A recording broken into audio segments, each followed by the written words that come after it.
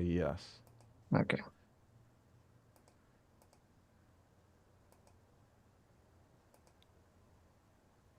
Hey now, it's your boy PSA Sitch here with another Tuesday stream with everyone's favorite serial producing schmoozer, Mm-hmm. Adam Friended. What's up? How you doing, Sitch? I see we Good. have a guest today.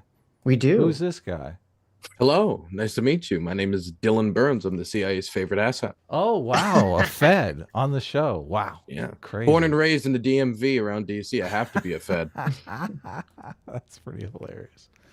So, Dylan is joining us today to hang out and to talk politics and stuff like that. Dylan recently went to what's it called?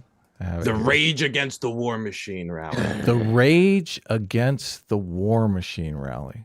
Wow. Okay. They must have been very proud of that title, by the way. I could tell Yes. they were really proud of that one. They said it every 10 seconds. Is it a machine that's raging against the war, or is it people No, the raging, war or is it a machine. rally raging against the war machine? I'm confused by this. I think it's an eternal rage against the war machine, right? And they're rallying to center that rage, I think. So you want to give us a rundown? What was the experience like? Well, first, what is it? I mean, that's the title doesn't really say what it is. So the Rage Against the War Machine rally was an event organized by a ton of different groups and sponsored by a ton of different groups. On one hand, you have like the Center for Political Innovation, which is like Caleb Maupin's group, if you're familiar with him. Mm-hmm. He's just come back after the Spanky controversy he got into as a Spanky Tanky. There was are you familiar with that, by the way? No. Spanky Tanky. So Caleb Maupin got into trouble because he was how do I put this lightly? He would basically force conversations about spanking and his spanking fetish on his communist comrades who were working under him, and got caught paying some of his communist comrades to have spanking-esque conversations with him. Wait, just conversations, not like the actual activity? Well, yeah, he would. Well, yes. Okay, it's even weirder, but all right. Yeah, but that's unrelated to the event. But he's back from the controversy. He kind of went away for a bit, went on like a spanking spiritual journey, and now he stopped. Mm-hmm. There was them. There a was spiritual a lot of journey to stop spanking or more spanking. Stop forcing spanking conversation on others. Oh, okay. Yes, I got spanking prohibition. Okay, absolutely. Gotcha. There was the Mises Caucus was involved. A bunch of different Libertarian Party chapters were. I think Delaware was there. The Maryland Libertarian Party was there. The chair of the Libertarian Party was heavily involved with organizing this event. The Mises Caucus was there, which is kind of like the faction of the Libertarian Party has taken over recently. Mm-hmm. A bunch of different groups was there. The People's Party was there, which is I don't know how to put the People's Party, but they're like this. They're this new third party that's like we're like the populist anti-establishment left. Jimmy Dore promotes them a lot. Jackson Hinkle used to promote them. I don't really see him promoting it anymore. They had a ton of different speakers, which got them into a lot of trouble because the point of the event, if you go to the website, they have a bunch of listed like points of the event, including disbanding NATO. But the main focus of it was we want to stop sending aid to Ukraine, and we need to make the Ukrainians accept a peace deal. We need Biden to negotiate with the Russians and make a peace deal now to stop the war. But the problem is not only do I think their list of demands is kind of all over the place. I like disbanding NATO. Shouldn't you focus on the war right now that's happening and how NATO has stopped them from invading all these other countries like Estonia, Latvia, Lithuania. But the people they booked included a bunch of people who are just pro-invasion. And so if you're hosting a rally that's against the war, and you have people speaking there who are for the invasion, like openly for the invasion, like Jackson Hinkle. I think Cynthia Nixon has been has praised the Putin and the regime and their policies towards Ukraine as well. I know that I actually Tara Reid was there, and I saw her like praising Russian flags that are in the crowd, and I'll get to that later. But Jackson Hinkle's probably a more obvious example, somebody who's like very pro-invasion. He thinks Ukraine's a Nazi state, that Ukraine provoked it all, and that the Russians need to win. He even said that one time that he'll vote for whoever runs, and will cede all of Ukraine to Putin, like just like blatantly pro-invasion. And so. Yeah. a lot of libertarians that I know personally, members of the classical liberal caucus, which I have a decent relationship with a lot of their members, and others who would traditionally go to a rally of this sort, ended up dropping their support or just pulling out because they didn't want to be associated with a bunch of pro-war, pro-invasion people. This only got worse when they found out the background of Scott Ritter. I don't know. Are you familiar with Scott Ritter? Mm-mm. No. Scott Ritter is a former UN weapons inspector who, I think 5 or 6 or 7 years ago, was caught trying to sext children and send pictures of his dong to kids. No. But he I was made going to the bring mis- up a picture, but maybe not. well, if you do bring up a picture of his mugshot because he was yeah. convicted and he did I go see to he did go to the slammer over it. And he got in a lot of trouble because who he thought was for him a child that maybe he could go diddle was instead an FBI agent with handcuffs. So he kind of fucked himself there. Mhm. So they invited him to speak at the event after all of that because he is against aid to Ukraine, but he's also just a massive clown all around the war in general. He's pro-invasion. Like a few days, I think a week and a half before the event, he said that Russia needs to shoot Ukraine like it's a dog. They need to put it down. Like very just blatantly pro-invasion, and also a pedophile. And so that got a lot more people to pull out and not want to kind of like associate with the event. And it got a lot of condemnations, even to the point where they eventually ended up kicking him off. And that was the one person that kicked off. But for a lot of people, the damage had already been done. And so there was a lot of controversy going into the event. So I didn't really know what to exactly expect. I probably worsened. I don't know if it helped or hurt me that I hadn't gotten any sleep the night before. And I also had a massive hangover from the night before. I think it probably helped keep me cool because I just wasn't in a mood to argue with anybody. So it just made me like stay focused on interviews. But I got there, and I would say for the entirety of the event, I would say there's probably a range of 1,000 to 2,000 people, 2,000 if you're being very generous. Now, those people, if I go to the 2000 end, I'm including people from the Lincoln Memorial who just kind of wandered over and just checked out and then leave, like random tourists. Locals who were confused and just biking by or walking by, checking it out and keep going. Counter protests, like if you include literally everyone, even those who don't even support the event, then maybe you can get closer to 2,000. But I would say the 1 to 2K range was probably their turnout. The wild thing is, the first person I recognized at the event was Matthew Heimbach in the crowd. Are you familiar with Matthew Heimbach? No. Matthew Heimbach was one of the organizers for the Unite the Right rally in Charlottesville. He also founded the He also founded the White Students Union. Vice did a documentary about that back in the day that is pretty popular. He was also the former communication director for the American Nazi Party. Did you interview him? No, I did not interview him. Oh, okay. I just didn't. Is that not allowed, or? No, I just didn't want to interview him. I didn't want to talk to him. Right. To be quite frank. But I noticed he was there, and he was backed up by people flying like imperial Russian flags from like the 1800s, 1900s, like very short period of time in the Russian Empire's history. And this flag is only associated with the Russian far right. And while I bring that up as they were the first people I saw, let me be clear: the majority of the event was not Nazis and white nationalists. But it is a weird feeling that they were like the first people that I saw. As for the people who made up the event, I would say it's a combination of libertarians. There were a decent portion of libertarian. LaRouchites. There were a lot of LaRouchites, and a lot of them recognized me and would walk up to me and try to convince me of the tenets of LaRouchism. There was a lot of Marxist-Leninists, hardcore communist people that would be traditionally called tankies. Some just, I guess, socialist types that aren't communist. A lot of old hippies. To be quite frank, a lot of people who are, in the 50s and 60s and from the old hippie movement, the type of people who, maybe look at nuclear energy and be like, I don't trust that. You remember, 3 Mile Island, those types. Oh yeah, 3 Mile Island.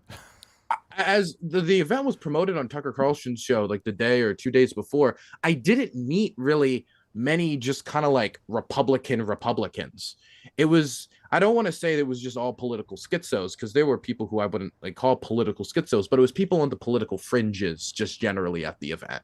Not a lot of moderates, was not really appealing much to the center, which isn't terrifyingly, much surprising to me, considering who a lot of the speakers were, and they didn't really appeal much to the political center here. But there were also a sizable portion of, even though they were not the majority, of people who just supported the invasion. I documented and I took pictures, and they are on my Twitter, of a decent amount of Russian flags that were there, different versions of the Russian imperial flag. There was actually, I think I counted 3 separate versions of the Russian flag. One, the like normal Russian flag you see all the time, the one that's associated with the Russian far right, and one with like the coat of arms on it. There was like 3 separate variations of it I saw.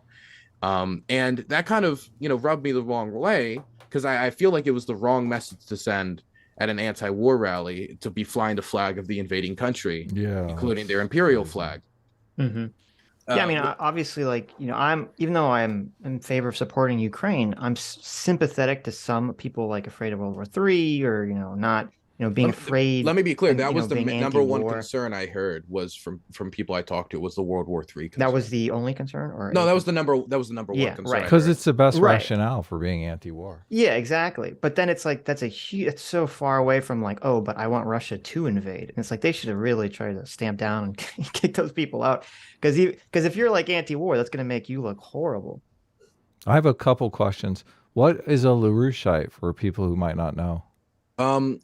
LaRoucheites are people who follow the ideas of this man called LaRouche, that has this idea that like we should I think he's dead now, but it has this idea that we should be a lot more friendly with China, that we should like maybe have like an interconnected like rail system with China, China, and it's like a lot of it's I forget all of the proposals, because it's a monorail. kind of some crackpot stuff. But if you have some free time to look into it, it's pretty bizarre. He's also been accused of some pretty blatant anti-Semitism as well. Oh, okay. But they're pretty politically fringe, and they had gone away for a while, but recently they've kind of resurged a bit.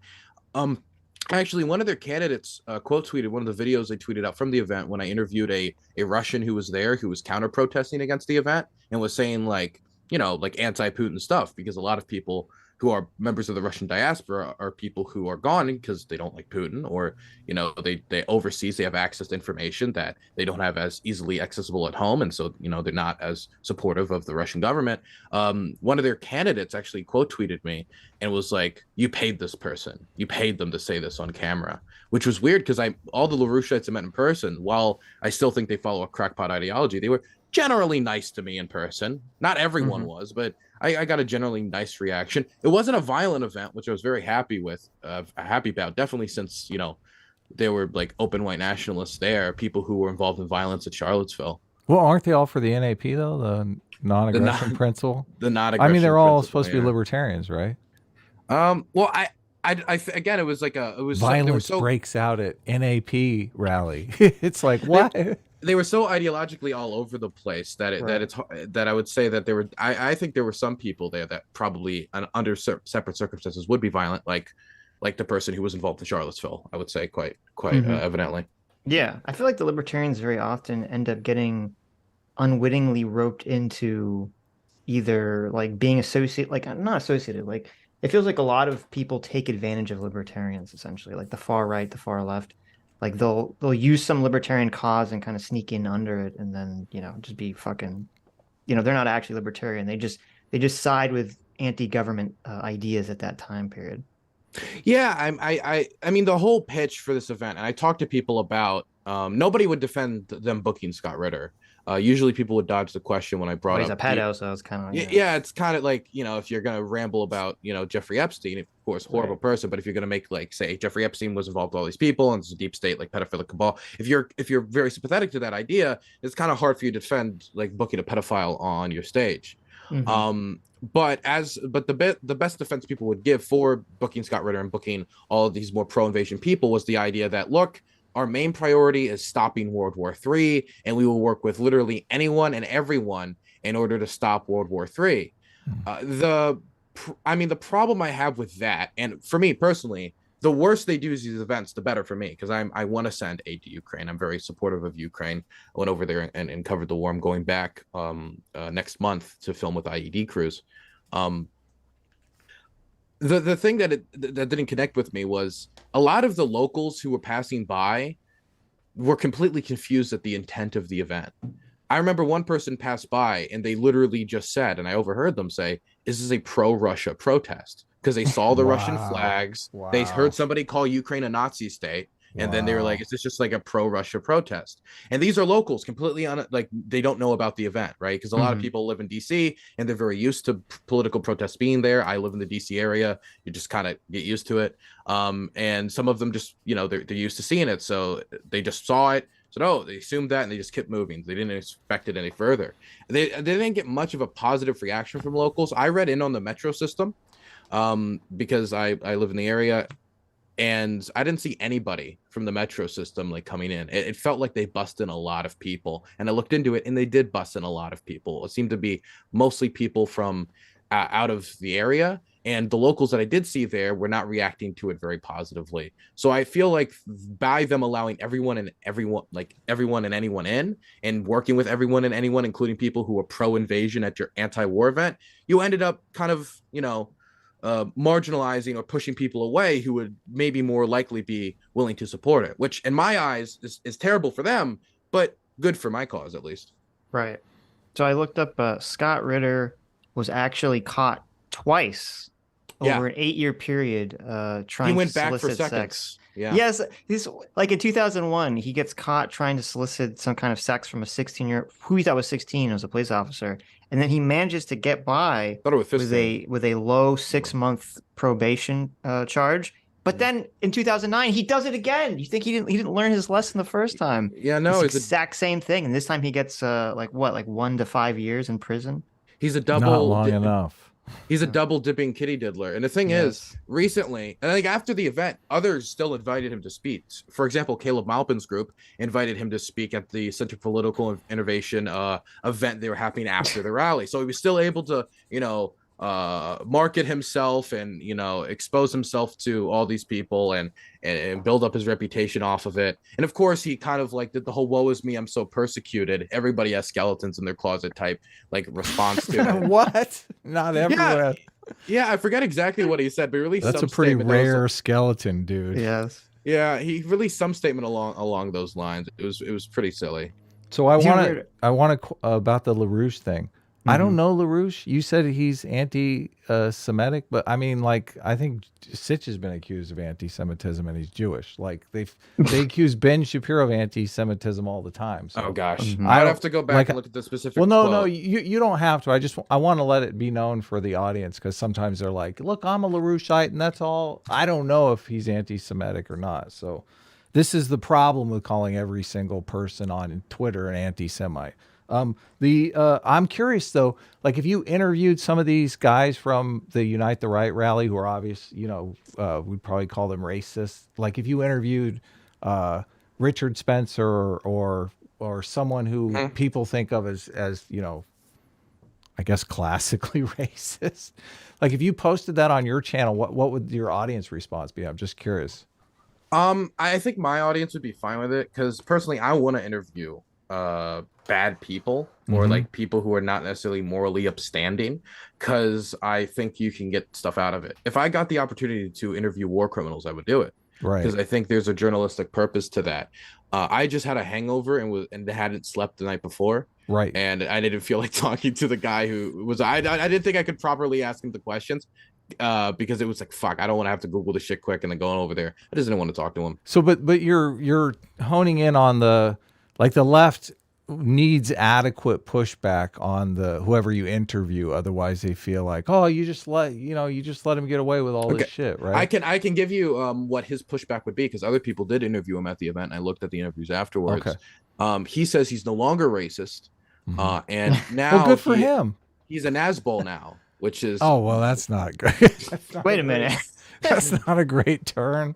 He's now patriotic, is this thing. I see. Oh, okay. Well, he's not. Listen, he's not racist. Look, he dedicated 20 years. Folk group. Yeah, he dedicated 20 years of his life to the neo-Nazi and white nationalist cause. But well, hold on. Just to be clear here, you're not saying all patriots are Nazis, are you? Oh, every single one. If anybody votes any way differently to me, then you hate. Okay. Hopefully you're memeing because I don't think that's the case, but.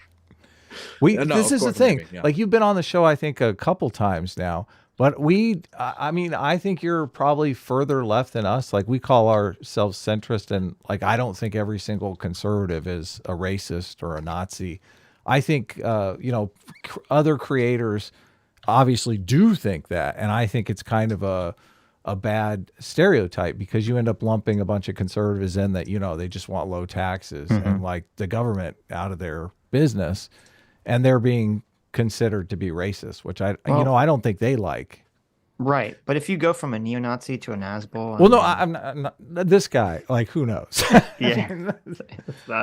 I don't think every Republican's racist or Right. like I remember somebody at the event asked me, actually, what do you think of the people here? Do you think they're all terrible, bad people? And I'm like, I don't know. I think probably most of them are good meaning or somewhat well intentioned. Yeah. I just think either they have been lied to, or they maybe don't have their facts in order, or possibly just have a completely separate set of values than I do. I do think there were people there that are sacks of shit. But I try not to completely demonize the opposition. I even do this when it comes to Russia. Of course, I'm very sympathetic to Ukraine, but I assume that a lot of these Wagner prisoners that were sent to go fight and die were not like, hey, I voluntarily like a lot of them were like, hey, you're going to be given a gun and you're going to go and fight and die, right? Because like that's what they were instructed to do, or they were kind of like force fed that, or like pushed to do it. I try my best not to dehumanize people, just generally. Do you think that Wagner guy is going to replace Putin? You think he's going to?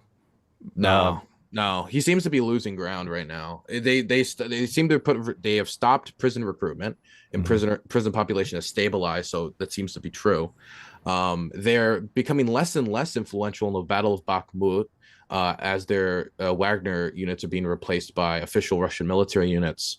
He recently, some audio leaked of him getting really fucking angry about the fact that the Russian military command, despite having the surplus in order to send him ammunition, they're not sending him the ammunition. Whether or not this is an issue just generally across the Russian military, which I've read about, that they have like an ammo shortage. Well, they have the ammo, but they're not getting it to them because they have bad logistics. Or this is like power politics, like them backstabbing each other in the middle of a war in order to get influence over the other, which I think is almost certainly happening. I don't know what percentage of it is just the Russian military being incompetent, and what percentage of it is the Russian military actually trying to like nudge him. You know what I mean? Right. Yeah. Interesting stuff. So speaking of not having your facts in order, we were talking about that Jimmy Dore clip that you were spreading around, trying to get us in trouble on Twitter before I was spreading it around. I was spreading it around like crazy. Come on, why? Jimmy Dore is a friend of the show. Why are you trying to get us in trouble, Dylan? What's going on here? That thing got like 1,500 retweets. How dare you? I try to be when I saw kids come off the short bus, I tried to be their friend too. I understand, but the problem was that he had nothing to back up this claim about the CIA organizing a coup in Ukraine after repeating it probably more than 50 times or 60 times. He repeated it just on Timberwolves. He has Aaron Mate though. Aaron Mate repeated it at the rally. He repeated it at the rally. Exactly. So he spoke at the rally. What was that? He did speak at the rally. What was that like? What do you have to say? So most of it was like comedy, where he was trying to make political points and he was doing comedy. And I'm a big Norm Macdonald fan. I don't know what type of comedy you like. He's my favorite comedian. Norm Macdonald's great. I unironically cried when he died. I read his book. He's a fantastic comedian. And something he said that really communicated with me when he was like the host of a comedy game show is, I hate the type of comedy where people clap instead of laugh. He said something along those lines. And it felt like the comedy was like that. And the jokes that he did like push out, that he was really attempting to be funny, it didn't get much of a reaction. And it probably wasn't helped by the hecklers who were yelling stuff like, we now know why you quit comedy, Jimmy. We now know why you can't get booked. It was a little sad, but the crowd loved him. But it was like one of those kind of like clapping, not laughing type of comedy skits, which I personally have never been a fan of. Wow, that's a low blow. I'm sure Jimmy will be disappointed. Unlike Adam, I thank you for spreading around the clip of him running like a little bitch. He ran. I am memeing. You share whatever clips you want, Dylan. Obviously, I'm just giving you a hard time. So obviously, I will deceptively edit you to no end. Yeah. Well, don't To do make us that, look good, please. as long as Look, that's what's you're a friend happening. of the show until you start deceptively editing us. Jimmy, ma- friend of the door, exactly. Jimmy, friend of the door. The thing that gets me about Jimmy Dore and the whole Ukraine, just his commentary on Ukraine, is it's just lie after cherry picking after cherry picking. There's not like the slightest amount of intelligent analysis there. It's other people telling him stuff that he accepts at face value, Yes. not going back and looking any of the facts or the evidence. For example, recently he was on the PBD podcast. Are you familiar with that show? It's a really big conservative leaning podcast. They didn't. Is that the guy who just talked to Dave Pacman not too long Yes, ago? yes, I Yeah, reviewed that. yeah. I think Pac-Man did pretty good there. I think generally, I'm a Pac-Man fan. I'm a Pac-Man cuck. But I'm Are not. you I'm not a really? Pac-Man Oh my. fan at Oh all. wow. I do like But I Pac-Man. Yeah. think that that guy was pretty unfair to Pacman in that conversation, and he did a pretty good job defending himself. So Jimmy was on that show, and the amount of just like deceptive points he made, where he would say something but leave out information. One thing that really pissed me off was him bringing up the idea that Ukraine murdered 15,000 people in the Donbass. I heard this number all the time, Right. and it's meant to it's a point for the Russian state, meant to try to prove that Ukraine was committing a genocide against the Russian-speaking people of the Donbass. The problem with that statistic is that's the total amount of deaths in the entirety of the war. So that number includes Ukrainian soldiers' deaths. And so Right. that means that the number he's saying for the people that Ukraine murdered includes Ukrainian soldiers killed by the Russian-backed rebels. It doesn't make any sense. It's just a lie. It'd be like me saying 60 million people died in the Holocaust. Well, no, that's the entirety of the casualties of World War II. It just doesn't make any sense. It's just Right. deceptive. Yeah, it'd be like saying the all the people that died in the Civil War was all, Southern Confederates that died because of the North. It's like, well, not really.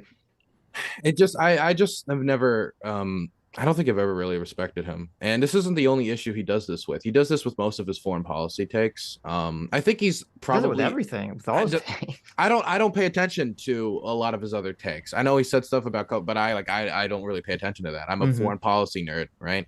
But he does this all the time with almost every issue in foreign policy. Well, he'll just have somebody else tell him what to say, not like directly, like you're going to say this, but they'll tell him their opinion or their interpretation of the conflict, and then he'll go out, repeat that, and then know none of the history. I've confronted other people on this, on that type of stuff before, and what happens is anytime they get confronted is exactly what happened on your show, Sitch, with Jimmy, because since he didn't know anything more than what other people told him, he didn't read the source material, he didn't listen to the phone call, like he just kind of didn't know what to do and he ran away.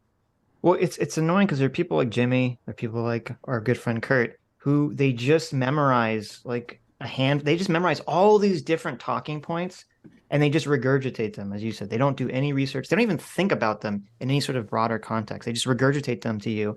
And when you challenge on them, they either run away or they'll just hop to I have another list of talking points. I'll just jump and jump and jump from topic to topic. And for some reason, if you can just memorize a bunch of lines, that makes people think that you're intelligent or they have something worthwhile to say. Absolutely. If you just shoot out a bunch of statements very fast enough that nobody can respond, yes, then you're golden. Actually, in that PBD interview, I counted like 5 or 6 lies in like a 2-minute time period. It was absolutely crazy. Here's one example of some deceptive stuff that he does, where he doesn't necessarily lie, but he leaves out information that I think is extremely vital. For example, he said that the United States used neo-Nazis to overthrow the Ukrainian government in response to Yanukovych wanting to have more economic ties with Russia. And then he just moves on from that. Yeah. Doesn't say anything else. He doesn't include the fact that Russia was trying to economically coerce Ukraine after saying they wouldn't in the Budapest Memorandum by stopping trade after Yanukovych was fulfilling a campaign promise that he made in 2012 that helped get him elected in the first place, that he would have visa-free travel with the European Union, which would be extremely helpful for a lot of Ukrainians who want to go overseas and work and send money back home and could be seen as possibly cash flow into the country, as well as other trade agreements. And it was a law too. Yeah, and the majority of Ukrainians supported that. And it was only after the Russians went back on their word and used economic coercion, stopping 25% of all of Ukraine's trade, that Yanukovych turned around, said, never mind, at the last moment, I'm pulling out of this agreement after we've done all the negotiations. I'm going to enter Russia's agreement. That's when protesters went out to the street, and that's when the police and literal hired mobsters, and I mean actual hired gangsters, hired by the state, called Tatushkis, were sent out to maim and eventually murder Euromaidan protesters. The Ukrainian people see that, they respond, they protest, they're angry. It expands into the Automaidan, expands across the country. Negotiations fail, and eventually, Yanukovych flees the country. That is a lot different than what he implied. By leaving out all that information, he made it look like the United States overthrew the government because we wanted access to Ukrainian resources, when it was the Ukrainian people who voted for Yanukovych, in part because he made a promise that he went back on after the Russians made him cave to economic coercion, which he promised not to do. Yeah. He leaves that out. And because the reason he leaves that out is if he includes that information, then he can't make it look like that the United States was at fault there. He calls it the 2014 coup, like constantly. That's like his go-to thing. Did you see our second talk with Dave Smith? Because the clip was from the first talk with Dave Smith. No, I did not. What was that like? Well, Dave Smith came. Go ahead, Sitch. Like Dave Smith came back and. Well, wait. So I was gonna say, was it in the? I think it was in the Jimmy. Was it the Jimmy talk or the Dave Smith talk where I explained everything that you just said about the economic coercion? Which one was that? Was that second the first talk? Obviously. Like we didn't get to do really. Yeah, because I remember when I explained all this to Dave, I felt like he had no clue what I was talking about. We went through the phone call. Just the first time I've ever heard it, but it was insane because so we get Dave to come back on, who he wants to run for president under the Libertarian Party, and he's made all sorts of claims that are basically the same as Jimmy on Ukraine, and we go through the phone call like right in the beginning, and we spend like I don't know, it's like a 3-hour conversation. I think we spent like an hour and a half, 2 hours on the phone call. Because he comes up with like the wildest, wackiest theory, which is like, well, Sitch, I mean, what you're saying could possibly true, but they don't with 100% certainty say that this is what they're referring to. So therefore, I can interpret the phone call in any way I want, even though I have no evidence. But Sitch reads the transcript, and you can't listen to the transcript and not think 100% Sitch's narrative is correct. Like that's the thing. Everyone's listening to it going, well, I mean, they said it pretty explicitly. The thing that really gets me is that, and I think you might have mentioned this at the time, Sitch, is that they went against the advice of American officials, the protesters. They were telling them that the idea of getting Yanukovych to step down is too far-fetched. He's not going to do it. So accept the terms that he's giving right now, and maybe you'll be able to get some concessions here and show some success of your movement. They don't accept the advice. They don't accept the advice of other people in Ukraine who tried to make them take that advice through the negotiations, and they went a different path than what America wanted them. If it was a CIA America-backed coup, why were they following the exact opposite advice of the United States and pursuing the revolution of dignity? Well, you don't understand. So Kurt had an answer for this. He said it's because you don't understand, Sitch. That story that the U.S. was saying the opposite, that was actually planted by the CIA, in 2013, because they knew that people were going to debate it in 2023 on the internet. So I think there should be an IQ test to run for president. He did. What do you mean? He did say that. He said when I brought up the Reuters article about the phone call, he said that this was all part of the conspiracy. And I said, how is this part of the conspiracy? This phone call leading to the 2014 coup narrative only came up recently. I don't recall that. Yeah, you pushed that out of your memory. We recently, and I haven't seen the clip yet, but evidently Kurt gave us a shout out on the Jimmy Dore show. I think he called us a negative shout out, supposedly. Well, there's no such thing as bad press. I think he called us like Nazi bootlickers or something. But yeah, that's not bad press, is it? To call us Nazi bootlickers? Well, at least he said we were friends. He said his friends, Sitch and Adam. Or that's like when we say like our good friend, no, Brianna Greyjoy or something. We haven't seen the clip yet. I'm sure Kurt has the best of intentions. Oh, I'm sure.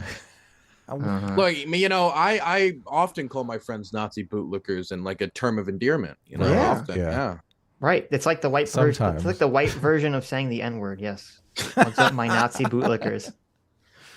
Have I told you about the story of the one time I met a Nazi in Ukraine? No, tell us. So I only once? I thought they were swimming with Nazis. I met one Nazi. I met a lot of soldiers. There would be sometimes where I would see like a Slavic rune, and it would make me raise an eyebrow because like Slavic runes and like pagan stuff can sometimes like overlap. But we're also in a part of the world where this also has actual historical ties to, and there are legitimate pagans in Ukraine. So it's like sometimes hard to tell, but there's certain ones that are dead giveaway. But the one person I know for 100% sure it was a Nazi because they had literal like SS symbols and everything, Mm-hmm. was a right sector guy. And I could tell he was a right sector guy because he had a big right sector tattoo on the side of his neck. He had an SS symbol on his bag. And he was wearing what looked like basically just like a German uniform. It looked like he was wearing something totally different than everybody else was wearing. Was he a It looks, soldier or just civilian? Oh yeah, he was a soldier. Oh, okay. And the fuck thing is I didn't notice any of this for the entirety of the thing until afterwards when I was looking at the footage. And at one point we were hiding from a drone that had spotted us, which was trying to get artillery to like hit our position. And so we were hiding in the woods, waiting for a moment to get in the van and run. And he walks over to me, and he hands me he was like puts a Snickers in my face to like offer me a Snickers bar, and I took it and I took a bite out of it, not seeing the SS symbol on his bag or like putting two and two together in like with the tattoo. Mm-hmm. And so I ate a Nazi Snickers bar in Ukraine. No. Oh man. Yeah. How close were you to? You're not you when you're hungry. Yes. How close were you to like actual gunfire a lot of times or explosions? I mean, the closest, like just generally in the war, you mean? Like, Yeah. the closest I ever got to an explosion was about 100 to 150 feet.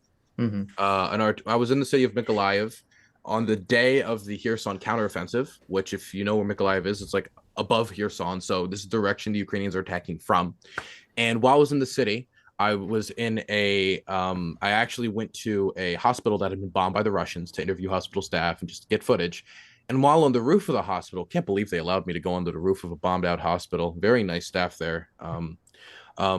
We saw airstrikes hitting the city from a distance, and we saw the anti-air stuff responding. I was like, oh, what's going on here? We got some footage of it, and we later went to a steakhouse because I'm a fat American, and we were sitting there, and we started getting updates about the counteroffensive, and now all of a sudden we're trying to talk about realigning our aid delivery route because we're trying to deliver aid to a dog shelter in the area that's taking care of like all the dogs that have been abandoned and injured by the war. When's that video drop? That's like a tearjerker. The stuff about the dogs, I haven't dropped anything on that yet because that was actually for what a are you friend's doing? piece. That's your viral video right there. Saving dogs in Ukraine. My God.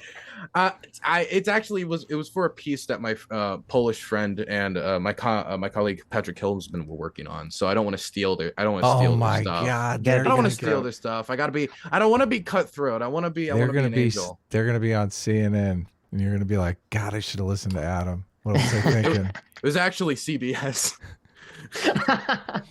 Hilarious.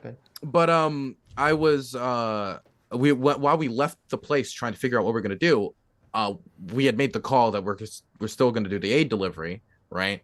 And while we're walking out of the car and out of the steakhouse, walking towards the van, a shell falls 150 feet to me, to I think my left. And then like 3, 4, 5, 6, 7 other shells fall across the entirety of the city center in our area. We get in the van, we drive like a mile away, get out, and then they are continuously also shelling that area. Another shell falls about 150 to like 200 feet away, and I'm trying to film as much of it as possible. It's on my YouTube channel. It's titled "Getting Shelled by the Russian Army." It's a pretty spot on title. They had killed they had injured I think about like 12 or 13 people that day, killed 5 or 6 or something. I forget the exact numbers, but yeah, I was very lucky. If it was any closer, I would have either be seriously injured or killed. So I'm happy that I didn't die. Yes.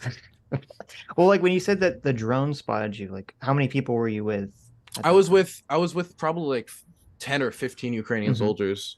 And like you see like a drone, and you're like, oh shit, and then like no, it wasn't that. So we had pulled off on the side of the road when we were headed towards the forward operating position. The forward operating position was a mile from the Russians. So it's literally the last position until the Russians, and we were heading towards that to get some footage. But then when we were about a few miles away from it, we get a call and they're like, they're shelling us right now. Do not come. Right.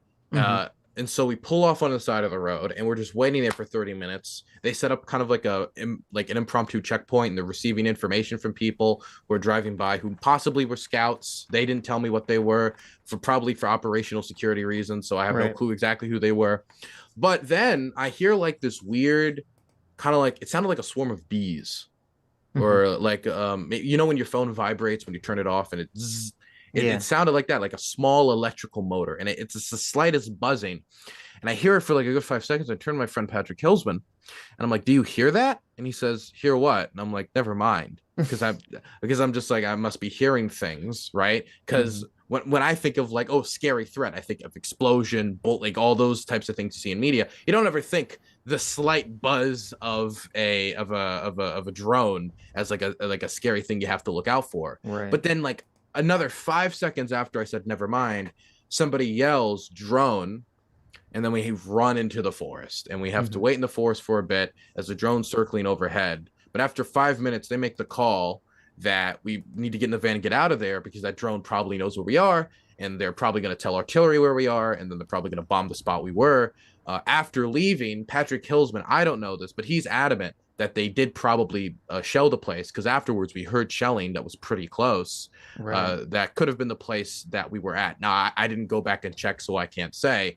At the second place we were at, we only went like a mile or 2 miles away and then parked this van back in the forest. So we were still in range of everything, and we were trying to still find a way out. We just wanted to get out of that immediate area.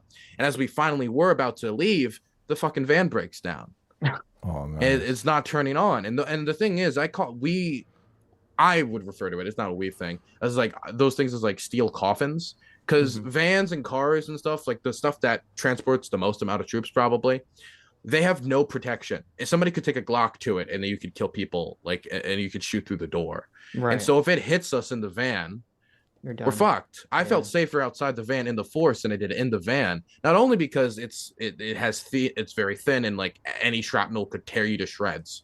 But when you're outside the van, like, you can do stuff. You can like be crouched down or lay down, or like, stuff to reassure yourself. Even if you're grasping at straws, you can reassure yourself. And all the footage you see online of deaths in this war, 90% of it is vehicles exploding, which kind of, gave me a bad impression.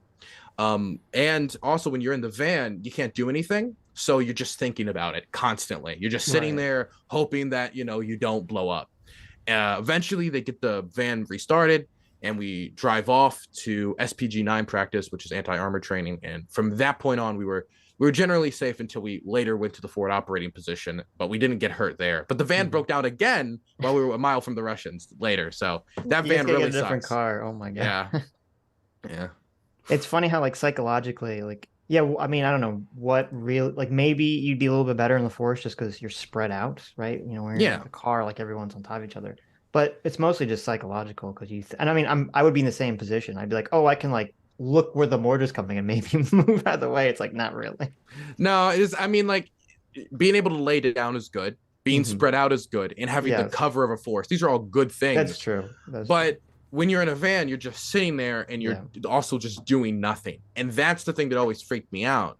It was the same thing in Mykolaiv. When the shells were falling like that close, like 150 feet of me, I wasn't scared because I didn't have enough time or mental capacity to be scared, because I was too distracted by the surrealness of getting shelled by the Russian army. Right. It wasn't until later when we drove a mile or two away, I got out the van, I crouched down, and I just had I didn't think about anything. Like, my brain was completely blank, but I couldn't say anything. I was just standing there, just kind of crouched down for like a good 30 seconds, just kind of like looking at the floor. And then another shell fell like 200 feet away. We got back in the van, and the moment was done. We kept moving. Right. And it was those moments of chaos that I was the least scared, because I couldn't think about being scared. But later, afterwards, when you're safe, that's actually when I felt more fear. Or I don't know if it was fear because I knew it wasn't in danger anymore, but I felt something. And it wasn't good. Your mind is telling you not to do that again. Like, avoid that again. Just call me a dumbass. Yeah. Well, yeah, no, it's interesting because, oftentimes you don't feel it in the moment. It's the build up and then afterwards. I think that's also why, like, a lot of people, they get that, I heard it was called that kind of syndrome where they go to war and then they want to just keep always going to war because that feels more comfortable than just like living with, the calmness afterwards. It's the anticipation that was always the worst. Pretty the worst too. Like, driving to the forward operating position was weird. Just like reassuring yourself that, like, you're not doing something stupid. This is a good thing Lying to do. Yourself. You believe in this cause, yada yada. Right. But yeah, I mean, when it comes to like re-entry in society or stuff, I think I'm probably fine, right? I mean, it's impossible to say. I mean, 4th of July sucked. right? But besides that, like I think I've been generally okay. But it's like certain sounds and stuff, like Really, sounds. that bothered you, 4th of July? The fireworks did. Yeah. And they did fireworks for like days afterwards. I'm not gonna be the person to go tell people to stop fireworks, you know, Right. because I generally just want to leave people alone. But that did bother me. It would make me kind of like shoot up for a second, look over, and be like, oh, it's just a firework. Right. Same thing with anything that sounded like a siren as well, because there was a lot of sirens in Ukraine. You got used to it very quickly. What's the life for like the average person in Ukraine right now? Is it like kind of normal for people not on the front lines, or is it just totally fucked? It really depends on what part of Ukraine you're living in. Everybody's dealing with inflated prices or like bad economic conditions right now. As Sure. much as people talk about the amount of aid that Ukraine has gotten, its GDP is still reduced by like I think over 30%.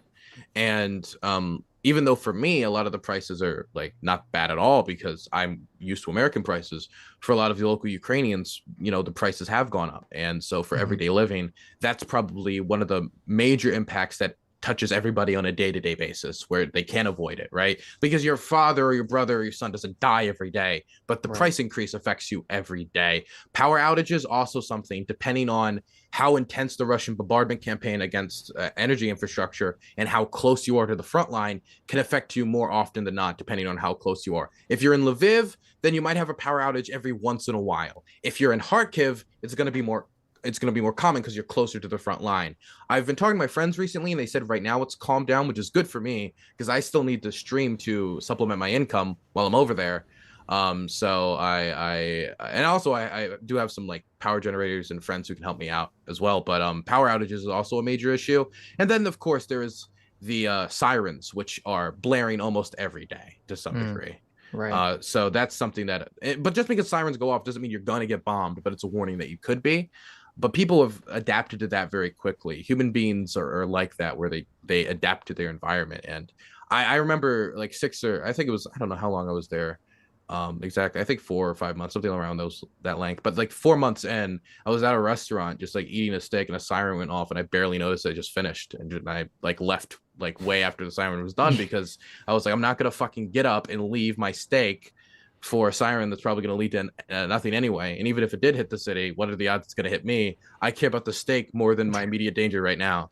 So a lot of people have done that because they've just gotten so used to the war, right? Are you going to be running into a bunker for the next 2-3 years, depending on how long this war is, on every siren, when maybe like 1 in 10 actually leads to an explosion? I do think people should do it for their own safety, but like there's a logic behind it where you ignore it. It's like a seatbelt. Like not everybody always is going to put on the seatbelt every single time, but it's more of an inconvenience. So that's why I don't think everybody does it. So going back to the Nazi thing, it was kind of interesting with the Nazi Snickers bar. It's like I understand, or I can understand why you get like the Jimmy Dores of the world, who are like and Aaron Mates, the very far left people who, you know, they see Nazis everywhere anyway. So obviously they're going to complain about Nazis, you know, taking over Ukraine. But what's kind of interesting. True. Wait, that's not true, because if they're Russian Nazis, I don't see them at all. Yeah, exactly. Well, that's true. That's true. They're selective, right? Sites, they're selectively obviously. saying the Nazis, right? But at least what I'm saying is like calling people Nazis is within their wheelhouse.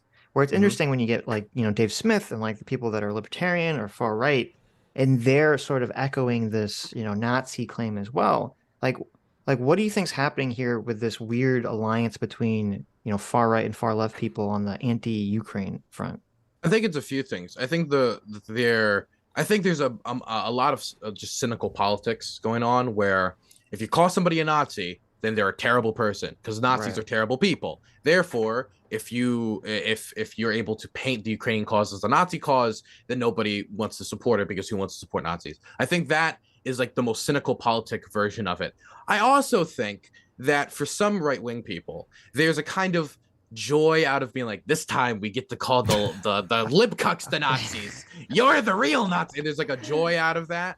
I do think there's part of that, and I think for some people on the left, the fact that there's any fascism present in Ukraine, period, which of course there is, right? It's present there as it's present in all societies. that makes them pause, and they're just generally anti-interventionist in the first place. So why even send weapons over, especially if it could possibly end up into the hands of these Nazis we're seeing all the time? Because nobody's gonna and they see it on Twitter all the time, not because there's just so many Nazis. It's because anytime there is a Nazi, that's going to get 20, 30, 40, 50, 60 more attention than like the random Sergey who's like, I just want to win war and then go home, eat borscht with wife, you know? Like, Mm-hmm. nobody cares about Sergey. Everybody Right. cares about Hitler 420 Ukrainian lover or whatever. Mm-hmm. Well, even beyond the Nazi thing, I'm curious as what your take on, because like, historically the right in America is very pro-war, very hawkish, and now that's kind of changed in the last 6 years or so. And so, like, what do you think? Why do you think the left and the right have kind of, or the far left and the far right have kind of teamed up in some respect to be like anti-Ukraine or even more pro-Russian? I think, I think a lot of it is an extension of the MAGA movement, where Russia was, for a lot of right wingers, oh, they're the boogeyman that they kind of like constantly paint us with. And I do think to some extent, there's some people's like, here we go again. You know, we're scapegoating the Russians because you guys don't want to talk about Hillary Clinton or Hunter Biden or on any of these other issues. I think there's a certain percentage of that. I don't know how large that is. I also think after Iraq and Afghanistan, nobody defends the Iraq invasion anymore. Nobody. The last person who did it publicly, I think, was Jeb Bush, right? Nobody does it anymore. And so after such a failure of an invasion, even if current day Iraq is better than under Saddam Hussein, the cost to get there was too high. The amount of civilian deaths, there's a million problems with it. So people don't like war. People are maybe it's a little bit after Vietnam vibes. Definitely if you add Afghanistan to the equation as well. And so there's some people who are kind of maybe reverting to a more isolationist viewpoint after these two very expensive wars. We spent $2.2 trillion in Afghanistan. I forget exactly how much we spent in Iraq, but it was pretty expensive as well. Which, when you hear those numbers and compare it to the amount we've sent over to Ukraine, it's actually exceedingly more expensive, considering how little success we have in Afghanistan and how much success we've had with like 1/20th of what we spent in Afghanistan. No, less than 1/20th. Right. So I don't really agree with that viewpoint, but I at least understand it. I do also think that there is a component, and you see this with people like Nick Fuentes and others, who just generally admire Vladimir Putin and genuinely admire the idea of Russia being like a modern Christian state. Like, they don't put up with this homosexuality nonsense, you know. They're fighting for Christianity against the degenerate West, and now they're not hosting drag queen story hours over there, but we host it here because we're all cucked. I think there is a component to that. I don't know how prominent that is within the Republican Party. I don't think I know of any representative who's been elected on the national level, maybe the state level, but I haven't checked, who's going to say that type of stuff openly.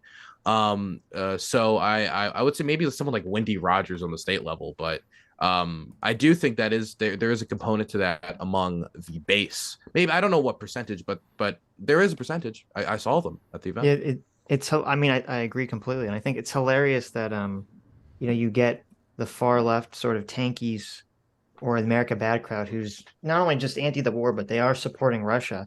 And then you get the far right, Nick Fuentes types supporting Russia. And you're like, wait a minute, how can both sides, for ideological reasons, think that Russia is like supportive of their worldview when obviously, it's impossible. And I think a lot of it is, I think a lot of it is kind of the practical reasons. People are just, tired of hearing Russia be blamed for everything.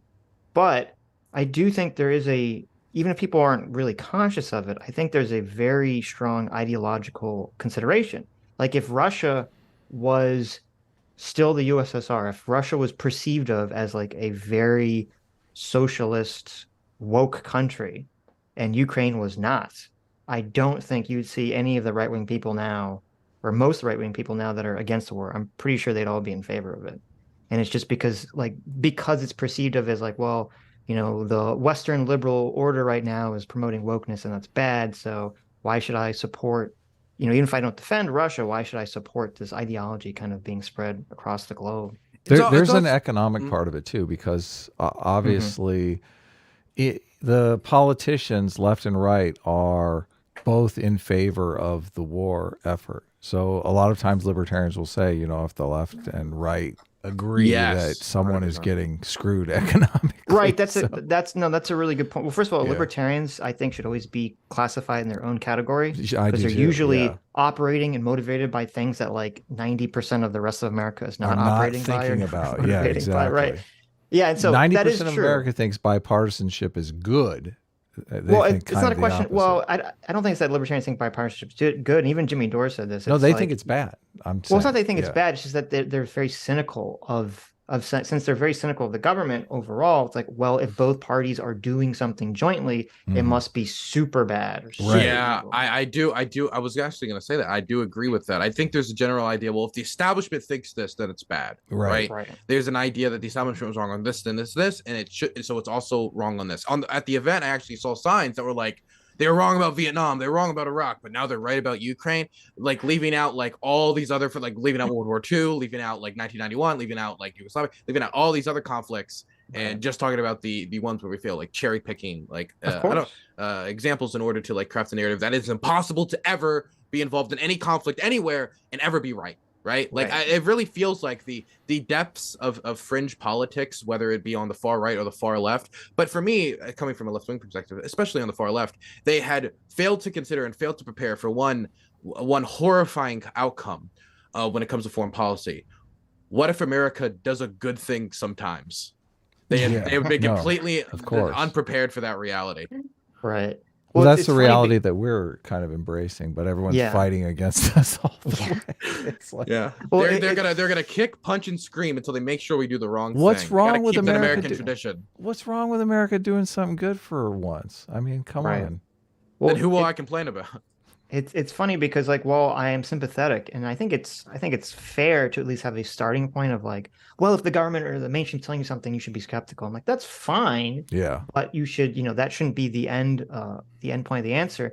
And the thing that like a lot of people that when I talk to that have that idea fail to consider is that like, well, there's a difference because there's some people that are just anti-supporting it, and they're like, they're not really defending Russia. But then there are the people that are either defending Russia or in their fervor to be anti-helping Ukraine, they basically just say Russian talking points. I heard Yeah. from And somebody. let me just say it's interesting because it's like these same people who are so like critical of trusting the American establishment or the American media Yes. will then turn around and trust like a Russian media or a Russian The establishment. Absolutely. irony. Right. When I was at the event, I met this one woman. I had like a 12-minute, 15-minute conversation with them. They were a verbose person. And I just like, kept asking them questions.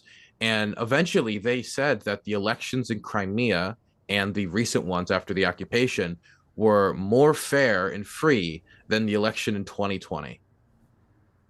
And when I hear that, I don't care like where your position comes from, like what like part of the aisle you come from. That is just you wanted something to say that America was bad or America was wrong, and you were going to pull from any source possible to say that.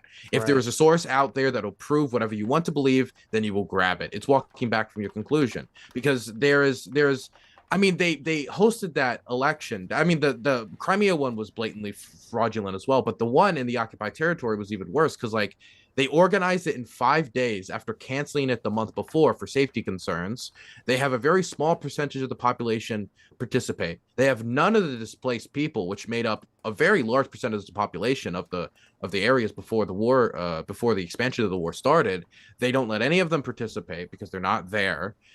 They have armed guards, like armed soldiers, go out and get people and drag them to the polls, right? And they stuff the ballot boxes. I mean, it was like blatantly false, but to this person, if you could find any source that would possibly say that no, it wasn't, it was totally good, then they're going to grab it because it helps their commitment against sending weapons overseas. Because if America ever sends a weapon to anywhere overseas, it's bad. Yeah. I think what happens is that I think a lot of people start with, the fear of World War III, which is legitimate, even though I disagree. I think if we do nothing, that actually increases the threat of World War III, because then essentially that's signaling to every other, if we do nothing, it signals to every country in the world, you have to get nuclear weapons. Otherwise, because no one will protect you if a nuclear power invades you, essentially. Absolutely. I agree. And I mean, it's funny because, when I said this to Kurt, he said that was preposterous. And I was like, how is it preposterous? We invaded Iraq, and what happened? Iran wanted to get nuclear weapons. Korea wanted to get nuclear weapons. They were afraid that we would invade. Now, Western European countries weren't afraid that we would invade because Iraq wasn't, a Western European country. But if Russia invades a Western European country, all of a sudden that's a signal to the rest of the world that thought they were safe, that they're not safe, that they do need to get nuclear weapons. But I think what happens is that people have the starting point that even if I disagree with it, I can say, okay, I think it's legitimate, which is, I don't want the world to end in a nuclear holocaust. But then, since kind of the way the human mind works is that we all just cherry pick and look for, post hoc justifications for everything, they just end up basically, swallowing a lot of Russian propaganda or bullshit facts that the other side is spouting uncritically just to fit the answer that they want to get to, as opposed to just saying, listen, maybe that's all bullshit, but I just am too afraid of starting the nuclear war, so I'm against it. Can I also I could like ramble about why the odds of a nuclear war breaking out are tremendously low. How it doesn't even make sense if you were Russia to use that type of weapon in this scenario, because it's mostly if they were to use a tactical nuclear weapon, which would be the most likely weapon they would use, it would mostly be a weapon of terror, and the repercussions for breaking this taboo that has existed for a very long time would be extremely immense. Maybe of course. it could be one of the only scenarios where you might actually get the Chinese government and the Indian government to agree on a price cap on Russian energy exports, which would be horrific for the Russian economy, considering that the Europeans have almost completely stopped buying their energy exports, and they're trying their best to try to sell it other places, but they don't even have the infrastructure in place. And then they take away the rest of their customer. I mean, you're fucked. Not to mention, will this lead to less aid going to Ukraine or more aid going to Ukraine, including radiological aid? Will this make the Ukrainians surrender? Will that make them surrender? Well, there was a poll done recently on this issue, and the vast majority of Ukrainians said that if a nuclear weapon was used, they would not want to surrender and they would want to keep fighting. I remember I was talking to a Ukrainian about this issue, this scenario, and I swear to God, I think they got it from a meme or they got it from somewhere, because I remember hearing it somewhere else as well. But they said that when I asked him about the scenario, he said that Ukraine will have its borders, even if it's the last map humanity ever draws. Like I don't think that willpower is going to break under the buckle of Russian radiation, right. And not to mention like radiological spill. There's so many issues with it that just make it so unlikely. But people talk about it as if we're a hair's breadth away from nuclear Armageddon. But Have you look at the clock. Yeah. It's right there. The clock moved. The clock. Yes. The scientific clock. Yes. I agree. That is very scary. The thing that gets me, though, is you listen to Russian statements on this. They make no commitments on anything, ever. It's always, we reserve the right to use these weapons if our territorial integrity is threatened. Right. That's no different than the position they've held for the last fucking forever. They've always held that position. They're just repeating it in a more threatening tone. Yes. And with Russian state media playing graphics of like Dublin in flames, right? Like they're like until they make a commitment, like if they take Crimea, we will use nuclear weapons. That's when I'm like, that's scary, because then if they don't, that means they not only get humiliated, but it also degrades their respectfulness when it comes to using these weapons. So if they make a threat like that in the future, maybe people will say, oh, they're bluffing again. And so that would be the one scenario where it might be like a no turning back scenario for the Russians. But they haven't made that commitment, because if they did, then they would actually have to deliver on the promise when the scenario happens, and they don't want to. I don't think they want to. We've heard reports they have considered it, but they haven't done it. So it sounds like they considered it and said, this is a bad idea. This is a terrible idea. Yeah, no, I mean, I agree with you. I don't know. Because on one hand, I would want to say I wouldn't see the logic in them using nukes or tactical nukes in Ukraine. Because I agree with you. I think the rest of the world, even China and the people that are kind of helping them, would be so turned off by this. I mean, it's completely indefensible, because it's like, oh, you attacked another country and then you were losing, so you started to nuke them. Like, that's just so like beyond, like, that's so impossible. Nobody told us we could do that swallow. during Vietnam. Yeah, like that's just so wild. But the counterpoint is, I also thought it would be completely insanely illogical for Russia to invade Ukraine in the first place.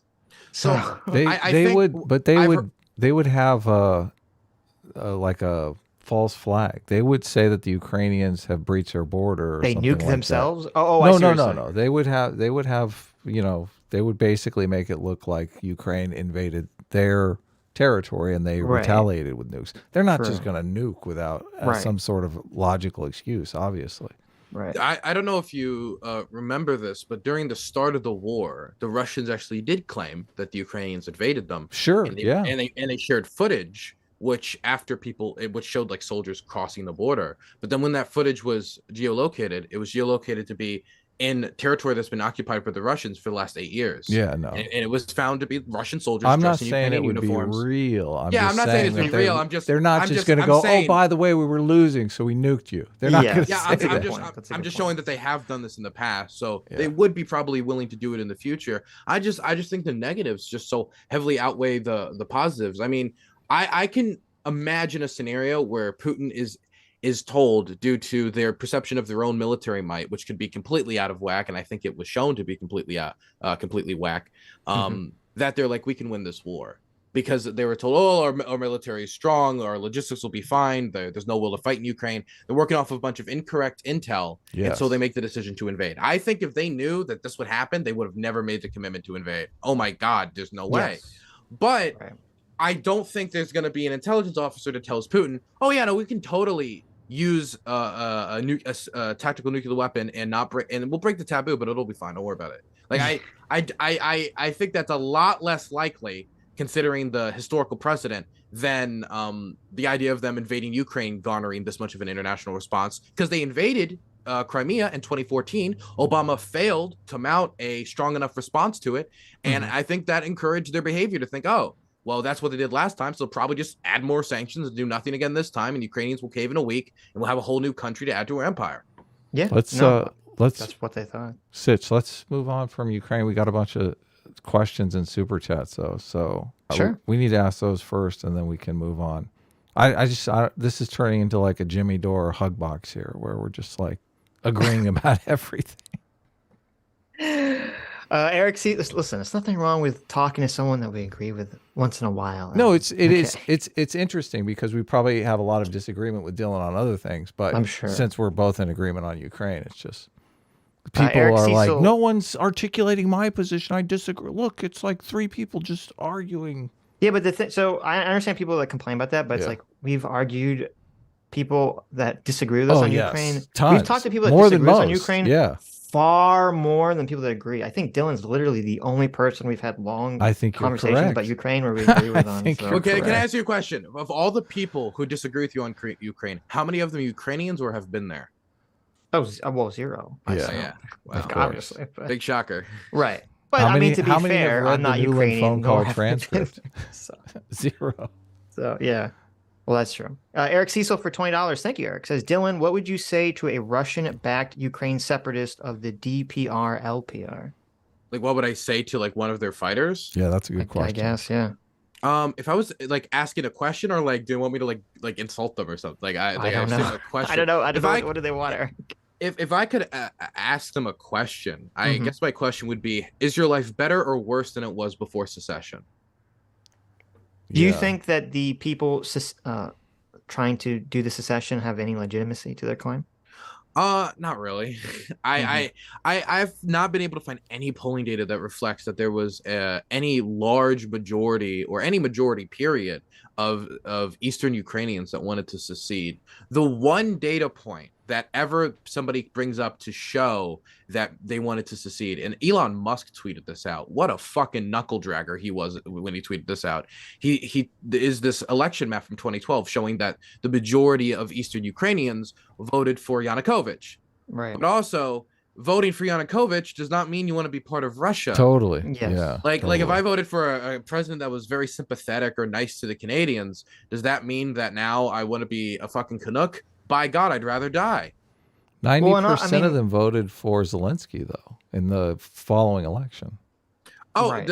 the thing that gets me about Zelensky, and this is a little deviation, but I hear from Jimmy Dore and other people. So I can't believe I'm back to bullying Jimmy Oh Dore. yeah. but I hear from he's total I hear fed, from whatever. I hear this point sometimes that Zelensky was elected on a peace platform, which is true. He was elected on a peace platform. This idea that they wouldn't be able to kind of like consolidate with that, you know, he lied about running on a peace platform. He did run on a peace platform. He attempted to get peace. Is that the Russians were just so unbelievably impossible to negotiate with and get fair terms for them when it came to Crimea or any of the territory that has been claimed by the Russian-backed rebels, that they weren't able to get peace. And so, if anything, I think that's a point to, wow, there was literally nothing the Ukrainians could do to satisfy them within reason. I think like when it comes to the separatist claim, the way I think about it is, imagine if in America, there was areas of Texas that were very heavily Mexican, and they said, "Oh, we're going to cede, this part of Texas to Mexico." And they made this whole argument with, well, technically Texas was part of Mexico. We have like large Mexican populations in this area of the country. I mean, obviously all the people saying that are shilling for the separatists now, they wouldn't support that happening in the United States. Just because if like, oh, there was some election and the Mexican population of Texas didn't like, the results. When I was in eastern Ukraine, to go to the to go to the front line point, I met with a bunch of soldiers out there, and when they were doing the SPG-9 training after the drone thing we talked about earlier, I noticed that they were all speaking Russian. Every single soldier that was training to fight the Russians were speaking Russian. That's smart. And what I then thought about while I was out in this field watching them do practice was, well, when I go to Ireland, what language do they speak? Yeah, totally. That's smart. You want to hear what the enemy's saying. They speak English in Ireland, and we speak English in the United States. Doesn't mean we would be part of England or the UK. The history of the Russian language in Ukraine, and people talk about the Russian language as another justification. They speak Russian, therefore they want to be part of Russia. How many parts of Africa speak French that don't want to be part of France? Like it's like I think a lot of it just comes from a lack of understanding of just Ukrainian internal politics, and how speaking Russian does not necessarily mean you want to be Russian, but we understand it everywhere else. I don't know why it's so hard to understand it in Ukraine. Yeah, I mean, there's places in Florida where a lot of Cubans live and they speak Spanish. They don't want to be part of Cuba again. They left Cuba to come here. They did leave Cuba. Yeah. I see. Hex says he disagrees with us, and his wife is Ukrainian, and he's been to Ukraine. Oh, okay. So there you go. I concede. Slava Russia. There you go. Mr. Ubercross, thanks so much for being a Freedom Seeker for 10 months, says it takes 6 months to get used to combat, and it takes a year to get used to being out of combat. I'm speaking as a 10-year Army vet and mental health services. So damn. You know what's been weird? Oh God, I don't want to make it sound like I'm claiming like veterans because I'm not a veteran or anything. But I've talked to veterans about their experience in war, and about some difficulties that I've had when coming back to a place that isn't at war. And a lot of the experiences are very different than what I experienced in Ukraine, because most of the veterans I'm talking to are from like Afghanistan and Iraq. And like me talking about like, oh, Russian jets passing overhead, and like, because when I came back, I went to a Gorillaz concert and I got pretty high because I wanted to like, have fun at a Gorillaz concert, just smoke some pot with my buddies. And a plane passed over and I like nearly like laid down on the floor, right? Because it was the first time I heard a plane passing over my head like that in a very long time. It was completely unexpected. And I talked to a lot of them, and they didn't have as vitriolic reactions to that because the Taliban weren't they didn't have an air force. The Iraqi military's air force was completely annihilated. And so it really showed to me that like the experiences people have in war are just so diverse depending upon the conditions of it. Like no two wars are the same, and the experiences and trauma you take from it are not the same either. Yeah, I don't remember who it was. Someone was talking about, who I think had been over there as a volunteer, a person said that they had Army experience in Iraq, and they went over there, and they were talking about how a lot of people who had Army experience in Iraq went over there and were just really shell-shocked because it was so different, because obviously, as you said, they don't have an air force. They didn't have, the kind of artillery and the kind of firepower that the Russian army obviously has. And it was just, some people were just completely it was not at all what they expected from their previous war experience. I had dinner with some Foreign Legionnaires, people who were fighting the Foreign Legion, and they seemed to share that experience. Any of them that had combat experience in those wars, that a lot of the experience they had learned in like anti-insurgency tactics were almost like completely useless, and they had to like they got training on how to fight traditional wars, but they had to like freshen up on a lot of stuff they hadn't really used in any of the wars that they fought. And they had to like experience things for the first time. Yeah, I think that's part of why the world reacted the way it did to this situation, is that I think a lot of first world countries thought that the era of traditional war was over, that it was just going to be, these sorts of first world country versus the insurgent country kind of offenses. I think a lot of people were I think Europeans, of course, have had the most kind of emotional reaction to this because they thought, the era of war in Europe is over after after Yugoslavia, after World War II, that the European Union and organizations like that are going to make it nearly impossible for war to happen, because how are you going to declare a war on another state in the EU? Right. They're going to declare war on another state in NATO. It's impossible. Yeah. But they were sorely mistaken. Now we have the largest war in Europe since World War II, and this is not directly related, but I do want to bring this up because this is a crazy fact. Did you know over 15,000 pieces of art and historical artifacts have been stolen by the Russian army in Ukraine? Yeah, I actually I had heard that they were stealing lots of like crazy shit that people don't really talk They about. You're like, what stole the hell? over 2,000-year-old stuff, like stuff that was around before the birth of Jesus Christ, like Scythian gold from Yeah. Ukrainian museums. And this was like organized looting. And this is the largest art heist since the Nazis in World War II. It's pretty crazy stuff that's happening. And man, I'm sorry, it's kind of random, but I just wanted to bring that up. If anybody wanted to look into that online, read the articles about it. Super interesting. Well, like haven't they taken a lot of children too? Yeah, they've kidnapped, at least the lowest report I've seen is 6,000. Um, I read one report about how orphanages would hide the children in their homes out of fear that the Russians would take them and deport them, because in the viewpoint of Russia, Ukraine's part of Russia, so it isn't stealing them, it isn't deporting them. They're technically their children, so they can do with them whatever they want, and they can adopt them out to families, which they have done. Recently, there was an interview that somebody was having with Vladimir Putin, where the person bragged to Putin that they had adopted children from Mariupol, whose parents had been killed by the Russian army. I mean, but by the invasion. I don't know if it was specifically the Russian army or how they died. Is it just because like there could be some justification, like if it's just like their parents died, you'd say, okay, well, what is Russia supposed to do with it, right? But is there also situations where their families are alive and they're just taking them? Almost certainly many of these situations, because there's not a lot of like, oh, let's find out if they've got uncles or aunts living in Ukraine, because they're not gonna, a lot of times they're not going to go out of the way to send these kids over there. They're going to deport them, or put them through these filtration camps that they have set up all over occupied territory, find out if they have any ties to the government or any ties to the military. If they do, then like sometimes torture will ensue, or abuses. If they don't, then they'll probably send them to some place deep inside Russia. A lot of Ukrainians have actually been deported to Russia, and then they have to go through like Estonia, Latvia, Lithuania in order to eventually even get back into Ukraine. They literally can't even like go over the to take the 50-mile trip that it would usually take. They have to go all the way around, and it's not really like, oh, it's optional. Do you want to come to Russia? It's no, you're coming to Russia. Yeah. And I mean, the Russian government could set up a system where if they have children, they could just send them back to the Ukrainian government. They could do that. I'm sure Ukraine would agree to having like a ceasefire area where they exchange children or something. There has been evacuations of civilians through the front line, where they do like tiny like ceasefires in that area so the civilians can get through. But a lot of people are scared to do that because some of those civilian corridors that have been opened have been shelled. And that leads to civilians being killed and aid workers being killed. So it's a real gamble no matter what the situation is. I remember that I was staying with this one family in Kiev, very, very lovely family from Lebanon, actually. They fled Lebanon because they were sick of war, by the way. So very tragic.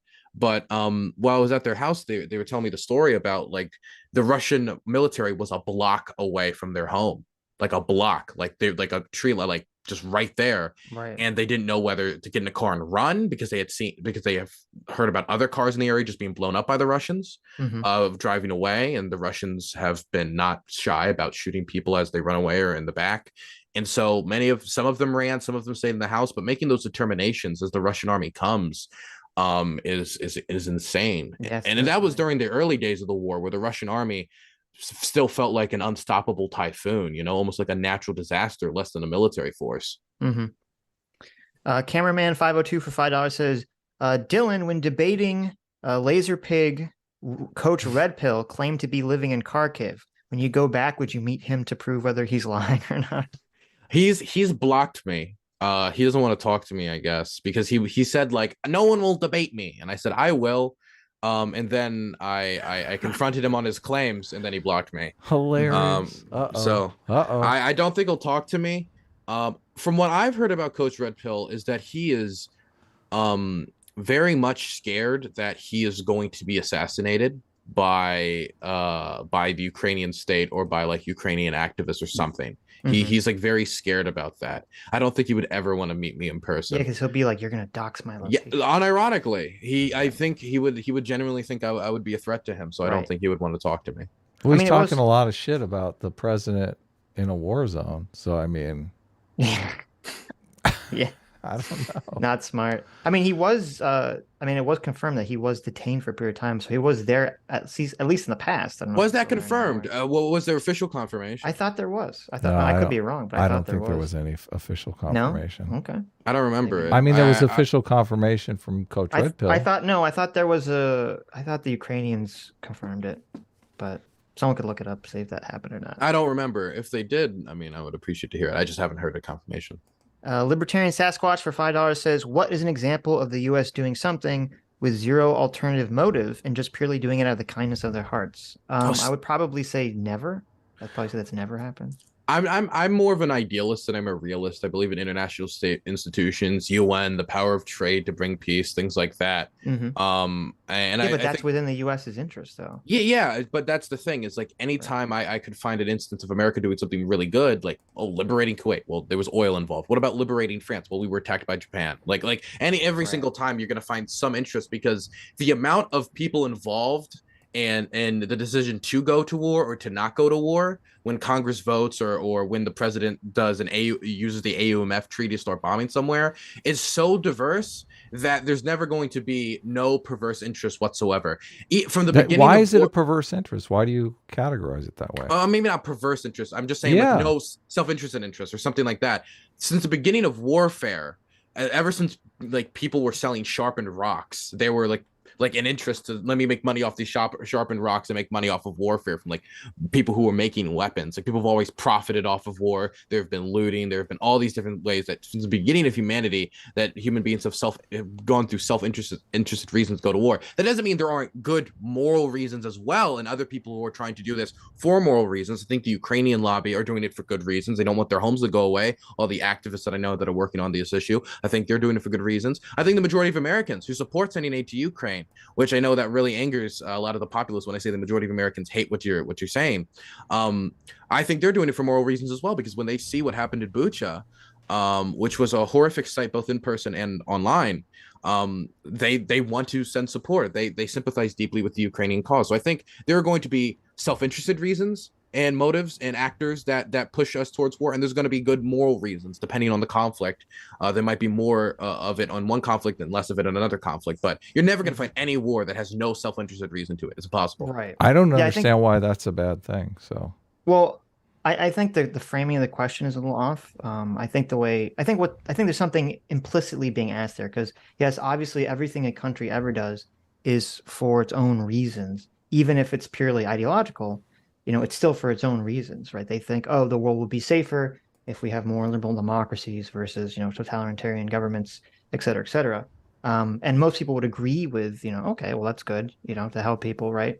I think what the question is trying to ask, because I've heard this question repeated a lot, is the idea that, oh, America's only doing things not for ideological, we want like freedom and liberty because it'll help us, but more, oh, you're only doing this for some sort of nefarious, selfish money reason, even if the cause violates your principle. I think that's I think it's a combination of both. I mean, I think it's a combination of both. I think that having a more stable Europe that isn't having nations get invaded and being destabilized is economically better for the United States. Oh, no, of course. For Europe. But I do also think there's ideological reasons. I think right, of course. I know, I agree completely. But I think to me, the only thing that would be a violation is if we're doing something for monetary reasons, and it violates our principles. And I would say this does not. I'm sure we have, not sure. I know we have lots of money tied up in Ukraine. We've had lots of money tied up in Ukraine, but it does completely align with our principles of liberty and freedom.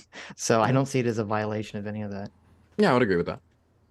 Well, if you accept their narrative, though, it's, America provoked Russia into starting the war for our own economic interest. That's a narrative that is obviously paints America as a nefarious actor. Which to me makes absolutely no sense. I don't accept that narrative. Yeah, I don't think the evidence is on the side of that narrative.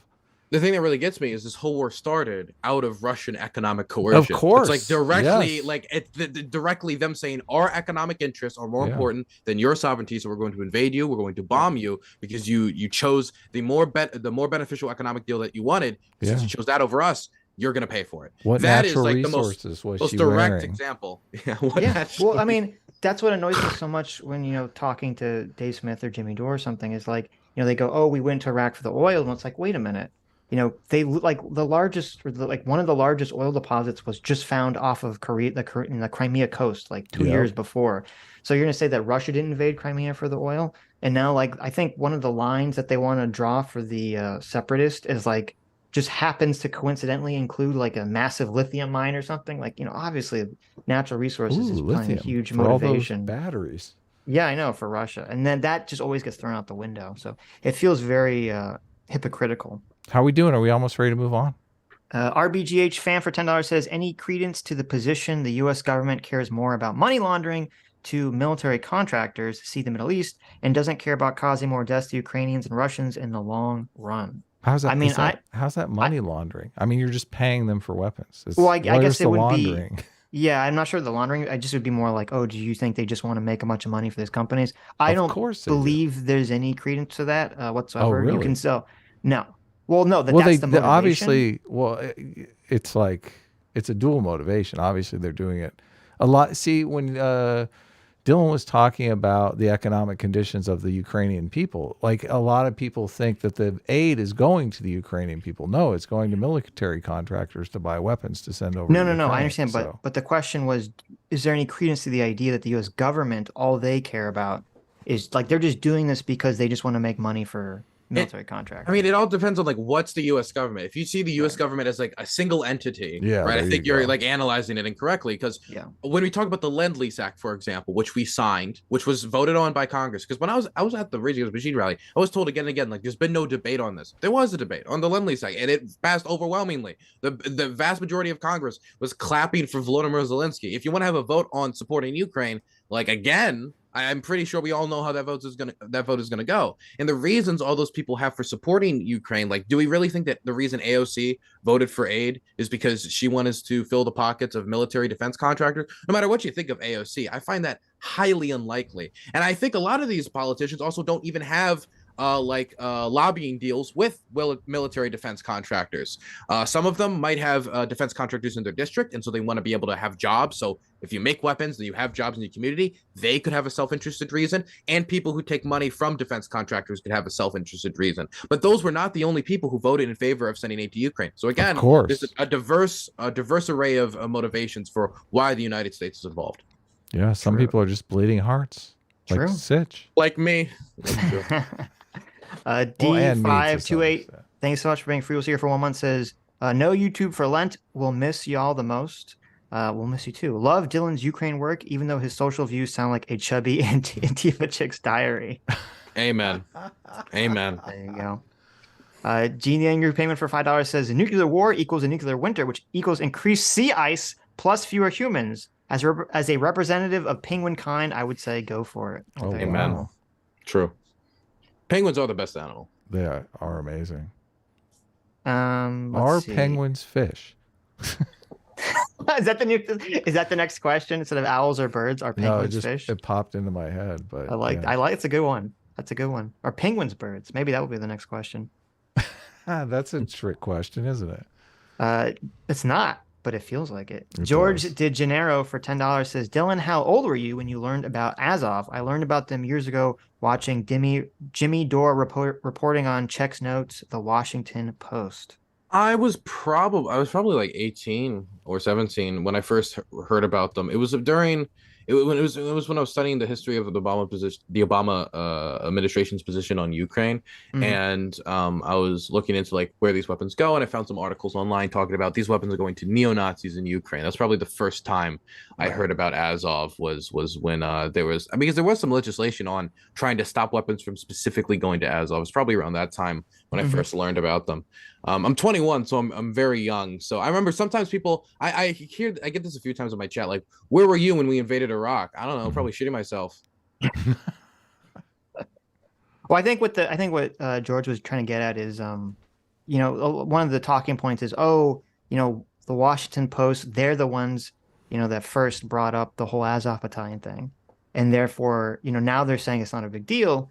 And so, it's weird because to me, it's kind of like they're saying, well, oh, that must be a big deal because the Washington Post brought up in the past. It's like, yeah, but you don't trust the Washington Post now, and you didn't trust them then. So why are you trusting their reporting back then when it suited the narrative, I guess, I of think believing this idea? there's a problem, I think, of far right people in the Ukrainian military, but there's also a problem with like political extremists and military all across the world. And when we talk about Sure. 2014 and 2022, the situation is very different. Azov came from basically a football club in Mariupol who were basically hooligans and like maybe gangster type activity was involved, right? Mm-hmm. And it evolved from that when the Russians invaded Crimea because the Ukrainian state could put up basically zero resistance. Like they had some, but didn't have enough people to go out and stop it. And so that's when Azov started. And they were kind of like, how the men who invaded Crimea was known as like the little green men? The Azov Mm-hmm. guys were known as the little black men because they had like the black balaclavas, like completely wore black uniforms. And during that period of time, it was probably its most far right period of time.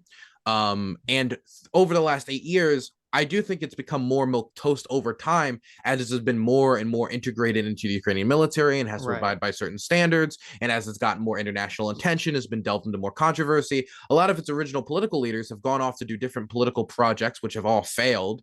The political aspirations of the former founder, the neo-Nazi founder, racist founder of Azov, like has completely failed not to get a single seat in Narada.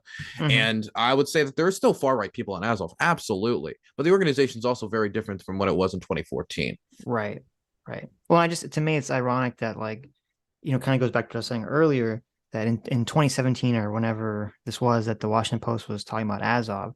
I mean, people on the right would have hand waved that away as like, oh, they're just being extra woke. And then now it's like, oh, well, they must have been correct back then. It's like, okay. I don't know. I don't know about that. Can I ask you a question? Yeah. What do you think the right's position on Ukraine would be if Trump won re-election and he was just completely in favor of sending all the aid? Do you think it would have like all these people, a lot of them would have Yes. like completely 180 and Completely now that Trump Most said of it? them. Most of them. Most Yeah. of them, really? Damn. I think that the libertarians would still be against it, but I think most of everyone else, I think all the populists and the mad crowd, 100% would be in favor of this if Trump was president and doing the same thing. Gotcha. So, well, there would probably be, I don't say 100%. I'll say 90%. I'm sure there'd be some outliers, but I think mostly, I mean, I think very, Marjorie Taylor Greene would probably not be saying what she's saying about Ukraine right no, now. no, she wouldn't. But I have a very cynical view that Adam hates, which is that I do think most people's political positions are assigned to them. I don't think they come to them naturally. And I think a lot of it is just tribal thinking. So it's really like, who is the current president? What is he doing? Because I mean, this is literally what happened in 2014. It was wild. Like, it was, Mitt Romney, and I bring this up every fucking time. Mitt Romney's in that debate with Obama, and Mitt Romney says the biggest geopolitical threat we have to worry about is Russia. And Barack Obama laughs in his face and says the Cold War is over, and all the Democrats go ha ha ha ha ha ha ha. Russia, that's ridiculous. And then what happens? 2 years later, Russia invades Crimea, and Obama immediately takes I mean, he doesn't do anything, but he at least verbally takes a very hardline position against Russia. And then the Republicans in 2014 are kind of like, they don't know what to do because they're like, well, we can't agree with Obama. We have to just kind of be in this weird limbo space. So much of politics is literally just people just doing the opposite of what the other party's doing, which is sad, but. For me, when I was growing up, a big thing that definitely pushed me towards the Democrats was the government shutdowns. And the reason why is I grew up in a home with two federal employees, and my grandparents both were feds, but like not like CIA agents. They were like, one was a cook and the other one was a machinist, right? And them saying like, no, we can't go to work today, we're not making any money. Why? Well, because so and so from the Republican Party has decided that now's the time to talk about how the amount of deficit we have and the amount of debt, and so we're shutting down the country. That like pushed a lot of people in my area to really despise the Republican Party. And I think a lot of it is regionally assigned. If we're saying that like politics is assigned, it's also very regional as well, just due to the conditions you face. Because I do think I think a lot of people believe that like whatever you want in your state, in your area is great for everywhere. And I do have more respect than a lot of other Democrats maybe do, or a lot of other left-wing people do, for the idea that America is a gigantic country and the laws that are okay in one place are not going to be okay in somewhere else, right? Like people meme about like the boars that go and kill people and like needing guns for that, but that is true in a lot of areas like Montana. No, that's a good point. And I mean, that's a huge divide in the country is, the local versus federal. And yeah, I mean, they're different places, country definitely need different things. So Hex Decimal Delirium for $5 says, once again, Sitch is misrepresenting me. I do not support the unjust invasion of Ukraine. I just don't buy every piece of propaganda surrounding this. Listen, Hex, I didn't say you were supporting anything. All I said was I read literally what you said in the chat, which was you disagree with us and that your wife is from Ukraine. That's all I said. I said you disagree with us. I didn't say you supported it. So, Hugo GLZ for 125 Mega Man X dollars says the U.S. supported every rebel during the Mexican Revolution, costing 2 million lives out of a population of 15 million. The trail of blood of American intervention goes further than in Afghanistan. That's a good point. And I'm sure that America did do that exact thing. And so that would lead, like, you could easily construct a whole justification for if, like, some people in Texas wanted to cede to go to Mexico based around all the history. You could very easily craft a justification for that. They for $2 says, thank you for the first super chat. Says, why does Ukraine deserve help but not Kuwait? Well, we did help Kuwait. I don't know. We did help Kuwait. We did. I don't. That was the whole. Are we still helping Kuwait? For the first war. I supported the.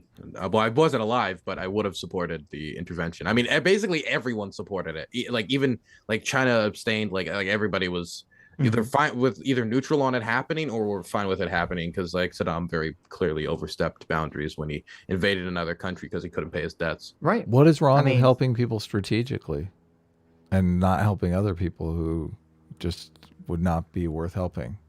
I don't understand. I'm a huge proponent of helping the rebels in Myanmar.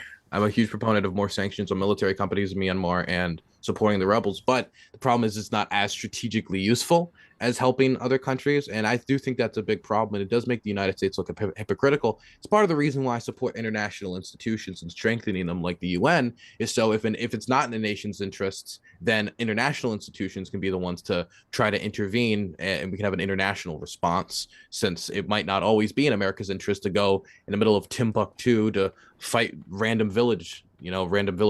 Why is it, there seems to be like an all or nothing implication in that question. Why is it if you can't help everyone, you shouldn't help anyone? I don't get why that's a bad thing. It's a logical fallacy.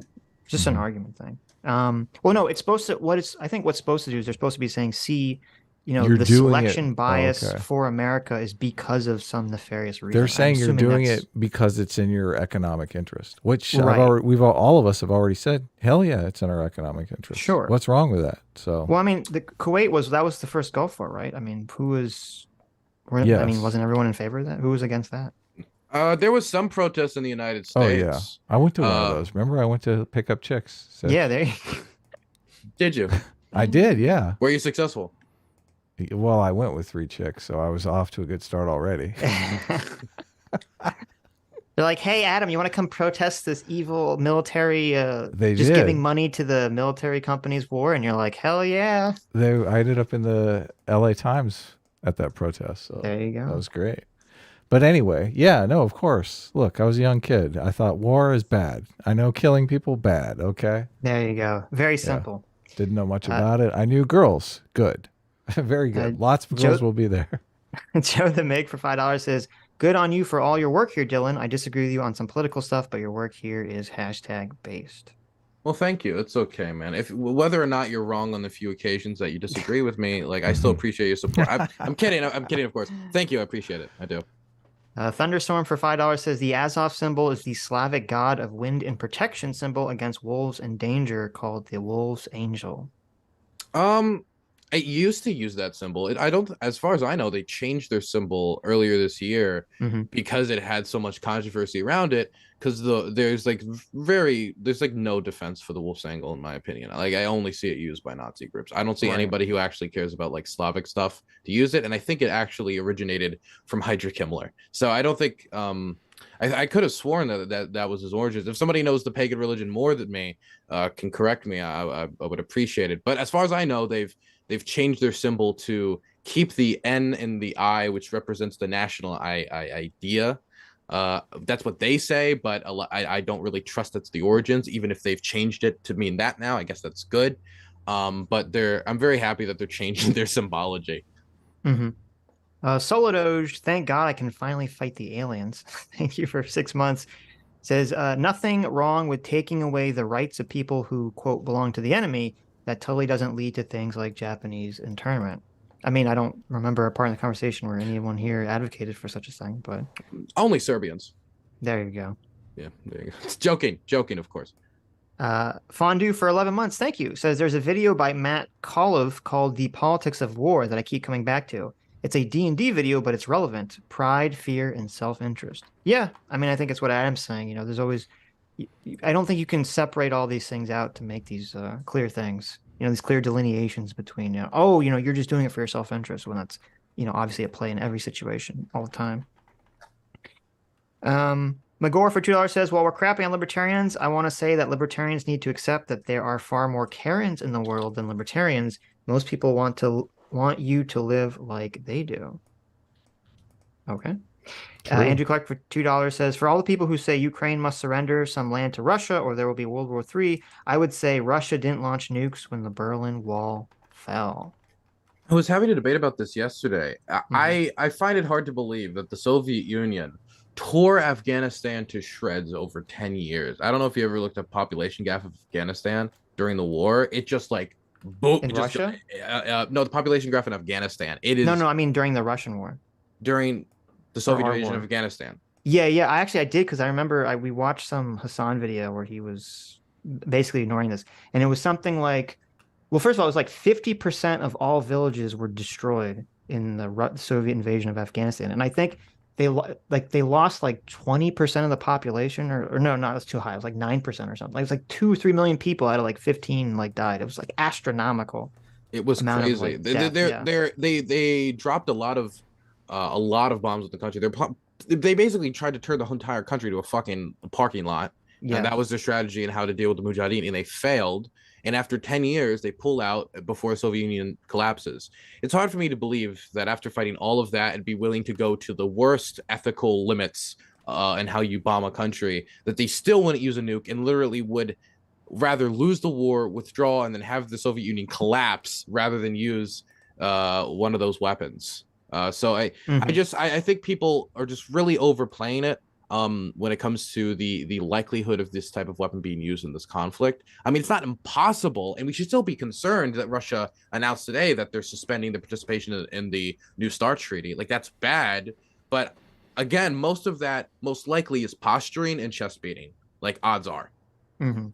Yeah, I mean, I think there are key differences between then and now, but I agree that I do think it's unlikely that this will occur this way. But I think it's more likely that if we did nothing, that's going to drastically increase nuclear risk in the future. Arithmus for $6 says, what I think a lot of people don't understand about Ukraine aid is that most of what we are sending them is our hand-me-downs.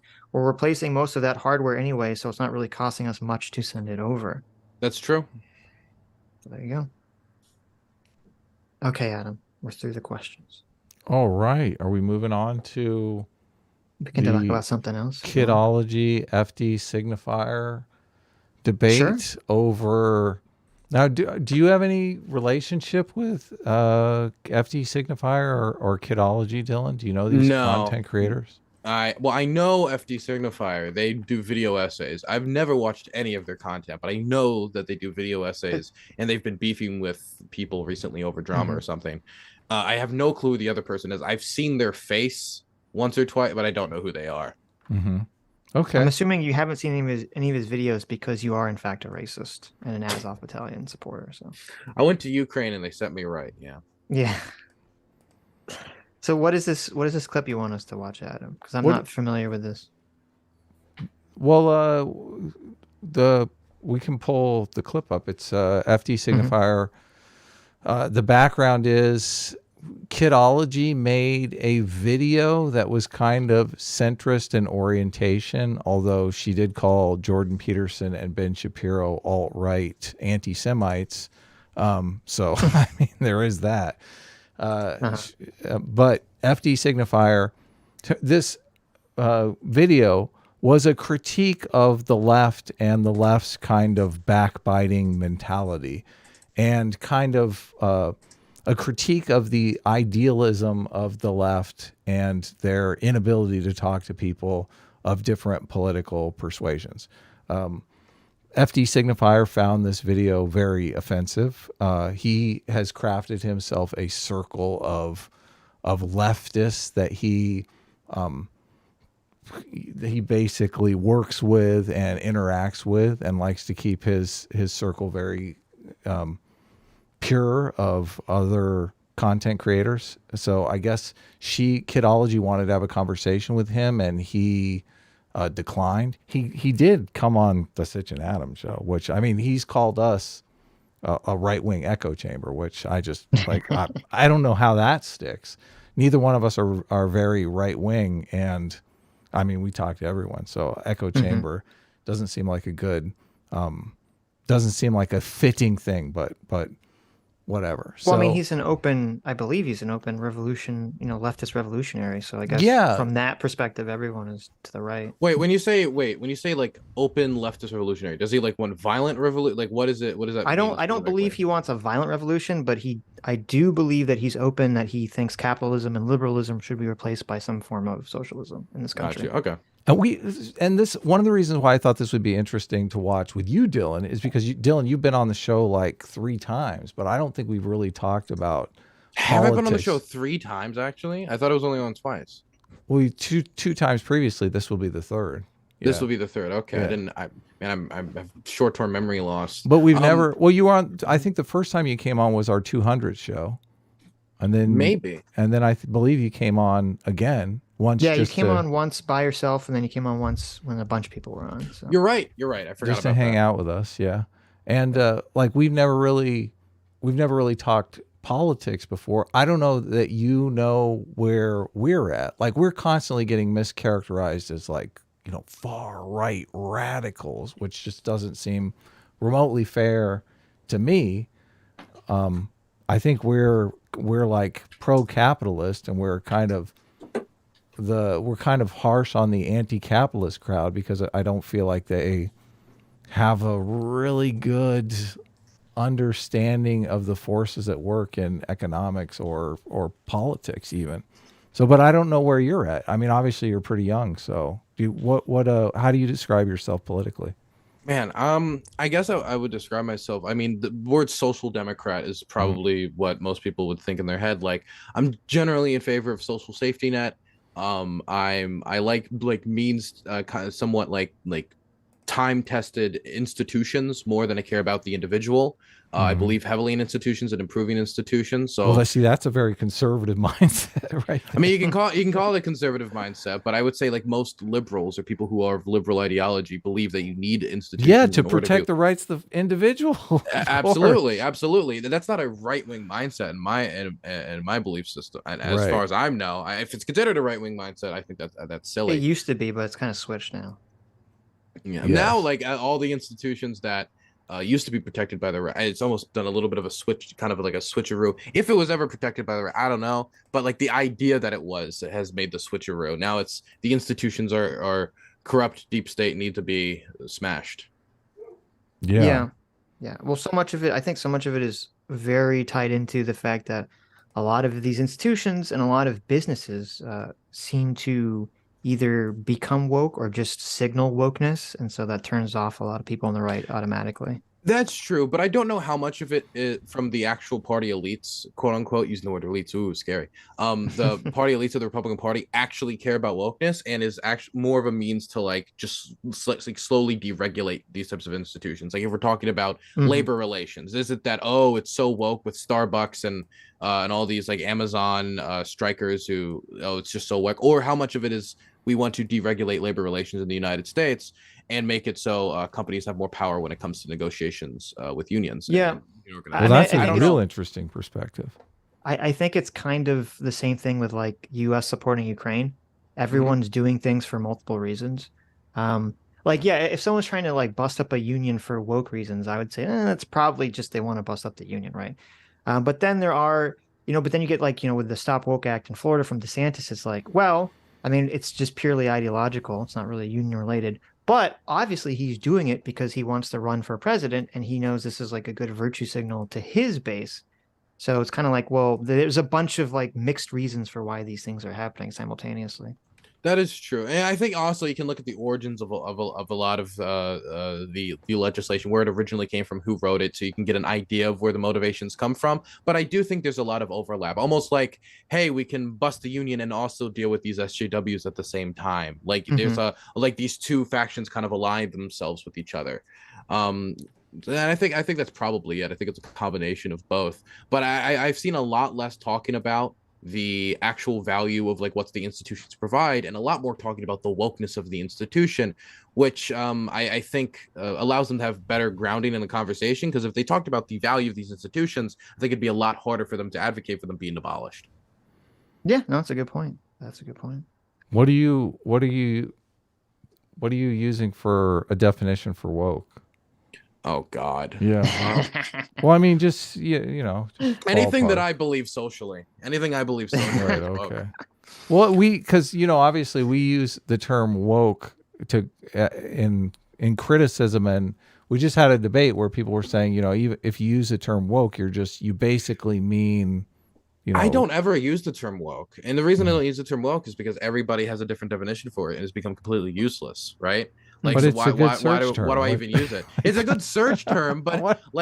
it feels like for some people, right? Woke is like if they add like a black character for a video game. For other people, it's like we're talking about CRT and like the intellectual. And there's like the spectrum is so I gigantic know that it it's is. impossible for me to. Yeah. So I just don't use the term because I feel like it's a worthless term. Well, the problem is it's like this is true of all language in politics. I mean, there was a time period where liberal meant socialist, in like the 80s, and then that kind of changed, and That now it's kind of like with people calling everyone racist now. It's like, well, do you mean like the classical definition of racist? Do you mean like the P plus P equals R version of racist? So like all I these terms get used so often that I mean, I don't know what you're like. I agree with you that like people use them so much that they become useless, but then also I don't know how we describe these concepts then. I think the thing with woke, I think woke is almost on its own level though, because like I hear woke a lot more than I hear Democrats being called communist, right? Which we used to be like the word that you would hear all the time. And Yeah. you still hear it every once in a while, but it's used a lot less. And I think it's easier because like if I was to ask the average person, where did woke come from? I don't think most people would have any idea. If I asked where did Sure. communism come from, I'd be like, well, yeah, there's this book. It was written by this guy. Like you have something like grounding physical you can grab that most people know. And so I feel like it's harder to use it haphazardly. Communism, like if someone comes out, but Joe Biden's a communist, everybody, more people are gonna laugh at them than if somebody says Joe Biden's woke, Right. because you can fill the blank in with whatever you want for woke more than you can for Well, communism. that is happening. I think it's happening not for the ideological reason that you said. I think basically what happens, especially with pejorative terms, is that essentially they they just go through the cycle where they get used at first and they catch on and then everyone overuses them. So then they go, oh, we need to switch to a new term. I mean, the same thing with like before woke, we called everyone SJWs and then That's no one true. uses that term anymore because it kind of fell out of favor. And now woke is kind of like, it's super overinflated. So it's kind of falling out of favor, but there hasn't been a replacement What should be the term next yet. one? What should be the next one? Can we That's a create good that question. here? Yeah, We dude, should, please. We We're should. looking for that one. but I don't Woke know is what it getting will old. be. Yeah. I don't like woke anymore. So It's no fun. I like to have fun. How long until we have politicians saying soy? Oh my god, it's I don't think that will ever happen because the soy lobby will be all over their asses. What are by you the talking time about? the I'm Zoomers, gonna start the soy caucus. please don't, please don't. I'm glad that we don't have Ted Cruz calling someone a soy beta male on like the floor of Congress. Oh my god. There's only so much. It was the invention of Twitter was wonderful because it really showed. Like at first, before Twitter, we used to think our politicians and celebrities were all like very serious, important people or very professional. And then on Twitter, you see, no, they're a bunch of dumb fucking assholes. Like Yeah, everyone else. totally. Didn't realize that happened for me for like a lot of video essayists, where video essayists are like when they're completely Yes, and then you see them on stream, and you're like, exactly, no! exactly, Twitter, on stream or yes. Twitter, exactly. It Yes. happens all the time. I think the most clear case of that was Bad Empanada. I think that was the most clear case of it. For me, it was oh my god, what was his name? Who's that movie? The movie guy, Adam. I don't know. Doesn't FD Signifier talk about him in here?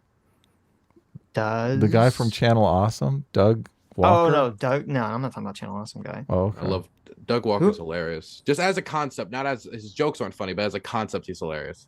Cosmonaut, thank you, Ostofo. Yeah, like Cosmonaut Variety Hour. I used to love his content, and then I would see. One day I followed him on Twitter. I'm like, oh my god. Are we gonna cover FD Signifier on Sunday? Are you still mulling that? If you want to, I'm not opposed to doing it. If it's, I didn't watch the content, so I don't know. I just think it's his new video. Like he likes all these white content creators, but he's very much like racially segregated himself on his content, which I think is ironic. What do you mean? What do you mean by that? Look, it's almost like in that one video, it's almost like he's saying, you know, I'm a black content creator and I don't like white people covering my content.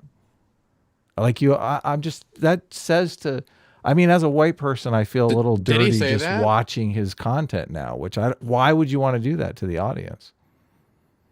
He said he didn't want white people. He said that he doesn't want, like, he wanted to gate off his content. Well, no, look, it's kind of implied. I'm kind of maybe reading between the lines, but he's like, he is saying that his content is kind of for black creators, and he makes all these declarations about white people covering black creators or talking about black issues, which technically we're like three white guys right now talking about, you know, a dust up between two black creators.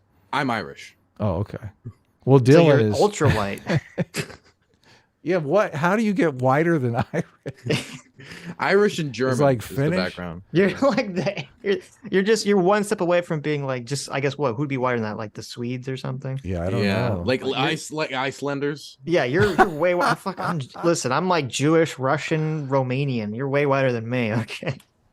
All right.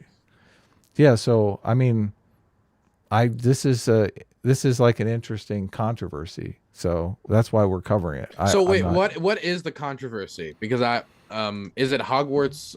Is it the Hogwarts wizard game? Well, the trans, that's going to come up in the context of the trans stuff. FD Signifier's big anti-turf, and Kidology kind of represents the other side of that argument. Which, I mean, I felt like FD Signifier came on the show. I don't know that we made any headway on politics. I mean, he basically walked away calling us, you know, right wingers, which, I mean, dude, that's so far from wrong. Well, we need to, I mean, I would love to have him on again, because the thing that's interesting that when we talk to him, like usually when we talk about CRT, I find that every white person I've ever talked to CRT about on the left who defends it has no idea what it's about at all. But he actually seemed to be very knowledgeable on CRT. Yes. Yeah, we would love to. So I that's so far off to call us right wingers. We're definitely, you know, not right wingers. So whatever. It is what it is. It doesn't. I mean, it doesn't bother me. I feel like you're kind of offended by this. No, well, I am a bit. I'm getting into a kind of like a range of thou dost protest too much, you know. Well, no, the reason why it bothers me is very clear, because when he says right winger, he means racist. That's what he means by right winger. I see. I see. We all know that Adam gets very wait. Why do we know that? Why do we know that? So he walked away. In your mind, he walked away from the conversation thinking you guys are racist, is what you're saying. Yeah, I think he believes we're racist. Yes. What indication like that meant he was like, because being right, the color of our skin. Wow, so you just think this is like a racist look to him. So you think that he just saw you were white and you had a conversation, and so you're racist? Yes. Yeah. I think he buys into the CRT stuff that, you know, whiteness is just, you know, white people are biologically predisposed to being racist. Well, no, I don't know. Socially, not biologically. Socially. Oh, okay. Socially. What's the difference, Sitch? Well, There is no difference in terms of what. Well, there's a slight difference because then they argue the reason. So CRT people don't believe in biological essentialism, but they do believe in social essentialism. Yeah, exactly. Right, which has the same outcome, but they argue it's different because you can technically change to some extent the society that you live in. Where the only way to change if like a biological is like, you know, through extermination or it'd be something. like if I guess it would be like if I said, you know, Russians are homophobic, and it'd be the idea that like socially in Russia being gay is very, very frowned upon, but that doesn't mean all Russians are homophobic or like somebody couldn't escape Well, that. no, it's not that, because when like in CRT, when they have this social essentialism, they do basically have the idea that if you are white and you live in a white society, you're so indoctrinated with whiteness constantly that if you're not, like, if you don't buy into the CRT narrative, then you are automatically essentially racist. So they are kind of saying everyone is, you know, X thing. Damn, I gotta vote. Okay, man, I switching parties now. I didn't know it was racist. I gotta work with my team more. You got to vote Republican, like with like the racist will, right? Yeah. So I guess we'll just jump into it then. Yeah. Let us know if you can see and hear everything okay on your end. That's why I say that you're not responsible for your audience. I'm not responsible for my audience. People are going to see. We did get mentioned in this, and I don't know if it's in the section that we're going to listen to.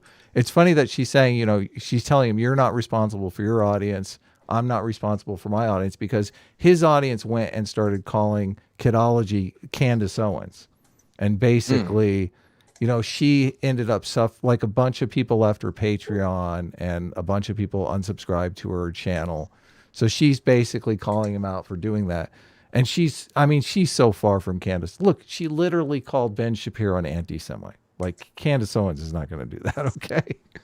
So, well, not when she works for Daily Wire. but when he brought up us, he basically blamed us for what one of you guys called him a thug in the chat. So that really offended him. So we obviously, look, I don't condone that. You guys, what are you guys doing? We have a guest on the channel and you're saying stuff like that. Why are you being offensive like that? But at the same time, like, I can't, if I tell them don't do that, all you're going to see in the chat is that word. Like, it's going to be a wall of that word. That's true. Right. So understand this, FD. This is just the reality that we live in. If we tell our audience to do, you know, don't go attack them, you know, people are going to say, I think you say don't attack someone. And I think you can, I mean, obviously there are going to be people that attack people regardless. Right? Yes. But I think if you say don't go attacking someone, I think that does help. But if you say like, don't call this specific person this specific thing, I think they're going to do it. You know, like, they're definitely going to do it. There's an importance to, like, I think, cultivate an audience that tries to behave responsibly. You can tell, like, when you interact with some content creators, their audience are much more vitriolic, much more disgusting, gonna like send a lot more death threats. Vosh is an angel who's never said anything wrong. He's right on everything. Okay, of course. That's just to keep the audience off your back, right, Dylan? Yes. Look, yes. I'm not a hostage. When it comes to cultivating an audience, I do think it's important to like be like, we have some certain standards and guidelines here. You're not going to be calling my guests racial slurs. You're not going to be saying this. You're not going to be saying that. And you got to do that, because if you don't, there's going to be people who come there, feel comfortable doing that, and they're going to do it.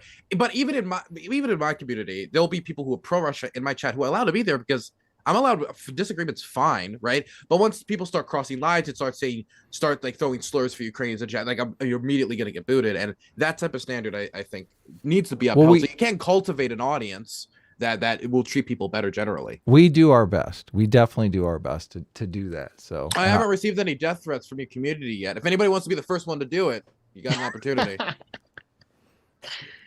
No, now you just made it a prize, so that's true. Who's gonna race to get it first? Well, I don't know. I don't know your position on the trans issue, and that's why they bring up the trans issue here. So, like, we might disagree on the trans issue, and people are gonna, you know, they might call you the G word or something. I don't know. The G word. I don't. They're gonna call me gay. Yeah. What's the G word? The groomer word. Oh, groomer. Oh, groomer. Got you. Yeah. Okay. Which I don't condone, and I don't call good faith people groomers. Yeah, nice save there. I like that you're like, I don't, wait a minute. Occasionally I call bad faith people groomer just to prove a point. So, oh, of course, just to prove a point. Yeah.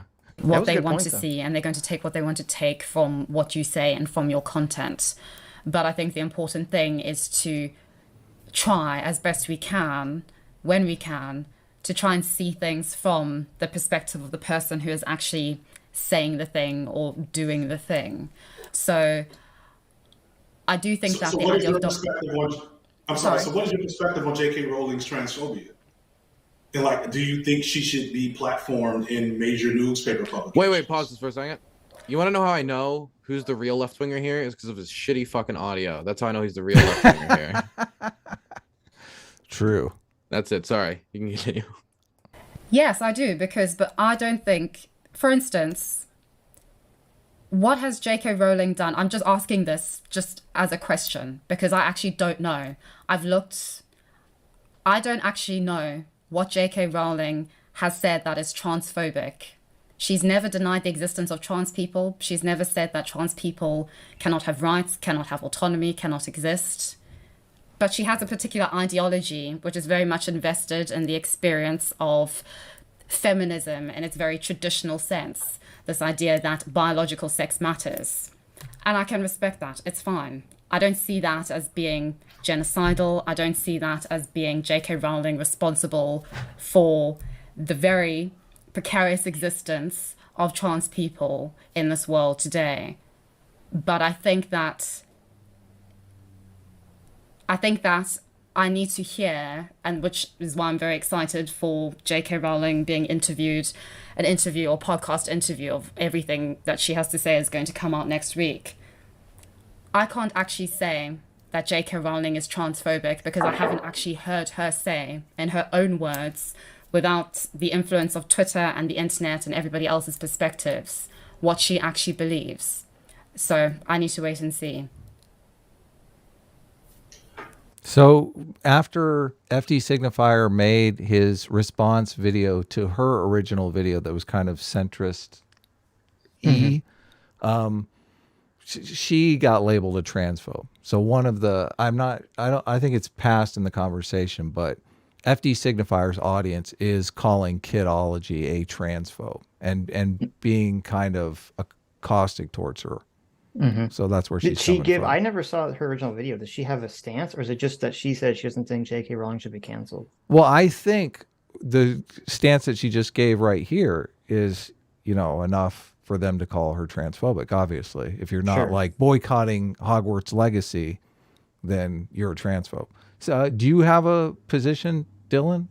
I mean, you're not obligated to take a position, obviously. I'm going to listen a little bit more to the. I'm going to listen a little bit more to the conversation. And I'm trying to re-Google what exactly J.K. Rowling said, because it's been like 2 or 3 years since she released what people called like the manifesto or whatever. So I got to go back and read it back again.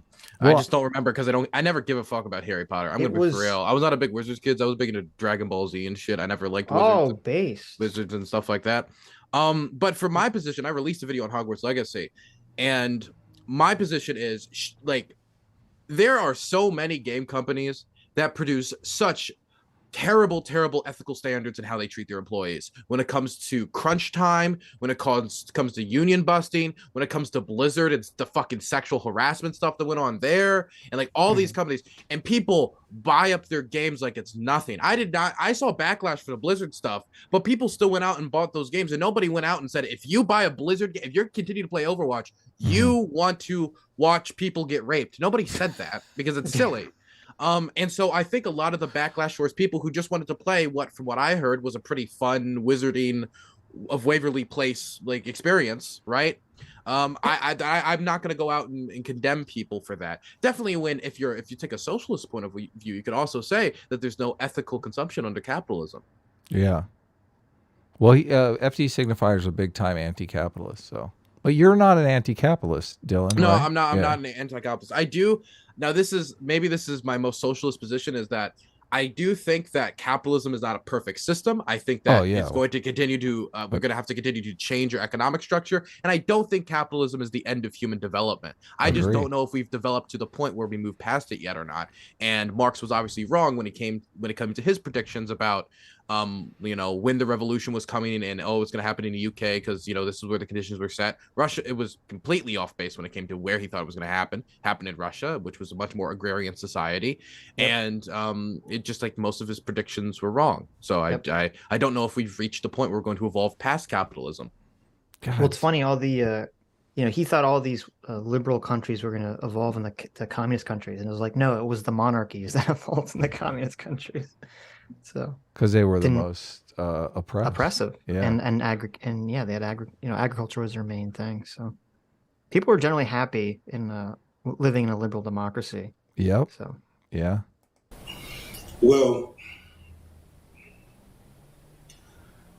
look, he's so disgusted with that. is that what's happening? He's so There's a huge. Listen, let's be good faith, Gary. Listen. I'm gonna be good faith, Gary. Okay, he's just thinking. He's taking a Jordan Peterson pause. He's thinking. He's gonna come up with a deep response. No, I've seen this. You're wrong. Sitch. You're so wrong. Okay. What are you talking about? Oh my god. Okay. Why do you think I wanted to watch this? Look, if see. you had a smart, intelligent response, we wouldn't be watching this. Wow. Self-report. I'm not going to sit here and expect.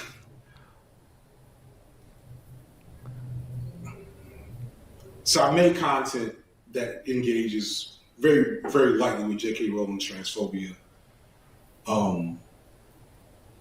And I'll just say J.K. Rowling has been incredibly antagonistic to trans people on the basis of them being trans.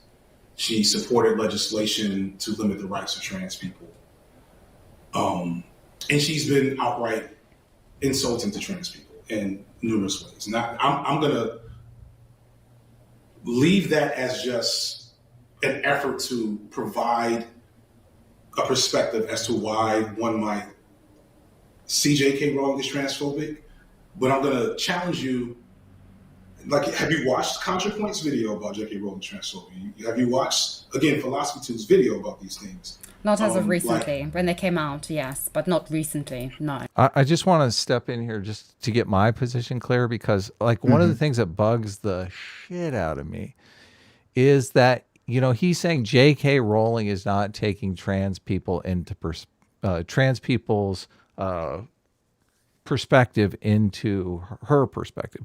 But they're what both of them want is in conflict. Like J.K. Rowling wants the women's spaces and women's sports to be maintained as they are, because she feels that's the rights of women in a second wave feminist type way. She feels like this is what they fought for. So FD Signifier doesn't even acknowledge that what he's really asking her to do is to say, I don't care about my rights anymore. Here, let me just give them away. Which is like, that's a big ask. Mm-hmm. So so I guess as the lib cuck here, I it's my job to give pushback, and that's what you fuckers. Yeah, no. Okay. By all means. Thank you. I'm looking up the old knowing blog your post, 'cause place. this is 3 yes sir from like 3 years ago, the big blog post she made about this. And I guess the first thing I would say, and I'm not gonna go around and say something's transphobic, homophobic. I guess I could just say what's wrong with their issues, and you can determine if they are on your own. I don't really care much about name calling. Her problem with the detransitioning, when she talks about, well, we see all these people who are now detransitioning, and the number of detransitioners are increasing. Oh my God, this is a huge concern. This reminds me of this issue in World War I, where when all these soldiers were wearing helmets, they got like their helmet injury reports back, and they're like, oh my God, the amount of helmet injuries have increased drastically. Maybe we should stop wearing helmets. But the reason why they had so much more helmet injuries was because people were wearing helmets for the first time. And now that being transgender has been more socially normalized, there's going to be more people transitioning, which also means inevitably there's going to be a spike in people detransitioning, which also I think comments on the fact of her just talking about the massive upswing in transgender people, people being transgender, where this is something that is now for the first time being even talked about openly in society. And you're going to see more and more people who were transgender openly coming out and talking about that. We've seen the same thing happen with homosexuality. We've seen the same thing happen with bisexuality. And it isn't that crazy to think that's also happening with being transgender. And I think those concerns are misplaced. So you think it's like the airplane graph? You think it's the survival bias? I do think, to an extent, or yes. the left-handed thing people talk about. Left-handed, obviously when left-handed was suppressed. Yeah. So but go ahead, the left-handed thing's a bad example, because first of all, if you actually, I mean, I know what you're talking about. There's that graph that shows that left-handedness was like 2%, and then it rises to 11%. But this is bad for two reasons. The first is that if you actually expand the graph into the past, you see left-handedness started at 11% in the past. It went down to 2% during the Industrial Revolution when they were building all the machines for right-handed people. So that's why they started teaching people to try to be right-handed intentionally to do that. And then once they kind of got over that, left-handedness rose Really? again. Is that the truth behind That was the truth. Yeah, it I wasn't like had no idea. Yeah, because I thought the same thing. I assumed it was some like weird bigoted reason, but no, there was a practical reason. Damn, I need to find another example of that. Even though, I mean, homosexuality is the most obvious example. Right. But also it's a bad example because the change is over a 50-year period. So it took 50 years for it to go from 2% back to 11%. With the trans numbers are basically, I don't remember exactly, but it's like the same amount of growth happened in like 2 years that it took, like 50 years essentially for the left-handedness. So it's not really I guess it would depend on the percentage of transgender people beforehand, because 2% is, I would assume that 2% number is probably larger than what of course, 2% of the population. Right. Yeah. Right. But if you looked at the rate, I think the rate of doubling, I don't remember the numbers, but it was like the rate of doubling every year for left-handedness was like, I don't know, like 10% or something. And then the rate of doubling or not doubling, but just the rate of increase for trans was like, 100% or I don't know, something astronomically much higher. There's another, sorry, you wanted to finish. Well, I was going to say so, I mean, my issue with sort of, or my concern, I guess, with the transition movement is that if you look, I mean, you don't need like a crazy source. If you look in the DSM and if you look at both APAs, both psychological and psychiatric, they both said that before affirmative care treatment, which is the idea that when a child believes that they have gender dysphoria or that they're trans, that basically they should only be affirmed and that you should give them puberty blockers and allow them to socially transition. Before that existed, before affirmation treatment existed or affirmative treatment existed, when they keep numbers of these things, it would be something like in the massive realm of 60 to 90% of children who believe they were trans would desist in those feelings after they went through puberty. Which, first of all, 60 to 90 is a massive range. You'd obviously say, well, this needs more study because we want to kind of shrink that range down to be more specific.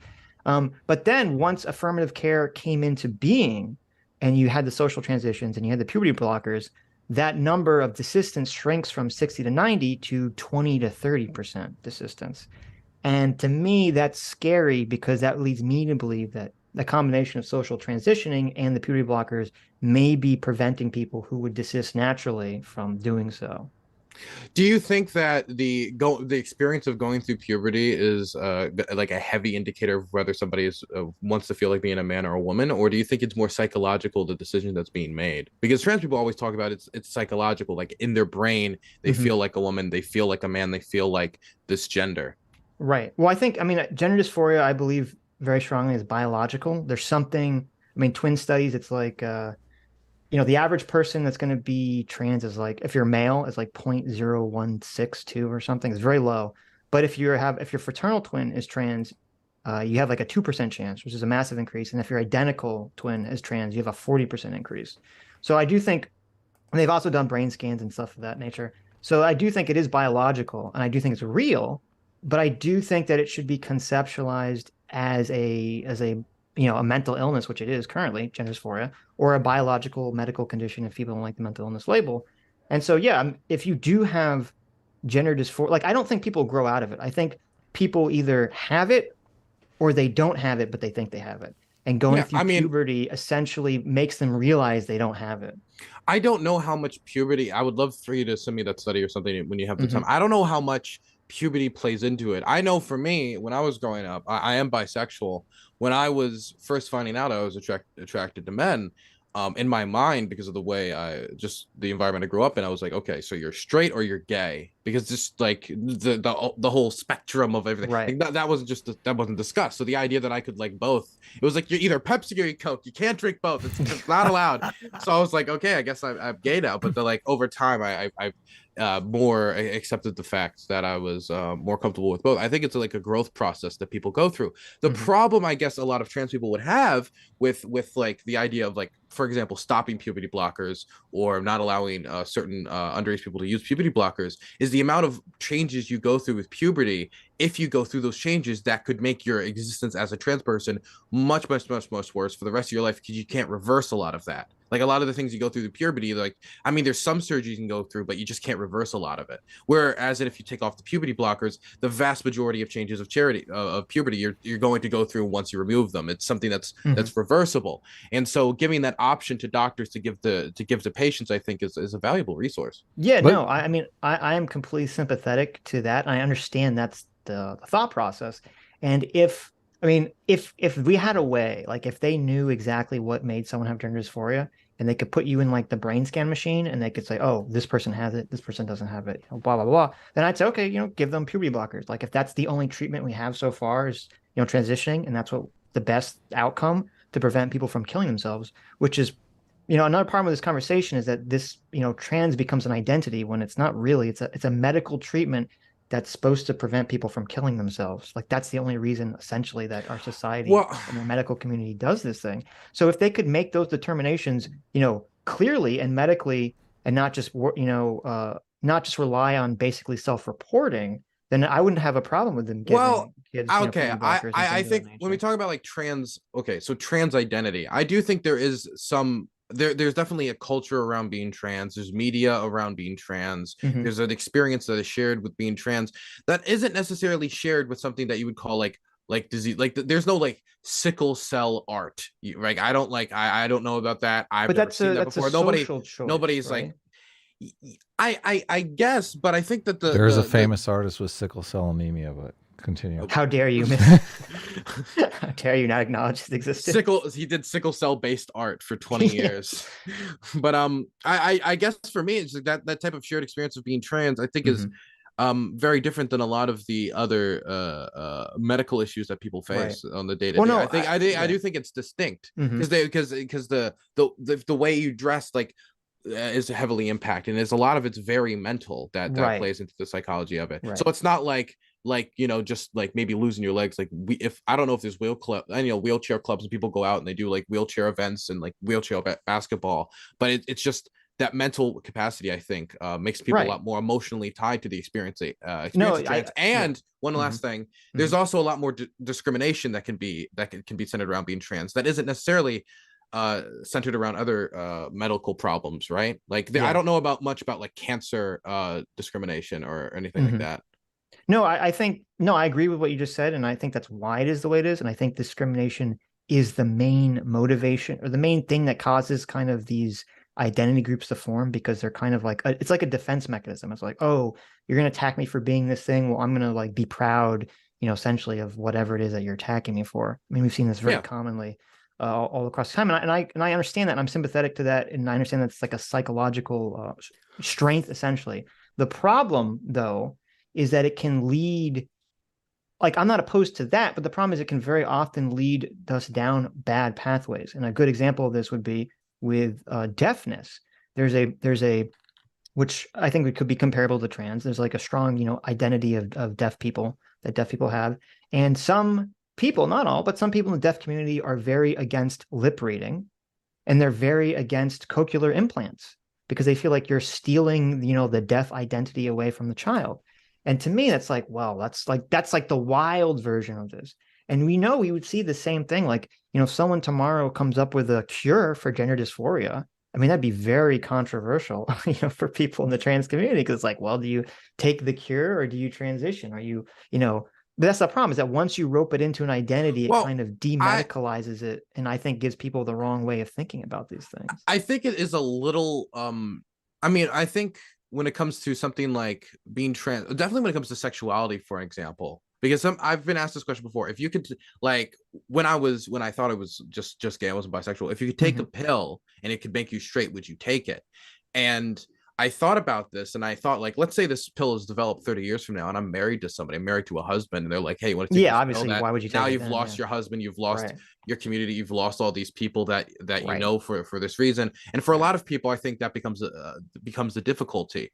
But if there was a pill for it to get rid of gender dysphoria, I think a lot of people would actually take advantage of that. Definitely when you consider the high rates of suicide in the trans community, due, in my opinion, very large part due to discrimination that they could then avoid. Personally, if I could take a pill that would just make me straight, I wouldn't do it, because I like having more options. And it's hard to imagine being like, do you want to make it so you don't like the things you like? Because it's like, but I like them. Why would I want to get rid of something that I like? Right. Like, take a pill to make it so you don't like ice cream. It's like, why? It's like, I don't know. Well, unless of course you were like, he had an obsession, right? Oh, you like smoking, right? I do have an obsession with food. I love food. Right. But no, I mean, I hear what you're saying. I hear people a lot, they'll compare, and now you didn't do this exactly, but a lot of people will compare being trans to being gay in terms of like, gay was originally thought of as mental illness and things of that nature. And I think to me, this was what was explained to me in my psych classes back in the day, was that, when you're gay, the reason it's not a mental illness is because any problems you have by being gay or bisexual it's just like an issue of social acceptance. Society doesn't like you, right? They're bigoted against you. But if you live in a community or society that's not bigoted, there's literally, you have no mental problems whatsoever, no mental anguish around being gay or bisexual at all. It's all external. And the thing is that with trans people or people that have gender dysphoria, while there is an element of bigotry that affects, the mental health of trans people, even if someone with gender dysphoria lived in a perfectly accepting society, they would still have gender dysphoria. They would still have mental anguish caused by the fact that they feel like they were born the wrong sex or in the wrong body or something. One of the big things I always point to about like the existence of trans people, gay people around the world is just like the existence of gay people and trans people in places like Afghanistan, right? And places like Chechnya, where they literally put them in camps. And right. It's obviously biological. It's like it's impossible to say these things aren't discoverable in nature. Definitely when there's so many other mammals that show homosexual traits. Does it 100% match up? No, but it's like, it's not even like a wild thing in nature where humans are the only ones that ever felt anything even relate remotely close to this. Right. So by the way, let me move on quickly because we've only gotten so far into the video. This is a regular Sitch and Adam show, so don't worry about it. I have one more thing that I would say this is probably the closest thing I would say that I know of that I'd be like, that's just like a transphobic like statement from J.K. Rowling, was her statement about the bathroom issues, where she was like, look, I fear for the safety of trans people, but I also fear for the safety of girls if we allow trans people into these bathrooms, because then men will start raping women. And in my mind, like, I can't imagine a rapist being like, damn, a bathroom sign on the door. I was willing to violate the law to rape someone. I was unwilling to violate the law when it came to this bathroom door. It's like I like a lot of conservatives understand the logic with gun-free zones, but they don't seem to understand it when it comes to this issue either. And so it just feels like painting a threat that doesn't really exist, and we have no data to back up so far that I've seen any studies showing that by allowing trans women into women's restrooms. Also, are you against gun-free zones? I'm generally against gun-free zones, except for like a few like scenarios. Like I don't think like Congress, like Congress and probably like most schools, I would be against guns because I don't trust children around firearms generally. Okay, but I'm generally a pro Second Amendment person. Yeah, I mean, regarding the bathroom thing, I've never. I mean, me and Adam get a lot of disagreements about this. I've never found the women's spaces argument particularly persuasive to me.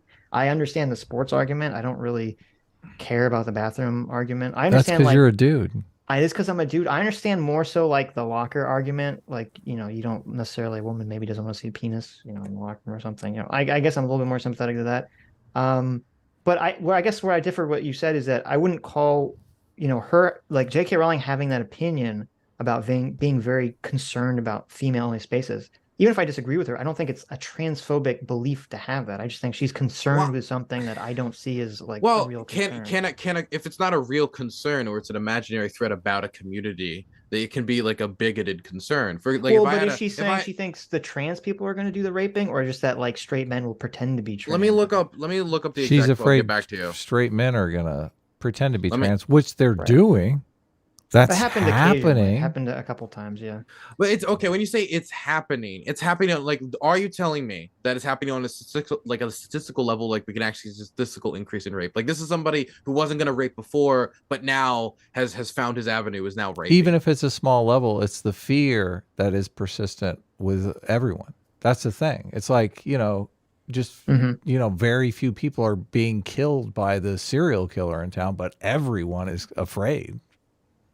Well, I think it's like, it's kind of Chappelle, like ironically, Chappelle, I think, has the best take on this as a joke, which is that it's not really, the concern is really like, if a woman's in the woman's bathroom and there's like a trans woman that comes in, I don't think, that looks, if Blair White walks in the woman's bathroom, I don't think people are going to be like really concerned, right? No. But if you got like, But if she walks in the men's bathroom, yeah, if she walks in the men's bathroom, you're like, what the fuck's happening here? You're gonna be super like, this is so bizarre. But if someone who like, big fat guy wearing a wig who like everyone knows is male walks in the women's bathroom, all the women feel uncomfortable, right? Yeah. I feel like so much of this is really an issue about passing than like these kind of universal. Now, obviously, you can't have like a law like you can only go in the women's bathroom if you pass. Yeah, there's like a chart on the wall how close you have to match. There's a little AI like face recognition thing that says whether you pass it. No, but so I understand from a legal perspective that'd be more difficult, but I think that's the real issue here. And I think it's more comfort than safety. Look, Dylan, all I wanted to point out. J.K. Rowling isn't bringing up a comfort concern. She's bringing up a safety concern, which Right. I don't think is validly placed here. It is comfort. Safety and comfort are hand in hand. Well, the only reason why I bring it up is this really is about, like, a lot of people will frame this as just an extension of civil rights. And civil rights was basically giving the same rights to marginalized people that everyone had. This is a much different situation because it's not just extending the rights that everyone has to trans people. You're literally taking rights away from women and giving them to trans people. But that's the same argument that people gave against civil rights, though, Adam. I don't understand. When you say they're taking the rights away, how are they taking the rights away by women by allowing trans women into the bathroom? Well, it's specifically in women's only spaces. They're taking away their rights to women's only spaces. And in sports, they're literally taking away their rights to women's sports, which is a women's only space. Wait, how are they taking away? Okay. When you say taking away their right to women's only space, do you think people have like a right to? When you say right to women's only space, like that, we have had the rights to women's only spaces for time immemorial. I mean, why would it be impossible for them to have a bathroom that allows women to only like cis women to do it? They could do it. I think it would be a shitty thing to do. Like, it's not illegal to have a whites only space. If you want to host a whites only meeting in your home, you can do that. It's just like I guess you mean like in businesses specifically and stuff like that. Yeah, you can't have a whites only space in any sort of public business. Of course, or private business. Yeah, right. You can, like, if you did in your house, you could do that. Yeah, but not in business. Okay. But I would say, like, in regard to the civil rights claim, Adam, like the argument against the people that are arguing against desegregation were saying, and this came up in that one of these books I was listening to that I think is awful, is that they're saying, oh, by passing civil rights legislation, you're infringing upon the right of freedom of association. Right. And so they're kind of making that same argument, which I don't find necessarily persuasive on that level. I guess I would have to ask you, Adam, what do you think of the Civil Rights Act then? Well, I'm in favor of civil rights. I'm in favor of extending the same rights to marginalized people as everyone has. Then I guess the question would be, do you think white Sitch, people... Wait. Are you saying that this framing is... Like, obviously, they're framing it that they're taking their rights away, the freedom of association right. Mm-hmm. So are you saying that the right to women's only spaces is comparable to the... I mean, no, they still have the free... They also still have the freedom of association. Right. They're just taking it away in a public business context. That's the only place they took it away. I think it's... Again, I don't care about bathrooms because usually it's in a stall. But I understand that for locker rooms and for showers, I'm more sympathetic to that. And, if they should, probably have third option for, the one trans person in the community or whatever to use, or something to that effect. I don't think that trans women should be in women's sports generally, because I think they still retain a physical advantage most of the time. I'm just saying that I don't think the argument that you're levying to me isn't particularly persuasive, because it was the same argument levied against the civil rights movement. But I do think that there is a historic right that women and men have had, the right, de facto right to, sex segregated spaces in certain situations. You don't think the argument is good because I'm framing it as taking away people's rights when people obviously hate to lose rights that they've always had. Well, no, I'm saying it's not I don't think it's a good framing, because that was exactly the civil rights technically took away people's freedom of association away to an extent. that doesn't mean that necessarily it should just in a business context. Yeah, but it still doesn't mean that in a public context. I'm just saying that like the universal idea that like something infringes on your rights so is bad. I don't think that's a good argument because there's lots of things that constantly infringe upon our rights that we accept for other reasons. That's well, no, but even in that context, even in the civil rights context, they said it was the racists wanted the right for freedom of association in a business context, and they said, "Look, you're taking away our rights," and the marginalized people said, "Listen, we want the right to be able to, whatever, drive across country without, having to stop in certain places because we weren't be able to walk welcome." on any business." Yeah, They weighed those two parties' rights, and they said, "We're going to give it to the marginalized people. Obviously, that's the least harm." Yes, we're doing exactly. the exact same thing here. This is exactly the same thing here. We're going to say, listen, the trans people want to be able to use whatever women's only spaces they want. There's all these other side effects that are going to take place, and we're weighing that against women in general who want access to women's only spaces. They want to know that those spaces are free of biological males, and we're weighing those two things. Like the thing that bothers me is the ignoring. Like people are acting like we aren't doing that. Like the women's rights, who fucking cares? Fuck the women, right? That's their mentality. Like and the only reason that they're bringing it up in the context of civil rights is to say, oh, well, we got it. Obviously you're siding with the racists from civil rights. Well, no, in civil rights movement, I would have given it to the marginalized people. I still do. In this situation, I think I'm giving it to the women. Right. It's a completely different situation. I agree. Yeah, no, I agree with the way you framed it there. I think it's a better framing than what you said before. Okay. What changed? I don't know. I feel like it's the same framing. Well, just the framing of that, there's no consideration for the other side's argument. It's just the other side is bigoted, essentially. There isn't. Look, this is the whole thing with J.K. Rowling. J.K. Rowling is saying, listen, I'm a feminist. I think women should have rights to women's only spaces. I think when a woman goes to a woman's shelter, she should have a right not to be accosted by a trans woman, a biological male. I wouldn't use that word. I don't think. Wait. Happened. You shouldn't be accosted by anyone in a like a home where you're going to like flee domestic abuse. Right, but like, women's shelters are classically women's only spaces, right? And women have complained because they've gone to women's shelters and there's been trans women in there, biological males. Let me ask you, where do you think if a trans woman flees their home because they're in one of these scenarios, where do you think they should go? Because if they go to a men's place, which I don't know of any of those even existing in the first place, which is actually a problem in my opinion, where are they supposed to go? Well, they're kind of there should be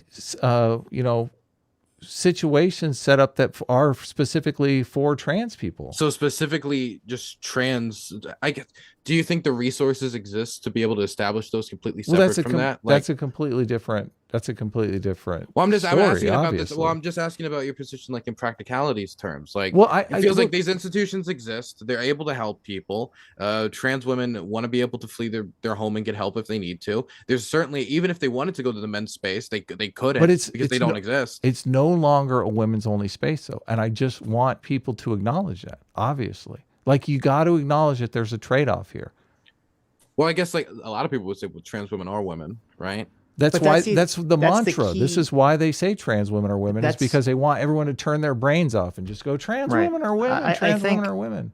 I think that's the key. Women are women too. Look, women are women too. Women wait.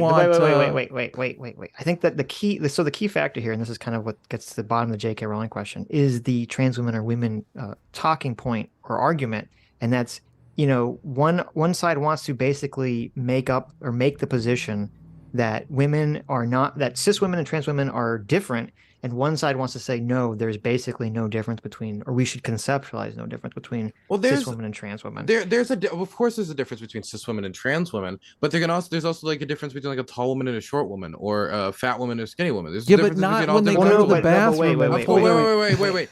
Obviously the difference is different, but yes, there's differences between all. But what is the purpose of the statement trans woman is a woman?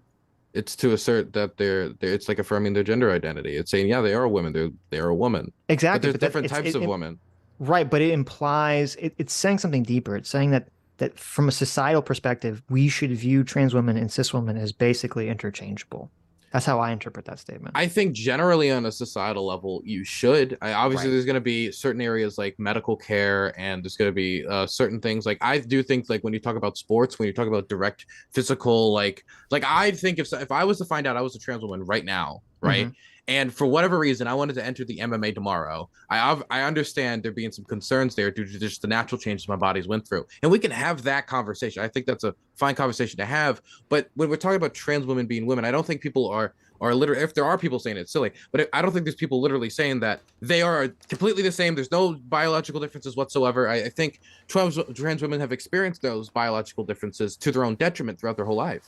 Yeah, well, there are people saying that though. There's a few people. I'll grant you that it's definitely the extreme minority that make those arguments. It's mostly what I said, the social perspective of it, and it's kind of levied in a way to sort of, in my opinion, shut down these kinds of conversations, because what no one really wants to address, that if we're talking about like trans women and cis women only spaces, like we'll go with the shelter example. Most of these questions are really trolley problems, and that's kind of the issue here. Of course, yeah. Which is time. like okay, so like hypothetically, you can say, oh, what if hypothetically, there's 50 women in 1 month that will go to a women's only shelter for domestic violence or something, and there's one trans woman that will go to the same place.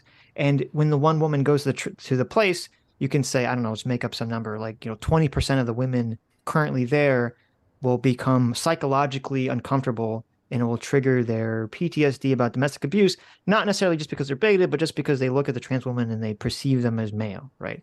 And so it kind of creates this trolley problem of like, well, who are we supposed to be serving here?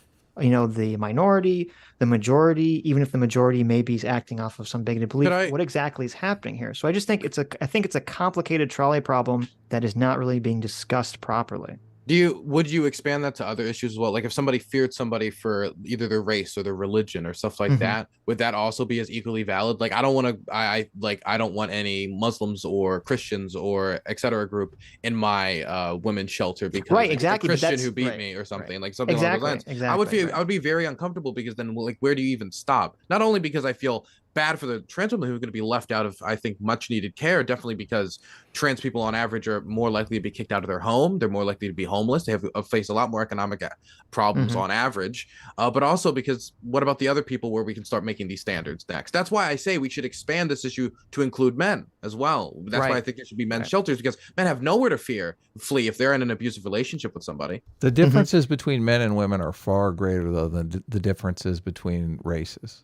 That's the I'm just asking, like, would we expand this to anything else in particular? You do, but you can say, well, I'm in favor of, even if like, okay, use my example, but you say it's a men's safe space and it's all white guys, and then for 20% of them will be afraid of the black guy, right? Because maybe they got beat up by a black person, or they believe that the black person's violent, right? Or they're just racist, yeah. Do we weigh that their racist consideration, is that more important just because it's the majority view? No, not necessarily, right? I'm not saying that the majority view is the view we should take. I'm just saying it's a more complicated issue than people are willing to sort of give it credit to, and I don't think it can just be like hand waved away as like, well, if you believe in women's only spaces, which I don't really give a shit about, but if you do, then you're automatically labeled like a transphobe. And I think that's kind of the weirdness with J.K. Rowling, is that she basically, her only positions, to my knowledge, are she believes in kind of sex segregated spaces for women, and she thinks that too many young girls are transitioning that probably don't have gender dysphoria and are going to regret it.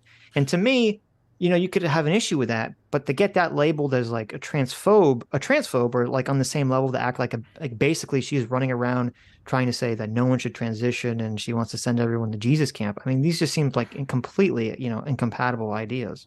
So I guess really at the end of the day, I care much like I would care about the black woman fleeing the abuse than necessarily somebody having fear of a black woman entering one of these care places. Mhm. I care much more about the trans person's safety and helping as many people as possible than I do about one person's comfortability of being around a trans person in one of these centers. What if it's more than one If there's person? some What if it's 10 accommodations that people? can be made, even if it's 10 people, I would still stand by Okay. that. Maybe there can be some accommodations made, like maybe they can be moved to the other side of the care center. Like again, I want to help as many people as possible. But when we talk about the trans community in this issue, they have a much higher rate of homelessness. They have a much higher rate of fleeing their home when they're a lot younger due to discrimination and a lot of like difficult family situations. Yeah, but And why so is that we're, so relevant? I think it's relevant because we're talking about not only leaving this community out to dry, but we're leading a community out to dry on an issue that they particularly suffer from. And so it's I think kind of particularly harmful. No, but like, why is the? I mean, I think you're right with all those statistics, but why is that rate relevant if there's still, because there's so little trans people, even if they have a higher rate, there's still going to be a lot more cis women that are in all those that aren't doing all those things, are homeless, abused, et cetera, et cetera, et cetera. Well, on average, yes, but this is going to intensify this issue for the trans community, is that they're going to have less resources when they engage with this problem. They're going to have less places to go. And then that pushes a lot of trans people into a lot of industries that they don't necessarily want to work into, like the sex industry, which a lot of trans people go into once they become homeless, which have high rates of drug abuse and all these other things. And it starts them on a terrible path for life that I have no interest in seeing them go down. And that long-term impact on trans people's life I value that much higher. Also, what was it? Fuck, I forgot the other thing I was going to say. Never mind.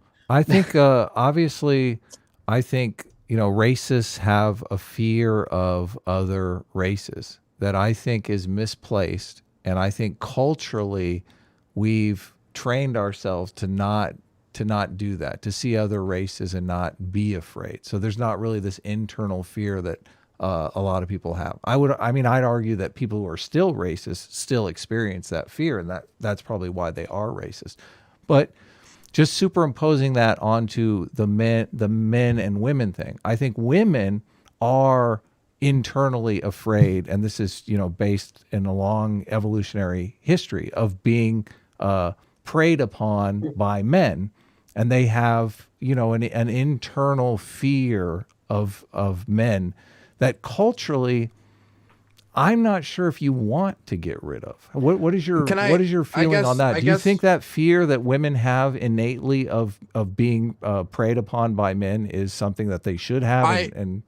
Well, I guess to reframe that a bit, like should people be afraid of, because when we're talking about trans women in bathrooms, bringing it back to J.K. Rowling, which I think is, if there's anything that she said that's transphobic, I think that's the closest you'd be, because we're talking about fear about a specific outcome. Right.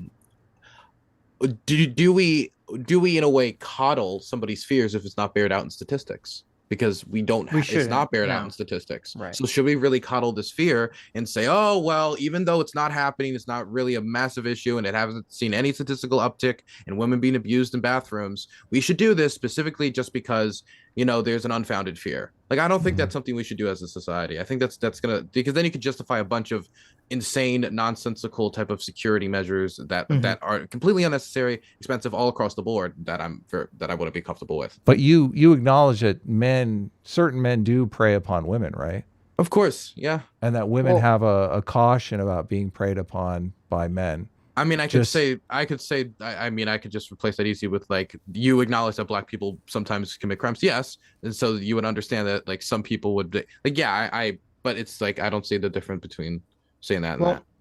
I mean, first of all, I agree with the statistics. Like, when you have like legislation around fear, I think it does have to be it does have to come out of data. So, I mean, that's why I've never been super persuaded by the bathrooms argument, because I haven't seen data to really, it's happened a couple of times. I haven't really seen data to point to the fact that, if you allow this, is going to be this massive uptick in sexual assault or something. So that is my perspective on the bathroom thing. But I think when we talk about like abuse shelters and things of that nature, it's actually even more complicated, because we don't realize it, but the entire basis of these women's only shelters are literally just rooted in sexism. Because, like, if we had a hypothetical men's shelter that was, say, not necessarily for just domestic violence, but just, any man that's, had violence committed against them, right? and you said, oh, well, those would be filled every single day, but it'd be well, right. But I'm guys- just saying, like hypothetically, and I'm not saying this is real. This is just for the hypothetical before someone calls me racist. right. Say that like some significant portion of the men that go to these abuse shelters have been abused by black men. And so they get like very upset when a black man enters the abuse shelter too, and it triggers their PTSD or whatever. Now we would say, well, that's racism. Why are you judging this black man for something else a different black man did to you? But in the same token, for years we've had women's abuse shelters, and yet we don't hold women to that standard in that situation. Like, why can't a man exist in that space without them like becoming upset? Is that not also sexist? Well, That's the question that I'm ultimate- asking though, and I want to make sure ultimate this red is pill. clear. Like, this fear that women have, I don't know if it's preventing, how many sexual assaults a year. This fear is actually, doing some good in the world and preventing. That's why I'm asking about it. Like, culturally, if you're going to say we're going to, make women not afraid of being sexually assaulted, then you're going to have to suffer the consequences of maybe Well, sexual no, but assault. I'm not equating it outward to say that a woman in all circumstances in the world should not be cognizant of the fact that most men on average are stronger than women on average, and they view sex differently on average, and maybe could assault them. I'm not translating that to like that. Then therefore dictates how women act in a sheltered situation where they're presumably not going to be sexually assaulted. You are Right. asking women to, work on culturally suppressing that fear, though. That's my point. Okay, maybe. Look, we've asked people to culturally suppress their racist fears. Right. That's Right. And I think that's good. That's a good thing. Right. I don't necessarily know that that's true in the woman situation. Well, And that's the I mean- question that's the thing we're debating. Well, it's not a yes or no. I think women having some level of fear of sexual assault that's primarily going to come from men is a good thing. But obviously, you don't want every woman to become, the Dorkin-esque feminist. All men are horrible rapists, right? Right. And all Sure. rape all sex is rape. So Sure. Should we move back to the video? sure. They're coming for me. I Coming for you, committed a transphobia now. Well, actually, I'm in California, before I get back so to the video, I had to report you. I'm very sorry. there you go. You got reported for the transplants. It's funny because we got off on this huge tangent. I just want to say regarding what we just watched an hour ago, or however long it was ago. Regardless of what anyone's opinion is on the trans question, so far, and I don't know because Trans question.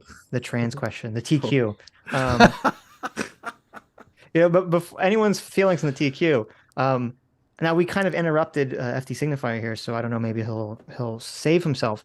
But so far, his answer to Kidology is awful. yes. Because she says, "I don't think J.K. Rowling is transphobic," and then she says, "For this reasons." Bang, bang, bang, bang, bang. And then his response is basically to just give this kind of like, "Oh, I can't. What you're saying is so beyond the pale. I can't even respond to it. Yeah. You have to watch someone else's video." And my opinion is, if you're a political commentator on YouTube and someone asks you like your opinion on something, you can't you can say, "I don't know," or, well, maybe I'm not the best person to talk about this, but you can't act like, well, they're so wrong and do all this virtue signaling. Like they're so wrong. I just can't explain it, but you're just so wrong. To me, that just means you don't really have a good argument. Yeah. We just went 100 times deeper on this topic than anyone else talking about this shit. So, I mean, I do think there is a point. Honestly, there's no content creator I respect more than anybody just saying, "I don't know." But it's like I Oh, me respect you too. very deeply Yeah. because it is so difficult to say that and people will drag you for it. But it's Yeah. something I respect a lot. And I do think it is okay to say something like, "I don't agree with you, but I really don't know how to articulate my position, or I don't know a lot about this, and I'll get Sure. back to you on it." Something like Totally, that. totally. Like you can say that, and if somebody treats you like shit, honestly, I think like they're like the knuckle dragger in the situation more than you, because you're acting mature. You're showing your cards, and you're being like, "Look, I'm not good for this conversation. I'm out of my depth here." I think that's Right. perfectly fine for people to say. Yeah. They should do it more as content look, creators. I said you don't have to take a position here because, maybe you haven't thought about it enough. Maybe you're still mulling it over. Like, I get it. I totally get it. So, Every time I see you sitting, it makes me laugh. I know. Makes me Look, laugh. hey, guys, what's up? Just freaking I, down. I will say, I ordered though- a taller chair today, so enjoy it while you can. I will. So I don't know if FD Signifier made a video on J.K. Rowling. Did he make a video on J.K. Rowling? I don't know that he I'll did. check, Yeah. but But this is where I'm I assuming DM'd you. he. Oh, I'm assuming go he ahead. criticized her about the take, which is why they're talking about it. Yes. Well, if let's say he did make a video, I'll go look if he did or not. Mhm. But if he did, it depends. Like if I made a video 3 years ago about a topic and then somebody asked me a question, and 3 years later haven't touched it since, that is Right. also a reason where you had an opinion, you stated it, and then later you're like, I haven't reviewed it. There's a lot of ways I think somebody can disagree with somebody but not be able to like respond, but like deal with it like reasonably. Does he just like does he direct them towards like an old video or say I'll get back to you or anything like that? Like what does he say? Right. Well, again, if that's all he said was like what you were saying, I'd be like, okay. But he's kind of, to me, it's very performative. He's like, oh, I can't even, because he was gonna say, I don't even want to discuss it because doing so gives legitimacy to the argument, and then he interrupted himself and was like, well, go watch Counterpoints. No, ContraPoints video. Look, which to me is a very bad answer. he said ContraPoints video because he's a standpoint epistemologist, and ContraPoints has the That's true. trans idol. So that's Right, why he and- said, listen, I'm a not good point, yeah. qualified to talk on this topic. Look, we just talked for 45 minutes about women. I'm not a woman. I'm qualified to talk about it. Did you just assume your own gender? I did, yeah. Okay. So But I'm I have looking the and I don't see details. any video about it. I don't. He I don't has think- one about Dave Chappelle. It says goat or turf a year ago, but I don't know if he did one on J.K. Rowling specifically. Yeah, it doesn't look like it. That's probably if he did, he probably would have directed her to that instead of the ContraPoints video. All right, So here we I mean, go. they brought their time out of it for some reason. I don't think. Didn't he ask her about it? Because look, I told you she got labeled a transphobe when he did his response video because I think they were all covering her video. He had Professor Flowers on and a couple other people, and they basically And she probably talked about it, and then they responded to talk right. about They it. were calling her Candace Owens and a transphobe, and she's basically upset that she's been labeled a transphobe. She Right. says, "Listen, I'm not a transphobe," and she goes even further and says J.K. Rowling is not a transphobe, and FD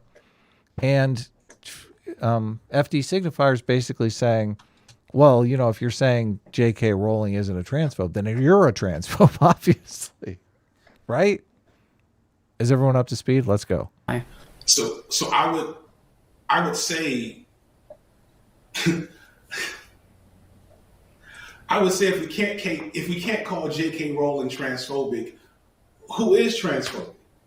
You know, and that's what This is the people problem. No, but say. this is the problem that I do have because I think far too many people are being branded as transphobic for just their views on things, which in no way align to this idea of being fearful of trans people or not believing in the existence, the autonomy, the right to self-identification of trans people. I mean, transgender people have been with us throughout history. I don't deny that at all. It's very divisive and very. Should children be allowed to transition? Should children be allowed to transition? I think we lost Sitch for a second, so I don't. Should I just continue? He said his power. He texted me and said his power went out, but it came back on. So he should the be plan's back coming any together. second. I see. Just on the most on the good part too. He just asked for point blank: should children transition? Does he mean when he says transition? Does he mean like receive gender affirming care, like puberty block, or like? Yeah, does he mean, yeah. like- I'm sure that's what he means. Okay, gotcha. This is the thing, and man, you gotta weigh the pros and cons, and in the current environment, I'm not sure that the community, the medical community, and the psychological community is equipped to do proper diagnosis on children to find out who is a good candidate for puberty blockers. Do you have a position? I mean, I think that the option should be available. I really don't like the idea of banning it. Like I see a lot of governments, state governments trying to ban that type of care.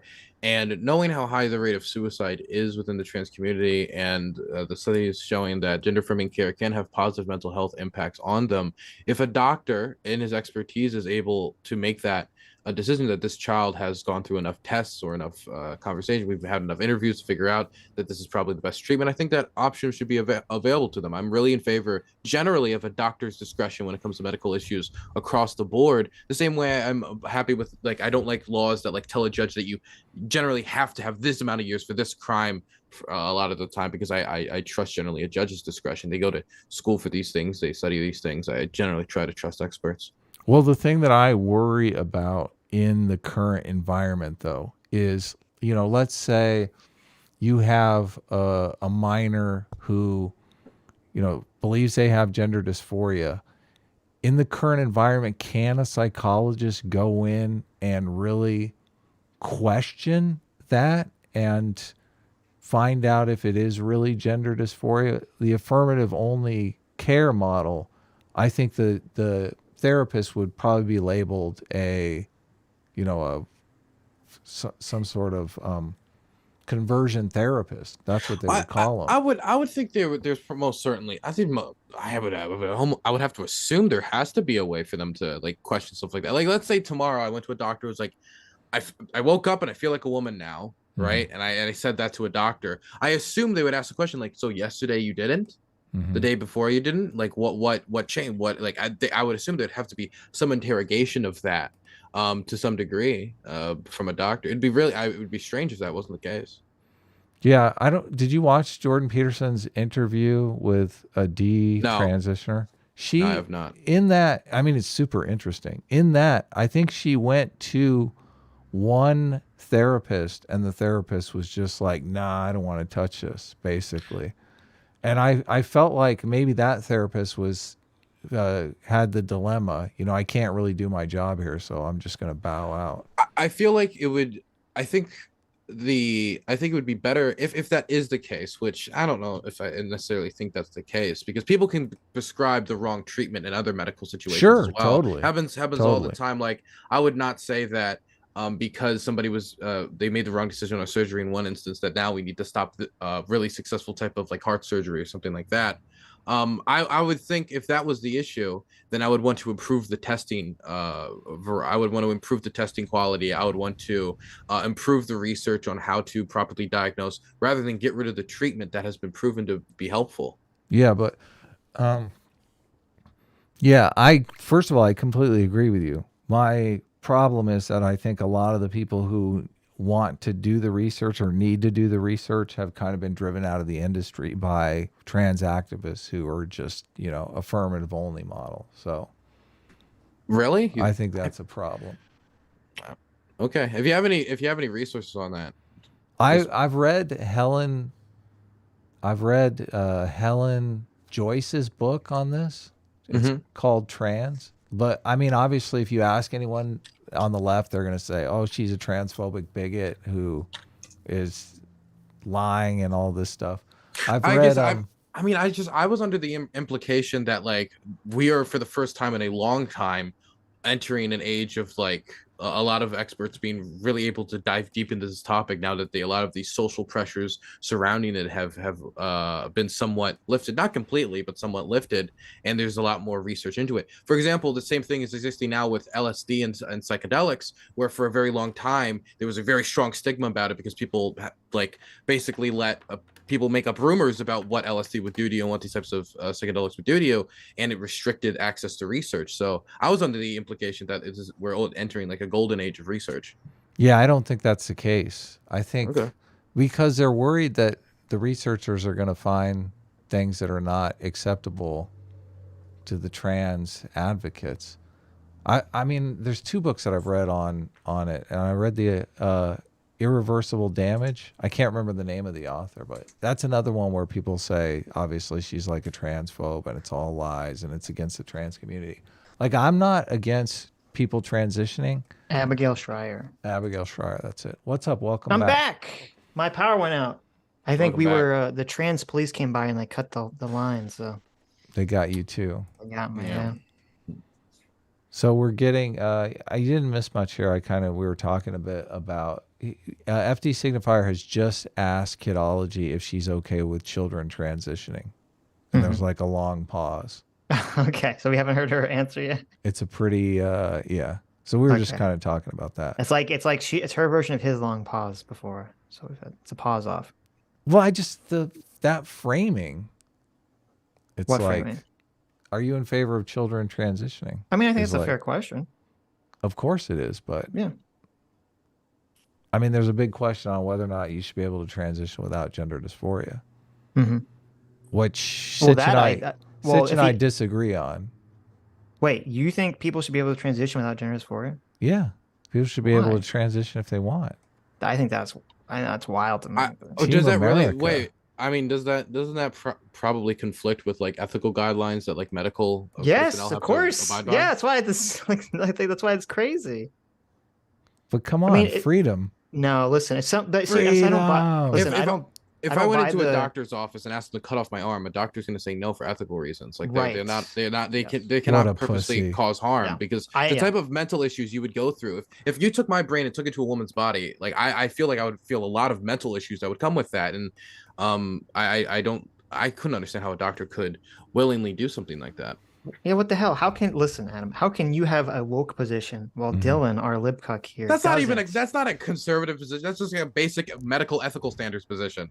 No, if you a lot of people on the trans community think that you should be able to transition regardless of gender dysphoria. What about these Regard- guys? What about these guys who have autogynephilia and they just want to transition because it's like gets I them don't. off? Well, it depends. I'm not 100% on autogynephilia. If not transitioning causes them distress, even if it it's a doesn't different cause them mechanism, distress. It causes than them gender joy. dysphoria? I understand that. But what I'm saying is, if it does cause them distress, not transitioning, even if it has a different mechanism than gender dysphoria, maybe there's an argument. If they just want to transition purely out of sexual satisfaction that causes them joy, no, I would say no. What? I would say no. Sitch. Look, Sitch confirmed doesn't want people to be happy. Yeah. All right, let's go. I don't listen. I don't buy the whole you have perfect. You should be able to go into the doctor's office and just get limbs removed. You have complete control of your body, at all times. I don't agree with this. What if I don't want to agree get a with this robot arm? perspective. Well, that's different. You're replacing it with a Okay. robot arm. Well, how is it any different if I think I'll be happier as a woman? But what's the difference between the robot arm and that? Because there's a question of thinking you're going to be happier and like gender dysphoria. What if I right? Knowing am you're gonna- literally happier?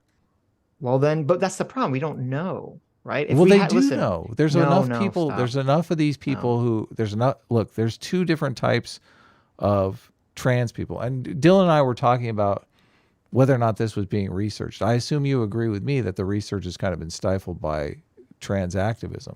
Like there used to be a lot of research done.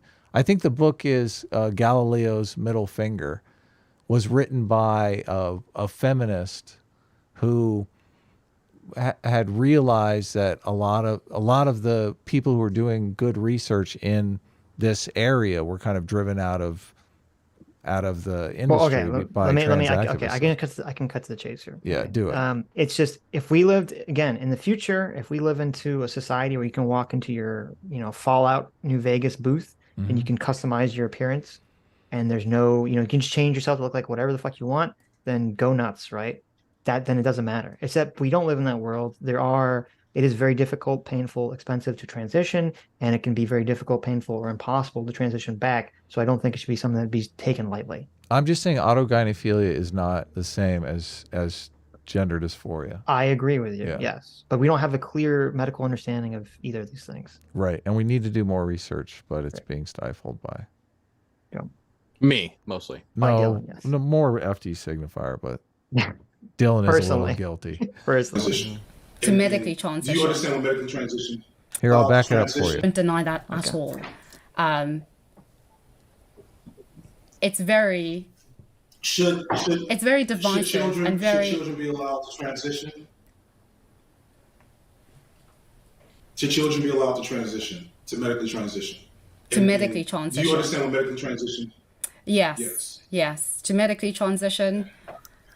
You disagree with J.K. Rowling. Should adults be? Wait, no, able to sorry, I have- haven't answered the question yet. So, should children be Okay, able to sorry, medically go ahead. transition? I think in the current climate and with current lack of knowledge, especially medical knowledge about consensual medical knowledge, I don't think so, no. I think that once you're an adult, you can do whatever you want. But I think as a child, not medically, no. And now she works for the Daily Wire. I'm just kidding. Dylan, you want to respond? I mean, I already basically gave my viewpoint. I trust the doctor's discretion more and want to make the resources available. And if that doctor makes that decision, I usually tend to trust experts. And knowing that this type of care has been proven to help with mental health outcomes and trying to improve quality of living, as long as there are people who could use the treatment to help them, I would hate to go out there and ban it. I think I'm very against that. The idea of restricting that healthcare option to families. Mm-hmm. Sitch? Well, no, I mean, I disagree because I don't think since it's so heavily politicized, I don't really trust a lot of even doctors who are supposedly experts in the field. When I hear them talk about stuff and then you research what they're saying, it's just Can I not ask you? true. Okay, let me ask you a question So- then. If an issue like, for example, let's say like a certain Mhm. cancer treatment that has been proven to help in certain scenarios was politicized to a point where some people were applying it in improper ways, because that happens. There are medical treatments where Right. people apply the wrong surgery, the wrong treatment, and it can make the situation worse, or it could like not do anything. Oh, does that mean we should start restricting that and banning those types of treatments? It Because would my depend- Mhm. position would be you Right. then improve the testing standards, not get rid of the treatment. Right. Well, obviously that would be the best case scenario, right? Improve the testing standards. I'm not sure that would be my primary thing. I don't know if we're there. I don't know if we have reliable testing standards, unfortunately, for gender dysphoria, because it's entirely based currently on self-reporting. And as Philosophy Tube said in her video, which was fucking wild. I don't know if did you watch her video on the British healthcare system? No, I don't watch British content creators. That's Good for that's you. Good rule of based- thumb. Based in red pills. Don't watch those proto-Americans. But at the end of it, because we were watching it to shit on it for one of these streams, she said something that was totally crazy, which is that she admitted that all the trans people that she knew, including herself, would basically go up online and just Google and look up on Reddit what you're supposed to say to the doctor to get them to give you treatment. And if that's the case, which makes sense to me, it's like, well, this was literally the only mechanism we had to try to determine who has gender dysphoria. And so I'm not very confident in doctors being able to determine that. But regarding let me answer your question with the hypothetical you gave, because the way I'd answer that question is, number one, obviously, if we can improve the testing, obviously. But if we can't, I would say, well, it's a numbers game. So if if say 10 out of 1,000 people are helped by this cancer treatment, but 1,000 are harmed by it, obviously you say, well, stop the treatment, right? Even if it's helping the 10, it's hurting more people. So that's really what we have to determine. What is the number we're talking about? God, it just sounds so bizarre, the idea that you would tell like certain families like this treatment could improve their life. They're allowed to, but there's a possibility that somebody somewhere may be trying to juke the system out because they think they're trans, but they're not really. Therefore, we cannot give you this. Well, that's not the improve your quality of life. I don't think that's the correct framing. The framing would be, we have a treatment that we give to trans people that has had, it's not perfect, of course. If you look at the numbers, it's not perfect, but that has had positive results in some situations. But it also has had a lot of negative false flags, or it's not false flags, negative false positives in a lot of situations too. And if the false positives outweigh the actual positives, then you'd have to do something to prevent that, right? What percentage of people that medically transition, like go through surgery, the whole shebang, Mhm. like end up detransitioning? We don't know. That's part of the problem. Well, I then don't think how we know could the we answer to how that could we how could we ban a treatment if we don't even have data that would even prove the problem that we're talking about in the first place? But that's the problem from the beginning. How are we? There's never been a double blind for any of these treatments in the first place. There's never been an actual study to say like. Yeah, we So didn't. wouldn't the critique be do the study, not restrict the treatment, ban it before we've done the research? Well, don't you No, but normally that do should the be- study wait, before you approve a treatment? That exactly. That's think about it with the vaccines. This is the problem. Like we had COVID, right? You look under it's under a microscope. You know what it is. With gender dysphoria, we don't know where to look, right? You don't know what microscope to apply to look at this. But with COVID, we know it's a virus. We know what it is. And even then, they're like, okay, we're going to take a controlled study where you have like 100 people that have COVID, and you give 50 the vaccine, and you give 50 nothing. And you see whether the vaccine is works. They've literally never done that with gender dysphoria. So I've seen, or at least I believe to have seen, a lot of studies on gender dysphoria and showing how the treatment can help people and how it improves quality of living. What is the red line that hasn't been done that makes it so that we should ban this type of treatment? So when you look at studies that talk about like these things helping people with gender dysphoria, if you look at them, they're all someone says this is my quality of life, and then they transition to some extent, whether it's blockers, hormones, or surgery, and then they report back some years later and they say my quality of life has either improved, is the same, or has become worse, right? There's never been this, we have a control group who we give puberty blockers to. Like if you had 100 kids that think they're trans, and you say, okay, well, we're going to give 50 of them a placebo, or let's say 200, and you give some amount of them placebo, you give some amount of them the actual puberty blockers, and some of them you give nothing. That's literally how you study all of these things. And this has never been done for any of these treatments. Wouldn't it be pretty difficult to get people to be part of a study where they would go through puberty, where they thought they were going to be getting puberty blockers? Yeah, but I agree with you, and I understand exactly what you're saying, but that's literally the only way we can do it, and that's the way we've done so. I mean, it's the same thing with COVID. That's like saying, well, if you don't give someone the vaccine, they're going to, like, they could die, right? Or any sort of medical treatment. If they have some new cancer treatment and you give them nothing, they'll die. But it's like, well, but that's sort of the way we've done it since the beginning. Let them die. I think there's a decent ethical consideration here as to why it probably hasn't been done up to this point. That I understand. And yes. even if there is a mental head scenario, like a mental calculation scenario where we could ethically justify doing this type of study, which I mean, like I'm fine with getting more information on the issue. That still doesn't seem like enough to me to ban the treatment.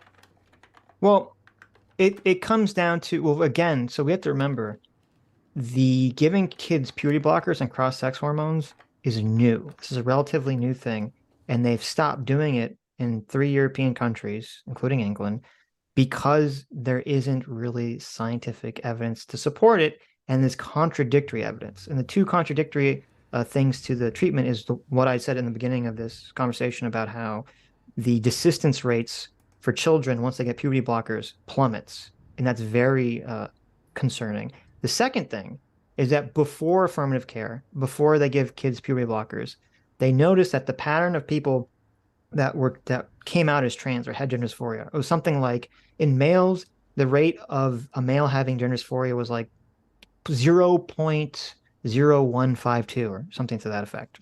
But the rate of a woman or a girl having gender dysphoria was 0.003. So it was way less, significantly less.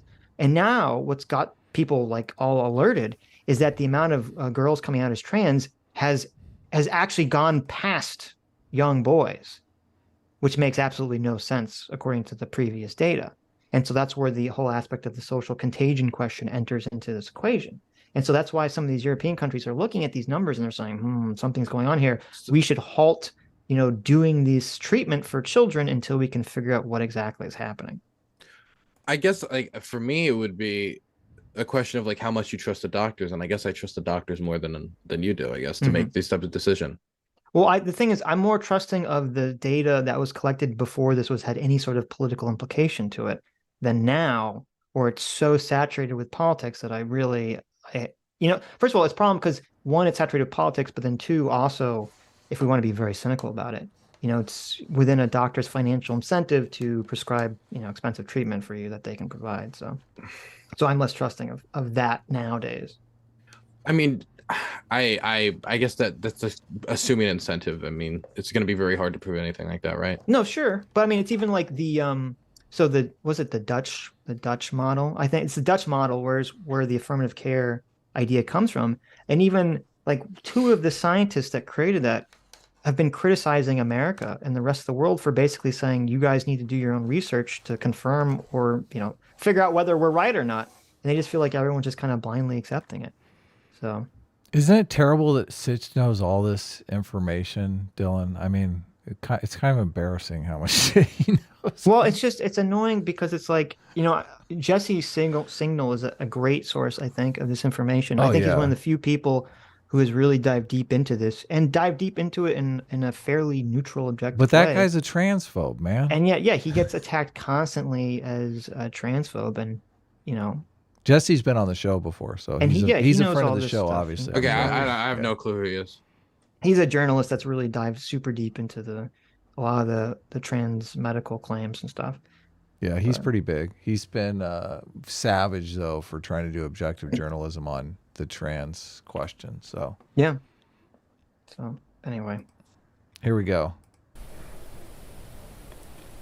But of course, Look, he's doing the yikesy face, guys. I know. That's totally the yikes. Yikes!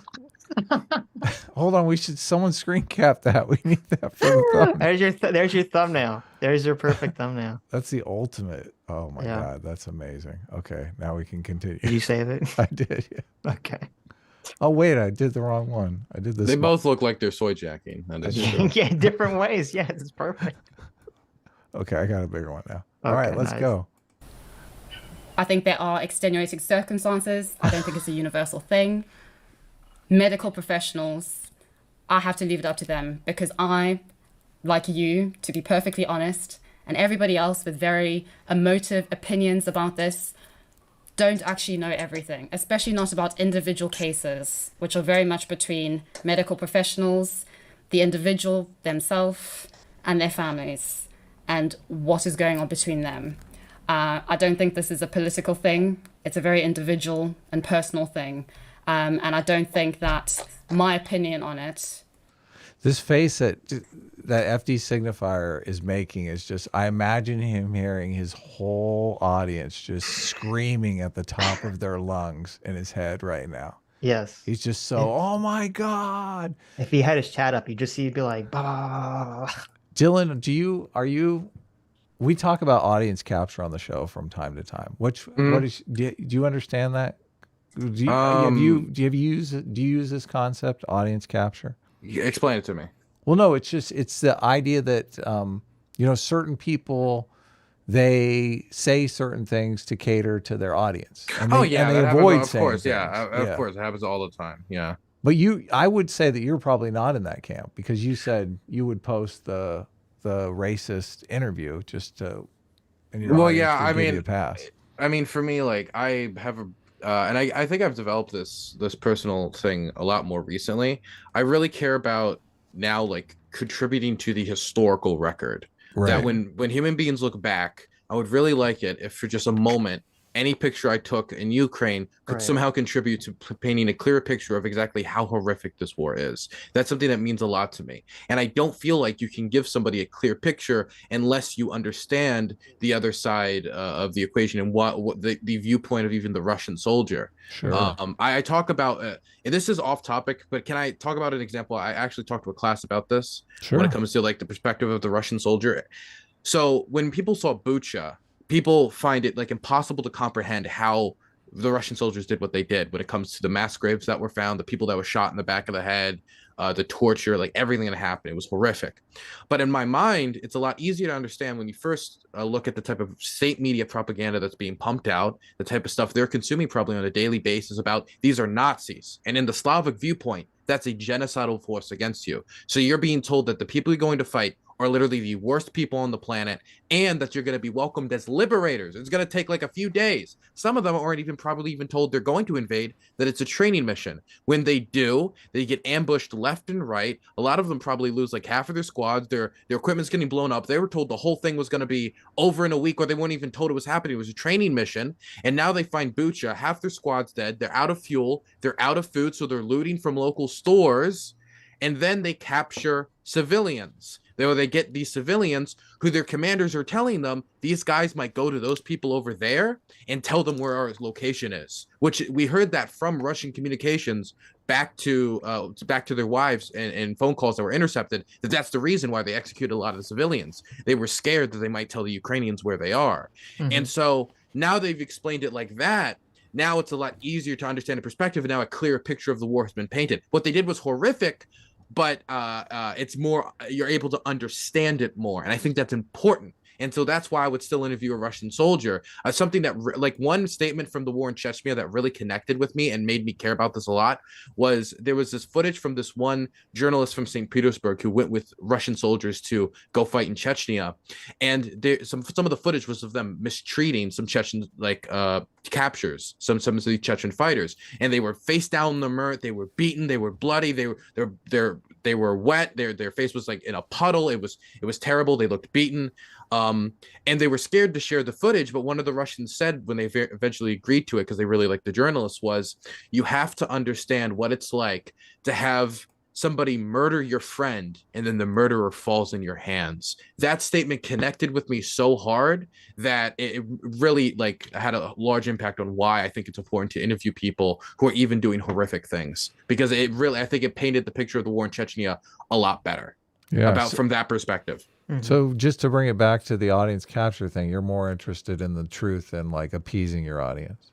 I'd like to think so, but I mean, has there been moments when I've been streaming where I probably didn't bring up a topic because I just didn't want to bother, right? Like, I didn't want to deal with the pushback. Probably. I can't think of anything, but I'm a human being, and I assume I've done something like that before. I think probably everybody's done something along those lines. Well, it's very honest of you to admit that. But Sitch I usually intentionally likes do it. it. I know. Sitch, like, I keep thinking, oh, why do you got to bring that up, Sitch? And Sitch is like rubbing it in. I could feel Adam's thoughts. But no, what you're saying too, it's important. I think what you're saying is very important about, interviewing the Russians, because a part of it's like, we always have this idea like, oh, there must be some intrinsically evil quality about this group of people to get them to do this thing. And we had the same thing with, the Nazis. And it's like, no, anyone can fall prey to this kind of, mob mentality. We all have to be aware of it. Absolutely. That's how we avoid it. I was invited to speak at a Quaker school about the war in Ukraine. It was a very strange Quaker school. Yeah, I was invited to speak at a private Quaker school, and that was like the main message I tried to get across to people, is that a lot of things I saw, I mean, it's like impossible to imagine that a human being could do that to people, but it could happen anywhere given the right conditions. I think the Quakers wouldn't do it, but Not the Quakers.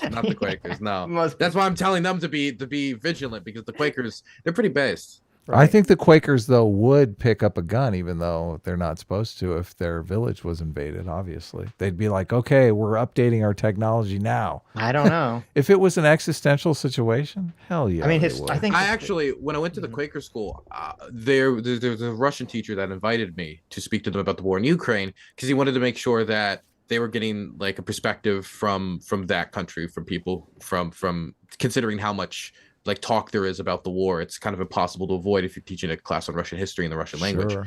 And one of the I completely lost my train of thought. Oh, he told me that he's allowed to like talk about Ukraine all he wants. It is against the rules for him to show any Ukrainian military videos or anything like that, because it could be considered propaganda, military propaganda. The Quaker school is very against anything like that. There's no military recruitment from the U.S. military. Nothing that could be ever construed as Ukrainian military propaganda is allowed. So the Quaker schools take that stuff pretty seriously. Should implicate that, or should come before that. Ideology should not precede the individual at all. And I think the individual, whether trans or otherwise, is paramount. So it isn't really for me to say at all. And that's really all I have to say about that, really. Yeah.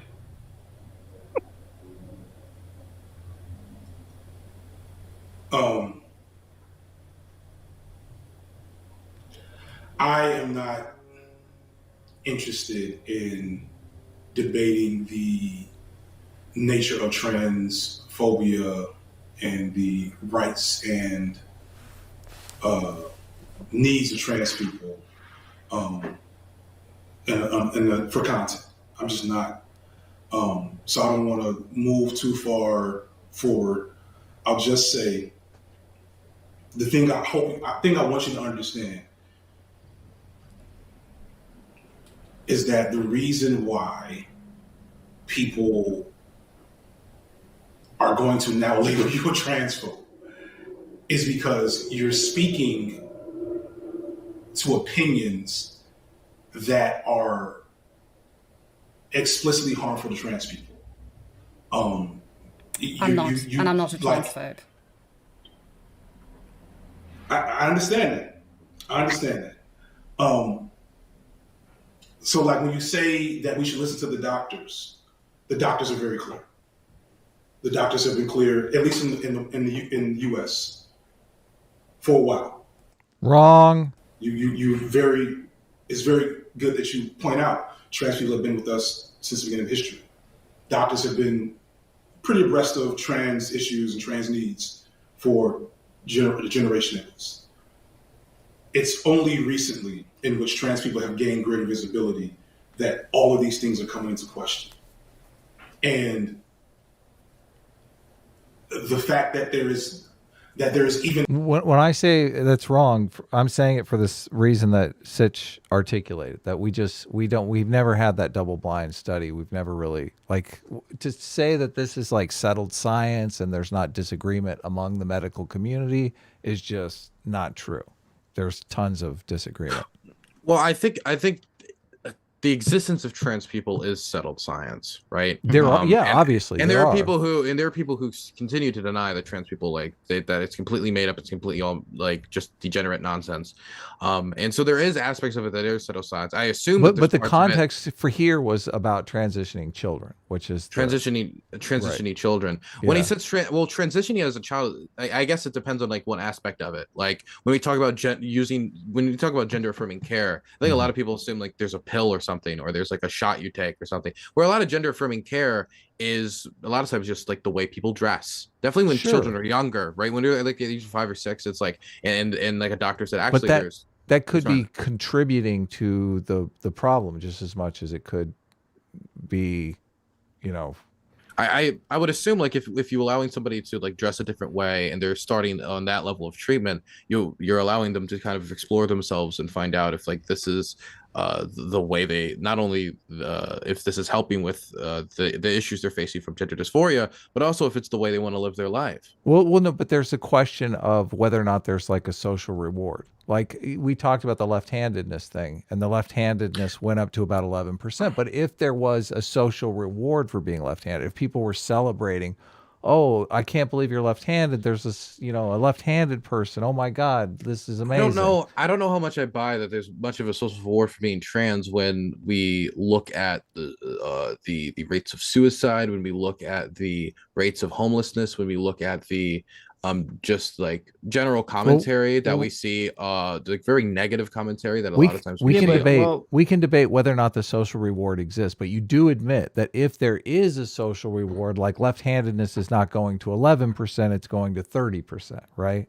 Just in the left-handed I think it's possible that social rewards can push people towards certain ways of living, identities, ways of living, stuff like that. I just am very unconvinced that there is really enough social reward compared to all of the negatives that comes with being trans, that there's like, wow, I can't wait to deal with depression. That sounds like a fun like gaming time. Like I don't buy that. Well, I would say, regarding the social rewards, comparing that to like suicide rates, things of that nature, is I mean, part of the issue is that a lot of the affirmative care stuff is like the last 5 years or so.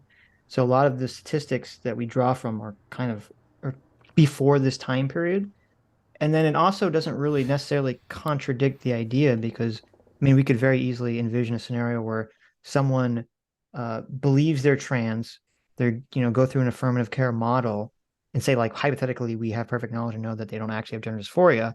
And then that would obviously, they transition and maybe they're not, they're regretting it, or maybe they just don't feel it and they don't realize what's going on. And that could very easily allow them to become homeless, kill themselves, have all sorts of negative outcomes. So you can have a social reward in the beginning, like still lead you down the path of negative outcomes later in life. I mean, I guess that's possible, and that's probably where the actual detransitioners would be. But from I as far as I know, when people like go through full medical transition, there's not a high rate of detransition. I talk about the double blind study. From what I know, there isn't high rates of detransition once they go through the full shebang. And so I would assume that's when the detransition would come through, unless we're saying that somebody would rather die than accept that possibly this was not the right path for them, and that's what's causing all the suicides. I mean, I don't think it's all of it, but instead of the discrimination or the negative outcomes that come with being trans generally. And I would think that, in my mind, is a much more likely factor.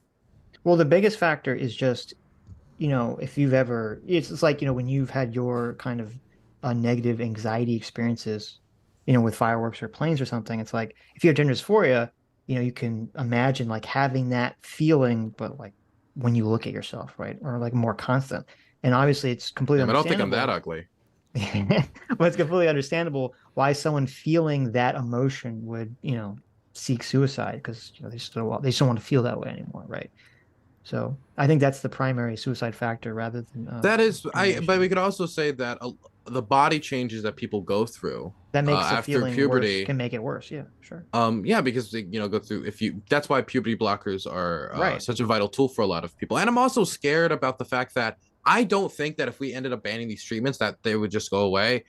I think we've seen recently that like trans people are very resourceful when it comes to getting the treatments that they want, and then we're going to push a lot of people into black party vendors on the dark web that are not necessarily going to be held to standards that we can like hold them accountable, bring them to court for, and they're going to be possibly getting not only are they going to be doing it themselves and without the help of medical professionals, but possibly using contaminated products that are not going to be held to the same health guidelines that it normally would. Why can't they just do LSD like normal people? Like, I like doing it.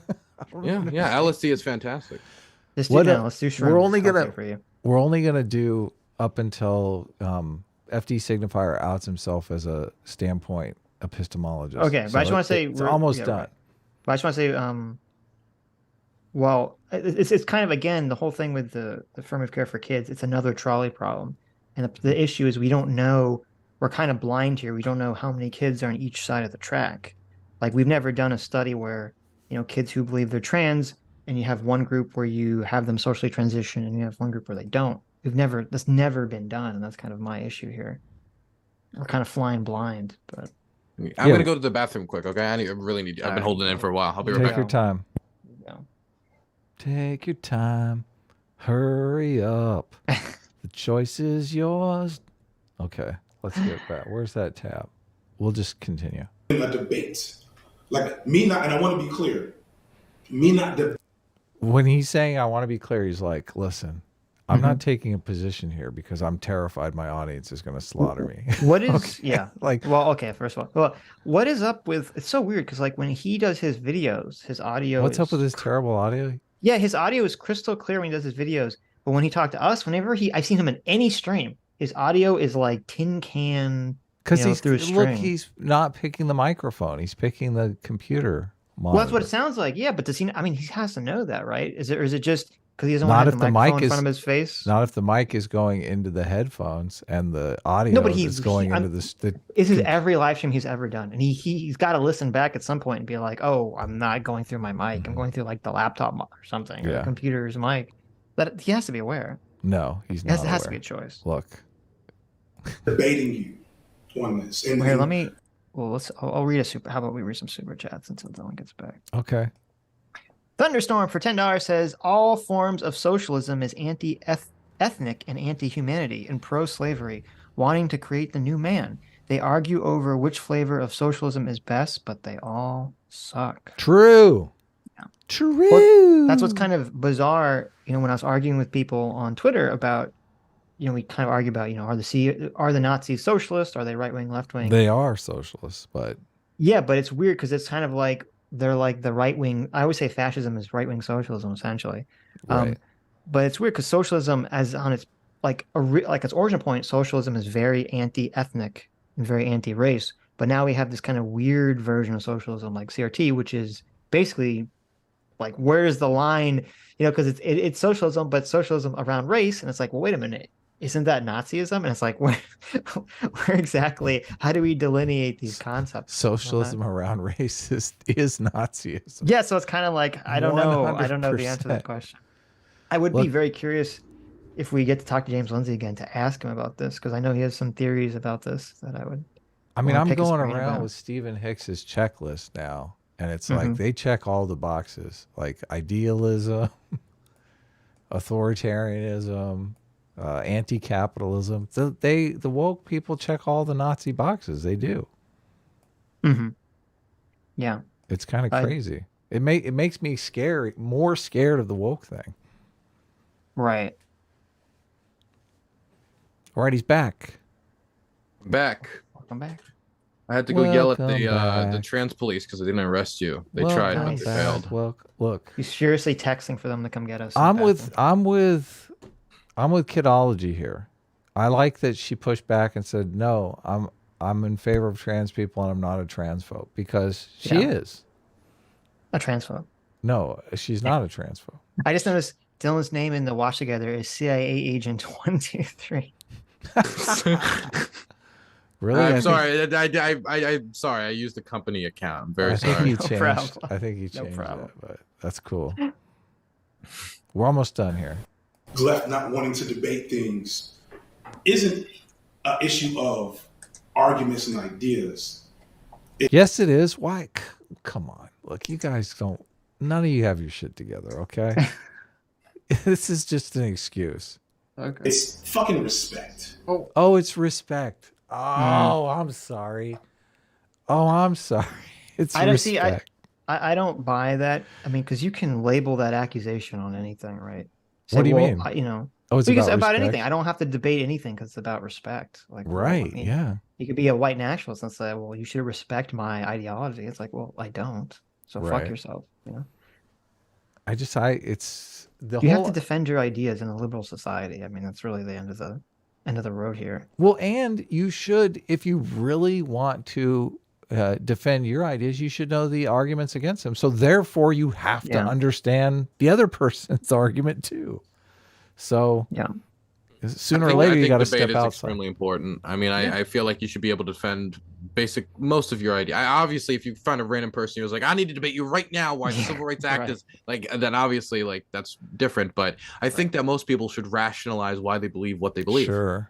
Well, I think that's part of why Destiny got so big, was because a lot of people, especially on the left, were not willing to defend or debate any ideas, or not do it well, at least. So.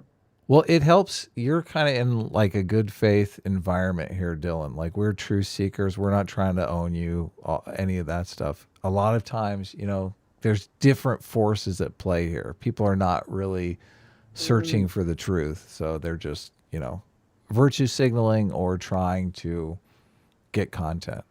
Okay, I need to search for the truth right now. Are those real cats in the background or are they fake cats in the background? My cat? Yeah, your cat. Oh, kitty. It's a real cat. Sorry. Oh, I love cats. Cats are better than dogs. That's all.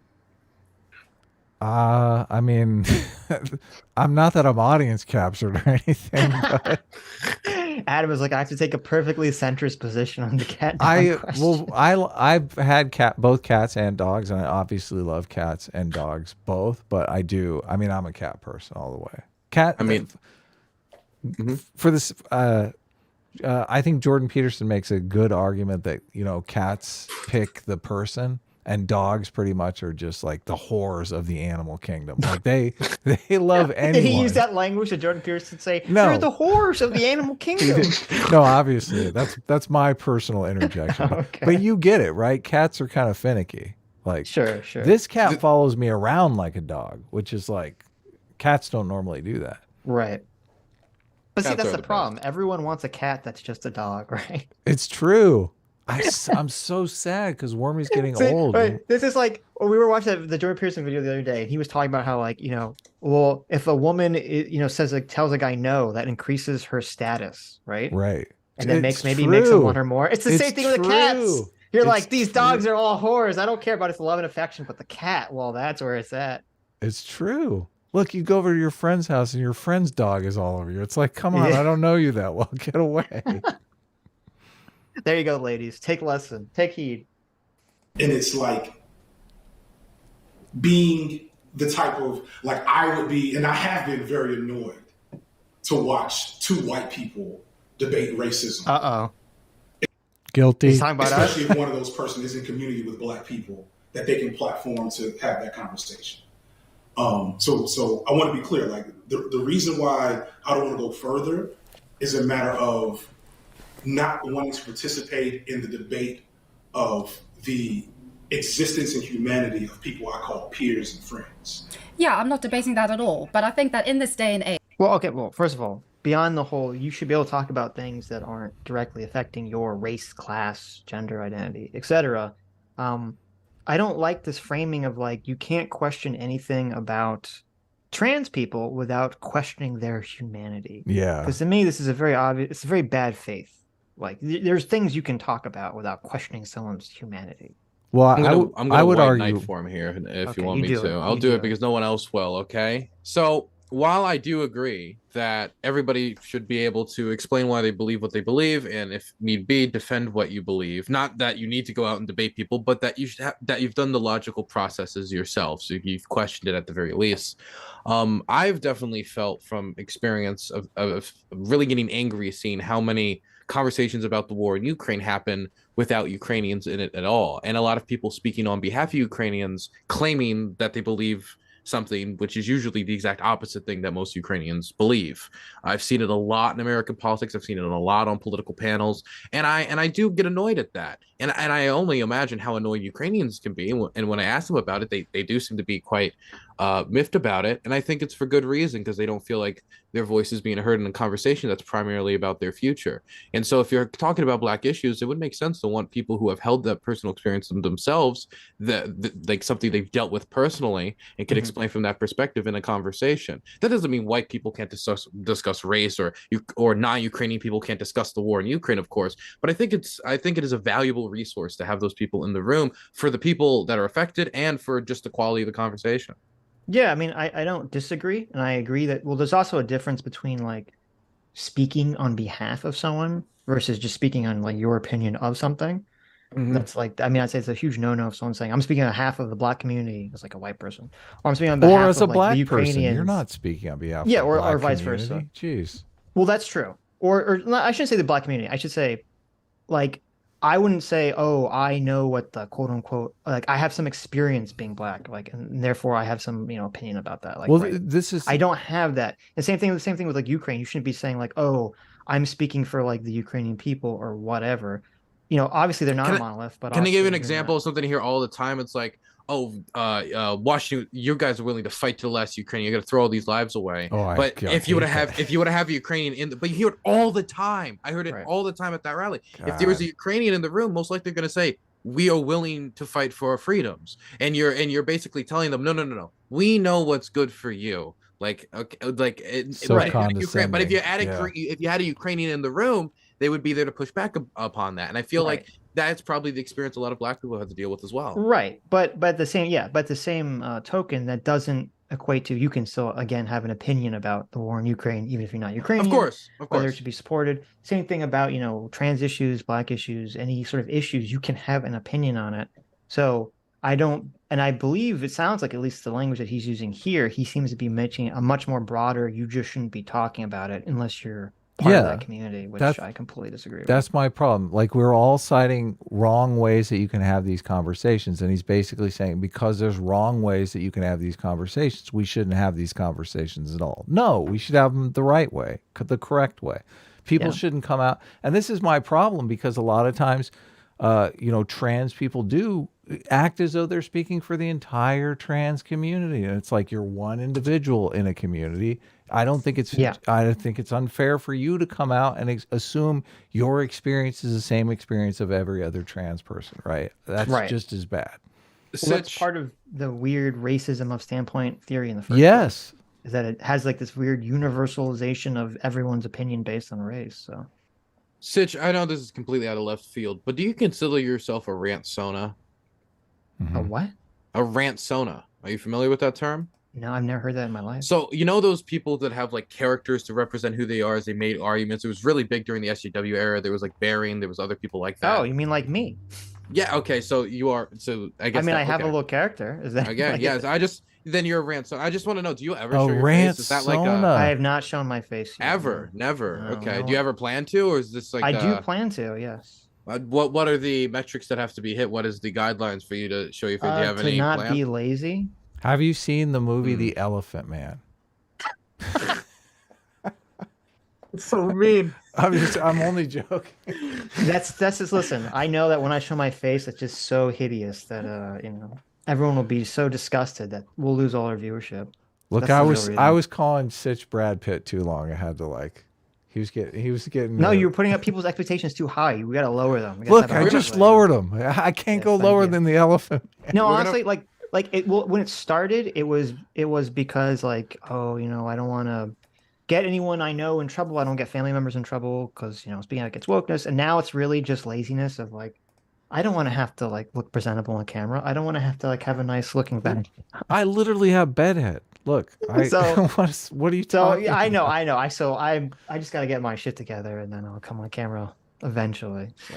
You know what? I think that you're playing the long con. I think really you're Vosh with a voice changer, and you just wanted somebody to have a drama with, and you're making content on both sides, and you're trying to pump There yourself you up. go. That would be There you go. brilliant. That would be pretty smart. All right, I don't- we're almost done. Yeah, hit it. Age, you have to acknowledge that more children than ever before are identified as non-binary, are having existential crises surrounding gender. Gender is all the rage, okay? The number of people who are detransitioning because of this is just evidence of the fact.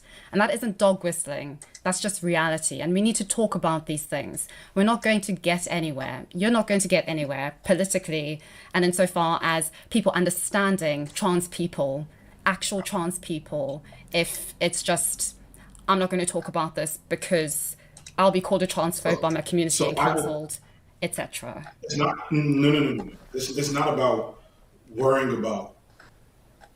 It's not about worrying about accountability to my community. It's I think it is. I think it is. being accountable to my community. So I will put you in contact with some trans people that can have this conversation with you. I would advise privately, but if you desire publicly, or you could just See, man, this just so triggers me, so rubs me the wrong way. It's like, I will put you in touch with the oracle that will set you straight on the It's like, what single person can describe the entire situation? Like, we've been arguing about this for 2 hours. That single person doesn't ever understand every aspect of it. Right. Look, they don't have the double blind studies that we're asking about either. Right. Yeah. Well, it's weird because there was an idea in anthropology way back in the day that in order to have like an objective view of a culture or something, you couldn't be part of it. You had to be an outside observer. And it's weird because like even though that has its own flaws, if standpoint theory is the inverse of that. It's saying no, the only way to understand something is to be in the middle of it, which that has its benefits, but it also has its flaws too. Like, it's going to be obviously like if I'm transitioning, right? I want to believe I'm making the right choices in my life. So it's heavily going to affect my own biases in terms of trying to understand, the science behind the issue. Of So course. that's why I don't buy this. Like you need to find people that are like knee deep in this to tell you the solution. FT signifiers in the chat, by the way. Hey, what's up? I think we've watched about 5 minutes of this video or less. You gotta come on again so we can talk about. Well, I don't know. standpoint theory. It seems like maybe he's asking to come on. Gone ahead and let me jump in. Oh, go ahead maybe and let me jump in for a second. Awesome. Yeah, send the link Sure. because I want to pick his brain about standpoint theory. you could just do the research on the other side of this issue a little better than you have up until this point. You're sending and him that the link, might right? also Not me. What's that? Did you send him the link? I'm going to send it now, but just Okay. get up to where we're almost done anyway. Right. I just want to make sure you weren't waiting for me to do it. No, you sent him the link. I don't think I haven't. He DM'd you last time. I don't think I have access to his okay. DM. So, Okay. You have the link, right? Yeah. Okay. I'll send it to you. Okay, well, just because I reached a different conclusion to you, it doesn't mean I haven't done my research. Okay. I just Yeah. Oh, man. Did I just fall in love? I feel like I did. I feel like I did. have different Okay. opinions. It's not that I haven't done my research. I just don't see the world from your perspective, and that's fine. That doesn't make me a transphobe. It makes me a human being like everybody else. It also has consequences, and it has, not consequences like I am some authority, like I didn't call YouTube and have them attack your channel, right? But consequences in that the public perception and the opinions about the ideas you are sharing willfully, publicly, is going to, especially, like this is why I wanted to have this conversation with you privately, so that, we can have a conversation without the inevitable backlash that will come, based on some of the ideas that you share. And yes, I'll put you in contact with some trans folks that I'm in community with, and see if they want to have this conversation with you. It's not a matter of being afraid of being canceled. It's a matter of, I don't know what it feels like to be trans. This is not my area of expertise, and I am just not feeling the idea of me being the person that explains it to you, because I may miss a lot. Good care, and yes. And you do not. Thus, your idea. But why did you send him that link, Sitch? Why didn't you just send him the Zoom link? I sent him both. Yeah, but every time you send both, the person ends up in the watch together. Oh, yeah. Oh wait, So- this is a justifiable reason not to want to go back and forth with somebody. Like, I'm not trans, I don't know the experience, I don't know enough about It's it. totally justifiable. If somebody says I don't know enough about this to really debate it, I completely agree with that. But to say other people shouldn't debate it because they are not trans, I completely disagree with. Like, you should be able to debate it. Like, if you want to dig in and understand it, you should be able to debate somebody it. says, I don't know. oh, thank you. What's Why? up? Why never Test, send the test, watch test. together out? Sitch? I know. It's fine. It's fine. Like, I've totally learned that. What's okay, up, here's FD? here's the real question, FD. What's up with your audio in this clip? Nobody told me that I Oh, it's because she didn't tell you? Oh, she set you up for failure. Oh, no. she said she could hear me. I thought I was speaking through my normal microphone. No. Oh, she got you good. Okay. Yeah, Listen, my opinion's I'm- completely changed on everything. I'm not a debater. I don't know. I guess all the tricks of the trade. I wasn't looking at the chat. I came in unprepared or prepared FD, improperly. how are you on our show twice now? Like, why are you picking us to like just jump in? Because we're on? based and awesome. And we have You Dylan got- here. Have you met Dylan? Say hi No, to Dylan. no shade. I'm familiar with Dylan. I don't know Dylan well. You all are I don't talk to any. Hold on, I don't hit up conservative. I have a We're itch not to- conservatives. Look, we saw a comment of yours in PF PF. Young. Yeah, calling us a right-wing echo chamber. Look, we talk to everyone. How is this an echo chamber? Look, we're happy to invite you on. You just show up in the chat. Talking to everyone doesn't mean you're not an echo chamber. What do you mean by what do you right-wing mean echo by that, chamber? then?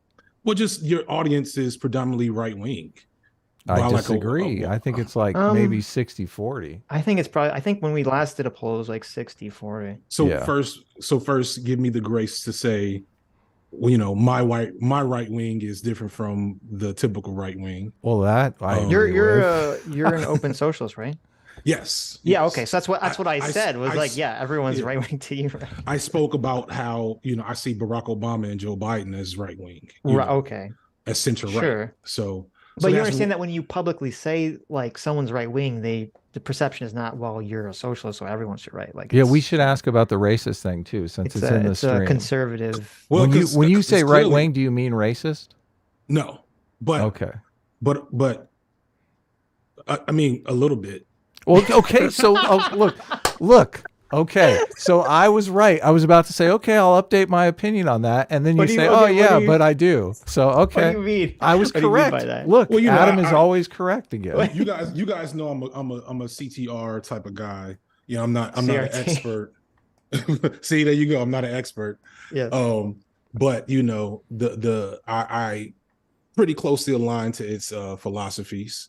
Mhm. Which is that race defines everything, and so to say that conservative or capitalist systems are not rooted in or upheld by racism, I think is a falsehood. But you also know, like I talked about in the last time, that the way that we often consider and like think about racism is what's the word I want to use here? Inefficient. Mhm. It's overly simplified, so that when I say racist, you all see it as a moral attack, and I'm just really using it as a descriptive Because other term. people see it as a moral attack. It's And that's true. impossible to separate it. And CRT would tell you that's by design. Why am I thinking of CTR? I saw Crash Team Racing earlier today. That's a pretty base game. Well, so wait, but when you answered Adam, you said, well, you kind of mean that right wing is racist. What does that break that down? Well, because from my perspective, right wing politics in the Western world hinge upon racism. They just kind of like it's a basic requirement. No, but when you said, how are you defining racism too? Oh, just an institution that privileges a particular racial group at the what's the word I'm looking for? Systemic level? At the systemic level, but like specifically against another group. So here in America, it's non-white people. In different countries, it's different ethnic groups. So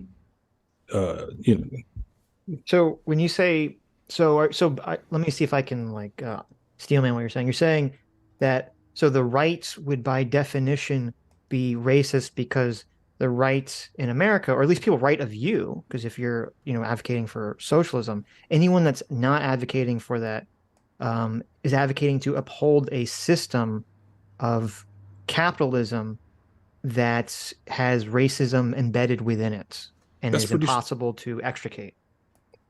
That sounds pretty accurate, Sitch. That sounds pretty accurate. Okay.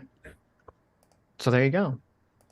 As usual, I'm here for a limited time. This time I'm about to bake some cookies, and my wife gets home. We're gonna have coffee. Awesome. What kind of cookies? But family first. Yeah. So I have no idea why I'm here. I was bored. I'm writing a video, and I saw my face, and I was like, "Oh, it's these guys." And I do. We were talking mad shit too, man. Don't go back. I saw. I'm not happy about the Kidology debate.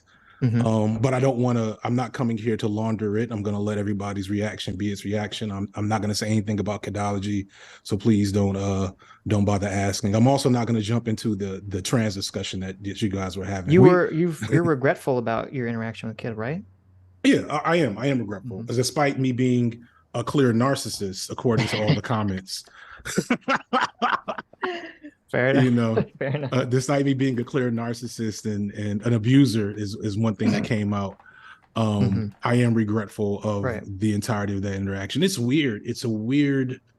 I'm in a weird position that I'm starting to finally get adjusted to, or at least mentally adjusting to, where once upon a time I could critique something or someone and have it just be my critique, but now you're too big.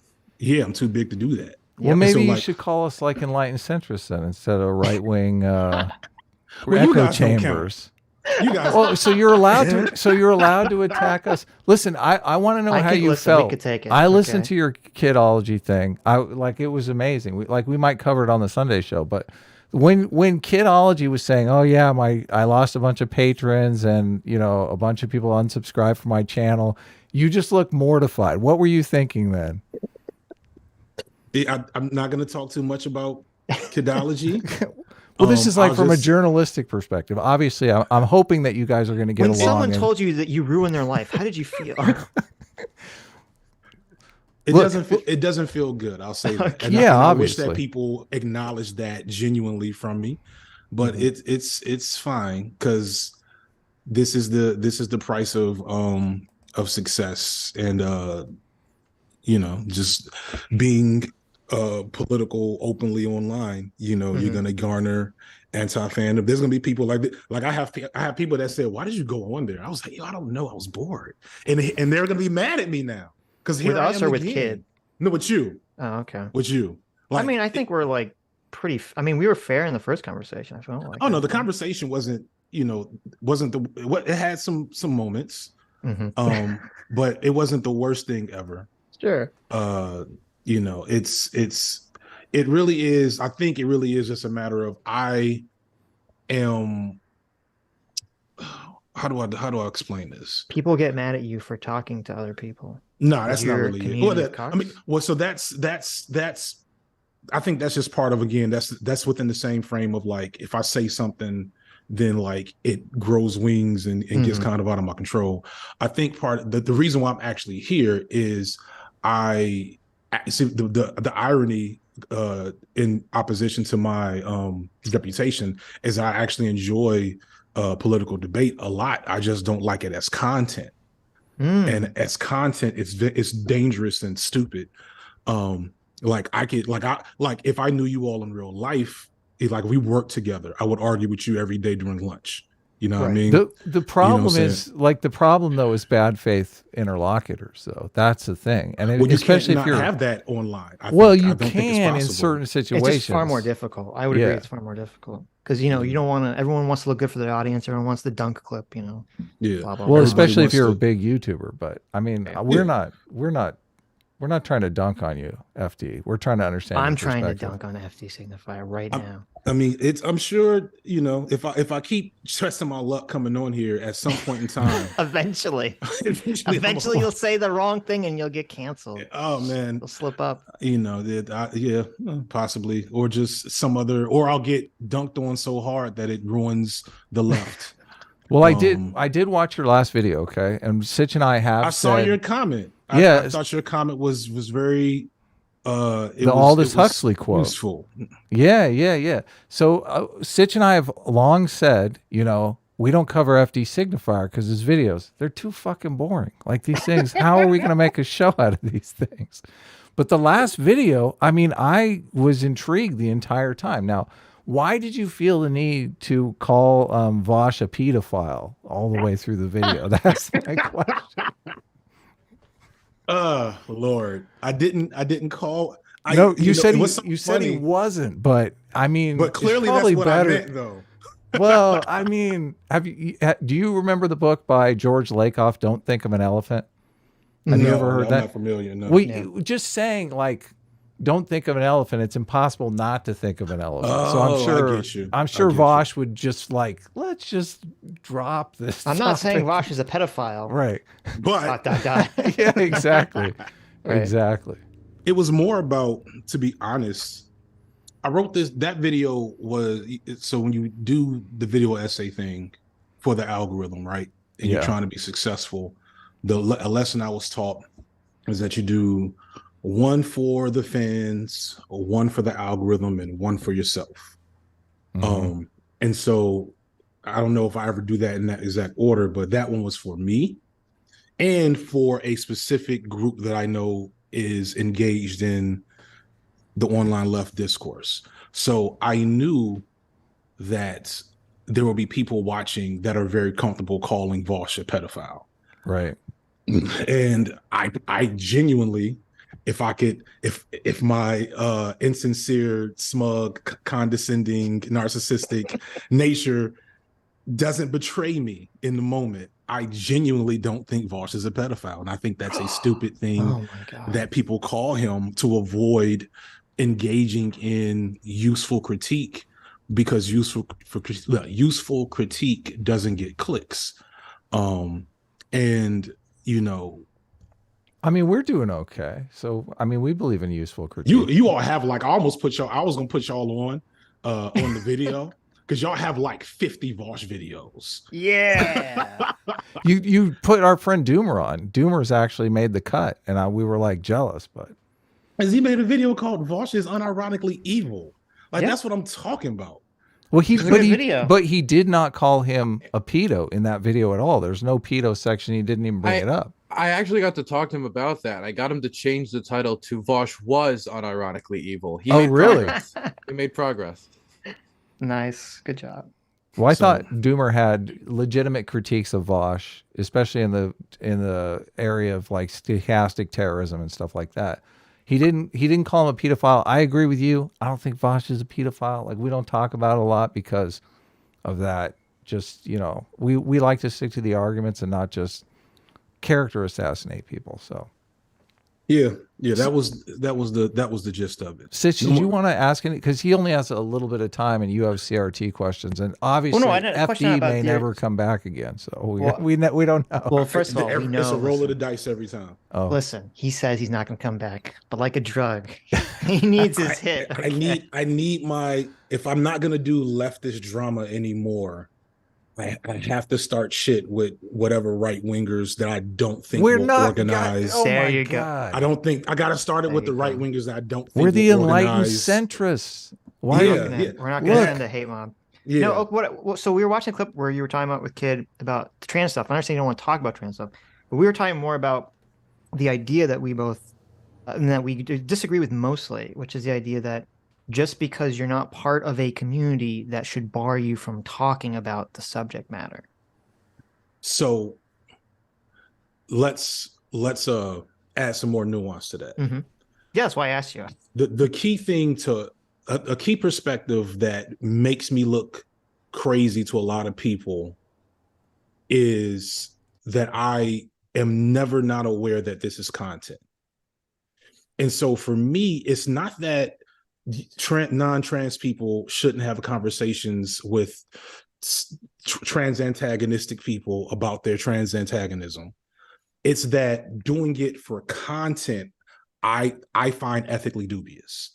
I don't like that. That is one, it's high stakes. It's exposing trans people to really just a further experiences of dehumanization as people like talk about them like, you know, characters in a video game, apart from their, you know, material reality.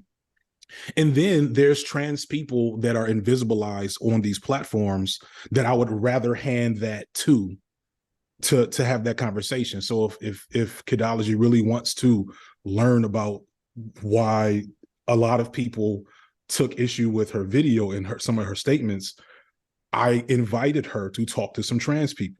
You know what I'm saying? I'm going to talk to a trans person and later this week about some of these things to give her the opportunity to speak for herself.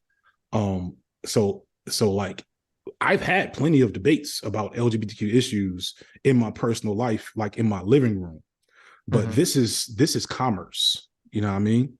There's for money involved. Right. But so to try to understand, are you saying that for like, if you're streaming on YouTube, you don't think that two people, neither of whom are trans, should have conversations for money about trans issues without a trans person, you know, participating? I would say there is a spectrum of responsibility.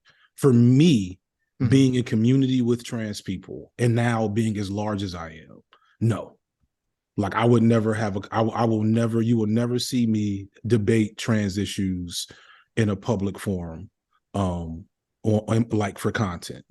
And like, it's not happening. Right. I mean, I think if someone personally wants to have that position, I think that's totally fair to say, I don't want to talk about things that, you know, are not part of my lived experiences. But I think I kind of ran into trouble with when you were talking to Kid, is that you were kind of acting like whatever she was saying about J.K. Rowling was so, you know, beyond the pale of absurdity, but then you're not willing to actually give your position on why. It's really frustrating.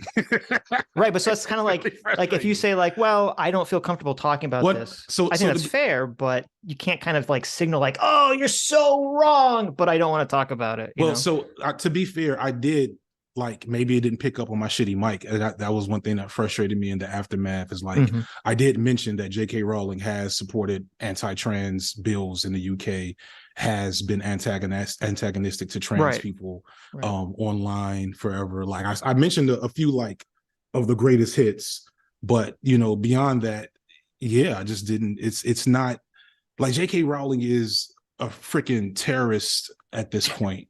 No.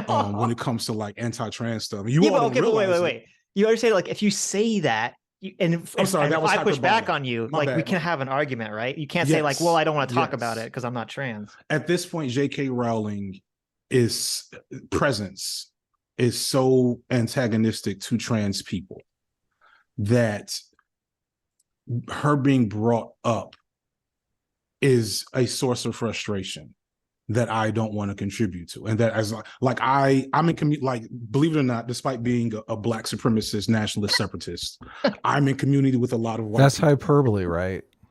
Only a little bit. I gotta look at your chat. What is you your chat? You keep doing that. I put a poll up for you. Chat check. Am I right leaning, left leaning, or centrist? So, and right now the right leaning only has 30%, 29%. So, well, they're doing it just to spite. I'll go pump they the might numbers be. up. What the fuck was I saying? We were talking about how J.K. Rowling is a terrorist, I believe. Yes. No, I was saying I'm actually in community with a decent amount of white leftists, and I would expect, and you know, things are always better, right? But I would expect that like certain elements of their content, certain conversations that they do on their platforms that involve black issues, that they would seek to, especially for the bigger ones, to find, you know, other creators. As I'm kind of like not wanting to do that anymore, but like other black creators that can speak to those issues in that situation, even if it's just a guest spot in the video, you know, like it's the combination of ethical, you know, business practices, and just like, if you say we're a community and I say to you, hey, this thing gets on my nerves, I think it's reasonable to expect you in reasonable situations to like acquiesce to my needs as a person in your community. Do you believe standpoint theory? Standpoint theory has problems, mostly in its co-option at this point. Because have you all read Elite Capture? That really kind of turned me, like, not turned me away from standpoint theory completely, but like exposed. There's a book I mentioned in the video, in the drama video.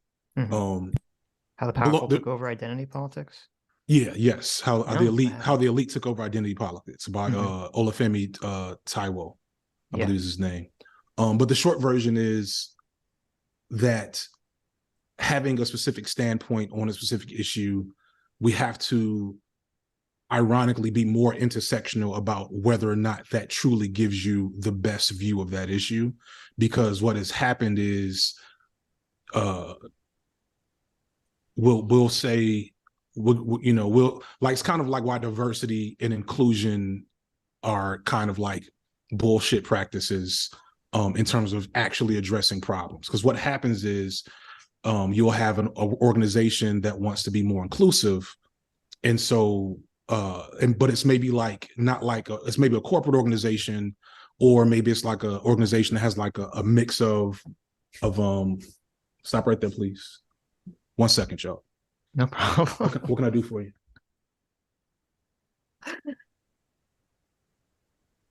Sitch, you can read a super chat. Oh no, he's back. Sorry about that. Okay. The short version is, like, when we do standpoint theory, we almost always miss that the people we standpoint theory with are like also bourgeois, are also like academics, are also people who lack certain perspectives, but they have enough of a perspective to say we checked off the box. You know what I'm saying? So like talking about the trans issues, right? If we let, Natalie Wynn shouldn't be the only voice talking about trans issues that has a platform. You know what I'm saying? We should have, more Black trans women. We should have Black trans women who are of a certain socioeconomic status. And when we only say we just want to check the box for a trans person to say something, which is not really what standpoint theory is about, but it's kind of what it ends up being, then we end up replicating and missing problems. So if I can see if I can Kathy Newman you, So are you saying that? So I haven't read this Elite Capture book, but I'm guessing their argument is something along the lines of that essentially there's a bunch of neoliberal shills that exist among all, gender, race, peoples, and so that the dirty liberals and neoliberals will get, their token whatever to come up and kind of shill for them, and that's why we need, we need to interweave intersectionality into standpoint theory. And that's your that's the irony, is that standpoint theory is as it, I know, naturally, but right. But it doesn't. And that's kind of the limitation of that and intersectionality. And really all, like, none of these things are supposed to be, on Tumblr. What I mean? Yes, of course. They were all in academic, literature and stuff. Right. And it's funny because it was actually like 2 days ago, I was reading the origin book for standpoint theory, which I think it's called like Feminism in Science or something, some crazy title like that.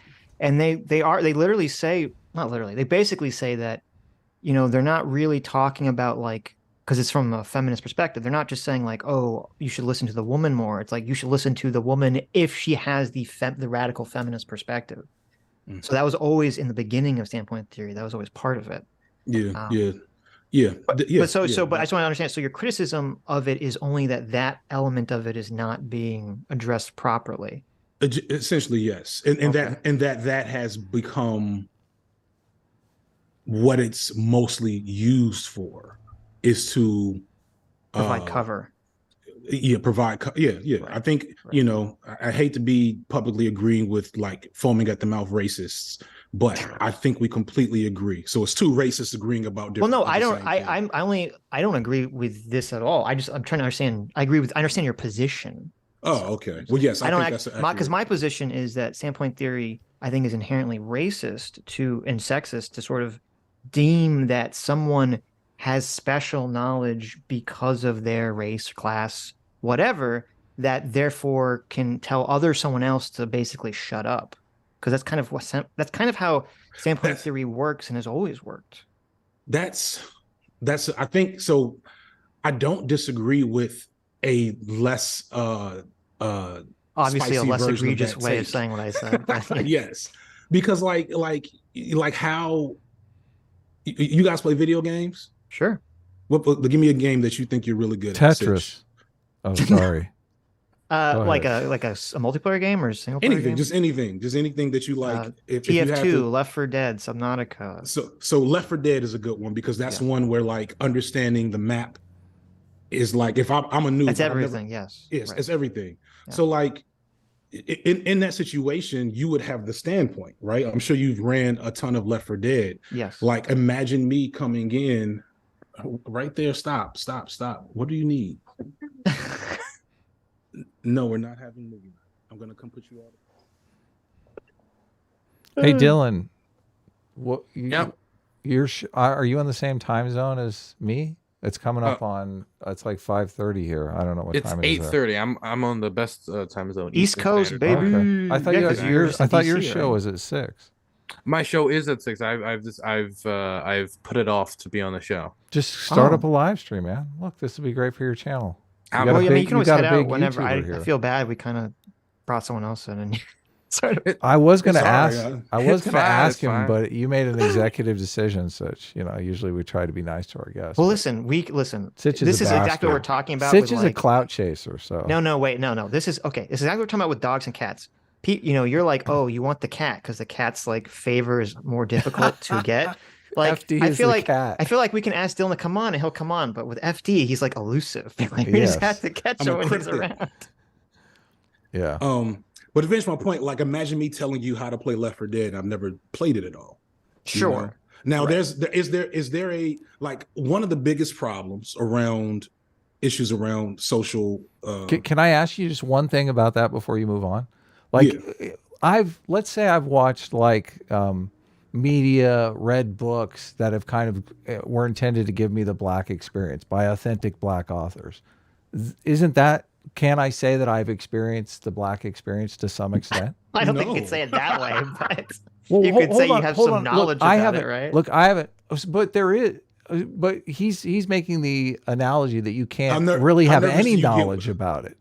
Look, You can I have under, some- look, you can have look. some I knowledge, haven't. but, like- I've seen the the Steven Spielberg movie about the Holocaust. I've seen it. Schindler's Yeah, but you List. wouldn't. Yeah, but wait. I I'm haven't just saying, been killed I'm in just the saying Holocaust, right? but I But you feel just like I have listen. some understanding of the situation. Okay, okay. Just that's what I say. Say that I have knowledge or understanding about it, not that I've Yeah. experienced. Do I it. have to be killed in the Holocaust to say that I have experience of understanding the Holocaust? So That's what I'm asking. of course you'll have some understanding of the situation, but the point of standpoint theory is to kind of address the fact that experts on Black people are always white people for like a long time. But I mean, there's so, like Menace to Society was done by the Hughes brothers. Like it's like supposedly somewhat authentic. I thought the view Hughes of- brothers are actually Black, weren't they? Yeah, the Hughes brothers are Positive. Black. Yeah, definitely. Wait, so what was your point then?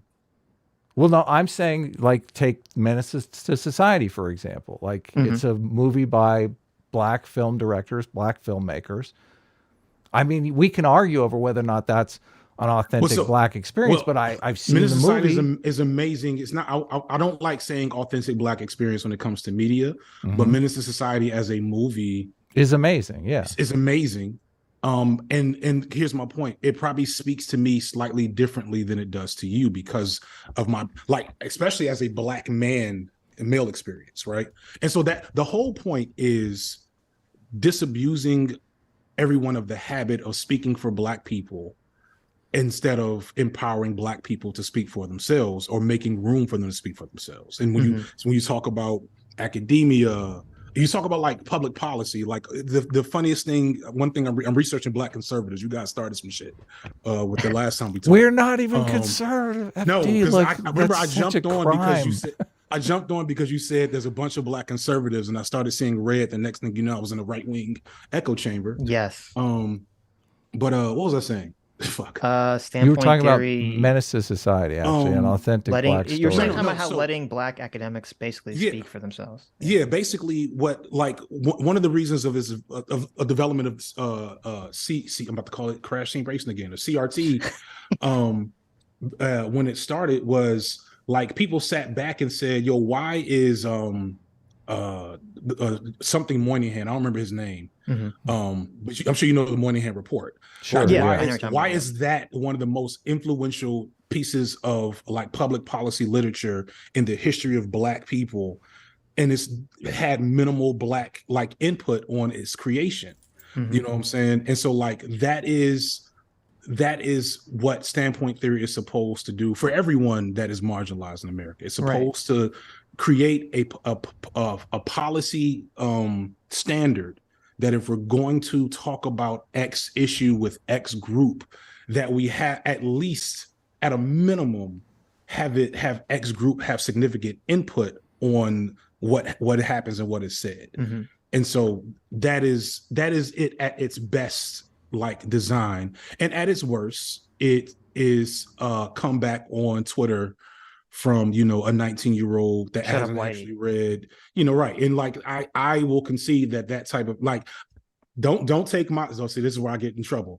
My word is not bond here, because I know some folks that are more than happy to curse y'all out, and please believe I will not say anything when they do if y'all step out of line. But I do feel like that at least using the academic literature and the theories to justify shut up Whitey is probably bad praxis. Sure. Doesn't mean you shouldn't shut up though.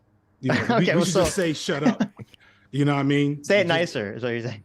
No, not even say it nicer. Just don't say, Bell Hooks thinks you should shut the fuck up. Just say shut the fuck up. Right. You know what I mean? Right. You don't. Wait. So I agree on one aspect, which is like, yes, having more diverse voices in academic fields and science and all these things is important because different people have different shared, lived experiences of reality. So I agree with that aspect of sort of how you were describing standpoint theory. My problem with standpoint theory more so is that that's not really what I don't think that's really what it's about. What it's really about is a deeper attack on the production of knowledge itself. That's why it's standpoint epistemology, because at least when it was created in this feminist book I'm reading, and also when I read about in CRT, they're not just saying we need Black voices in fields of science. They're saying that the very fields of knowledge production via science since they were created by white males that were probably bigoted in the 16, 17, 1800s, those ways of producing knowledge themselves are racist, are problematic. So we need to create our own ways of seeking knowledge. And that's kind of why there's this, in CRT, this sort of, well, we're a little bit skeptical of studies. We're more, about like people's lived experiences. And to me, that's a dangerous idea and foolish idea. So I'll give you dangerous. I don't know about foolish though. You know, I'll give you dangerous. Okay, I mean, it's honest. It's a threat in that it's a threat to like the status quo. But like, FD, are you for science though? Like that's a good I'm for science, like in terms of scientific method. Okay, like understanding. I just want to make that clear. Conceptual framework. Like starting with your lived experience for hypothesis generation. Obviously that's a good place to start. But I mean, sooner or later, the scientific. Studying, yeah, like if you can come up with because first off, here's the thing. Like I'm an actual sociologist. Like I've seen, I was never good at using SPSS or whatever the new data crunching systems are, but I understand enough to know that like statistics and data can prove a lot of things and show a lot of things and then be disproven in a lot of ways and show there's the over reliance on, I think I heard somebody say while I was coming on the randomized control trial for social science or the double blind study for social science is a problem. I think, if we're talking about like, medicine or something, like not so much, but like, and that's kind of what the problem, especially when you have, and this is why CRT, hold up. This is why I got to leave soon. Yes, Rohan. No problem. Family comes first. Like a good conservative. Oh, I know. I brought that up last time. I know. You got to read this book on standpoint theory, Adam. That's why I have you for, Sitch. You're my work wife. Come on. Welcome back. I don't know where I was. Welcome back. Welcome back. I was attacking attacking the knowledge production. The thing, so like the thing that all that stuff is trying to address is the inherent bias that white people, the Western world, is really resistant and engaging with. And that's going back to the Moynihan report. Like there was so much inherent bias that was unchecked in that report that kind of just slid off the tongue. Like it didn't even have, it had minimal pushback for years, for decades, really. You know what I'm saying? The 94 crime bill is another example. You know what I'm saying? And that was something that Black folks participated in. But my promise is kind of like with this is that, if the CRT crowd or the feminist crowd or whoever was kind of saying, listen, we think that, the objective measures of science that we've kind of adhered to for so long are biased in some way, not just that biased people are using these tools, but that the tools themselves are biased. And they said, well, here's a better system. And you could look at it and say, oh, this system seems like it's going to produce, truer scientific results. Then maybe we could have a conversation. But whenever I read this stuff, it's always, they want to replace it with essentially like, if you don't agree with whatever this doctrine is, then you're wrong. Like they're not replacing it with something that's science-based. Yeah, I don't read it as such. I definitely don't agree that they're not replacing it with something that's science based, because we're talking about the social sciences. We're talking about theoretical constructs based off of other theoretical constructs. So like that's a nebulous. Well, in terms of like when I'm reading the book about standpoint theory, their critique is that, well, standpoint, like normal science doesn't. I forget the word they use. Like the normal science doesn't, overturn the oppression of like capitalism or something. And I'm like, well, that's not the point of science. Science is not supposed to overturn anything. It's just supposed to tell you what's true, and that's it. But what's true is like predicated on the atmosphere that shapes it, right? Sure. And so like what's like, and I wish I'd have researched this to come back and talk about it. Like one of the cringiest moments last time was Adam bringing up the 1350 line when we talked last time. And so that's true in some sense. In many senses, it's completely fabricated and false. But moreover, the way we even conceptualize crime is infected by these systems. You know what I'm saying? Like the way that we criminalize behavior is based in constructs and ideologies that are not accounted for in the science. And so that's what Sandpoint theory is trying to get at. Not even just the systemic nature of how crime is reproduced and, you know, poverty, et cetera, but that like, if I'm pretty confident I've been pulled over more than you all, right? Well, I'm pretty... First of all, just to be clear about last time, like the only reason I would bring up 1350 is to say that racists are using it to create a racist stereotype of black people that I am not in favor of. Okay, just to be clear here, I'm not bringing up 1350 to try to, you know, forward those stereotypes. Okay, to be clear, Adam was not saying, well, what about the 1350? Yeah. Okay.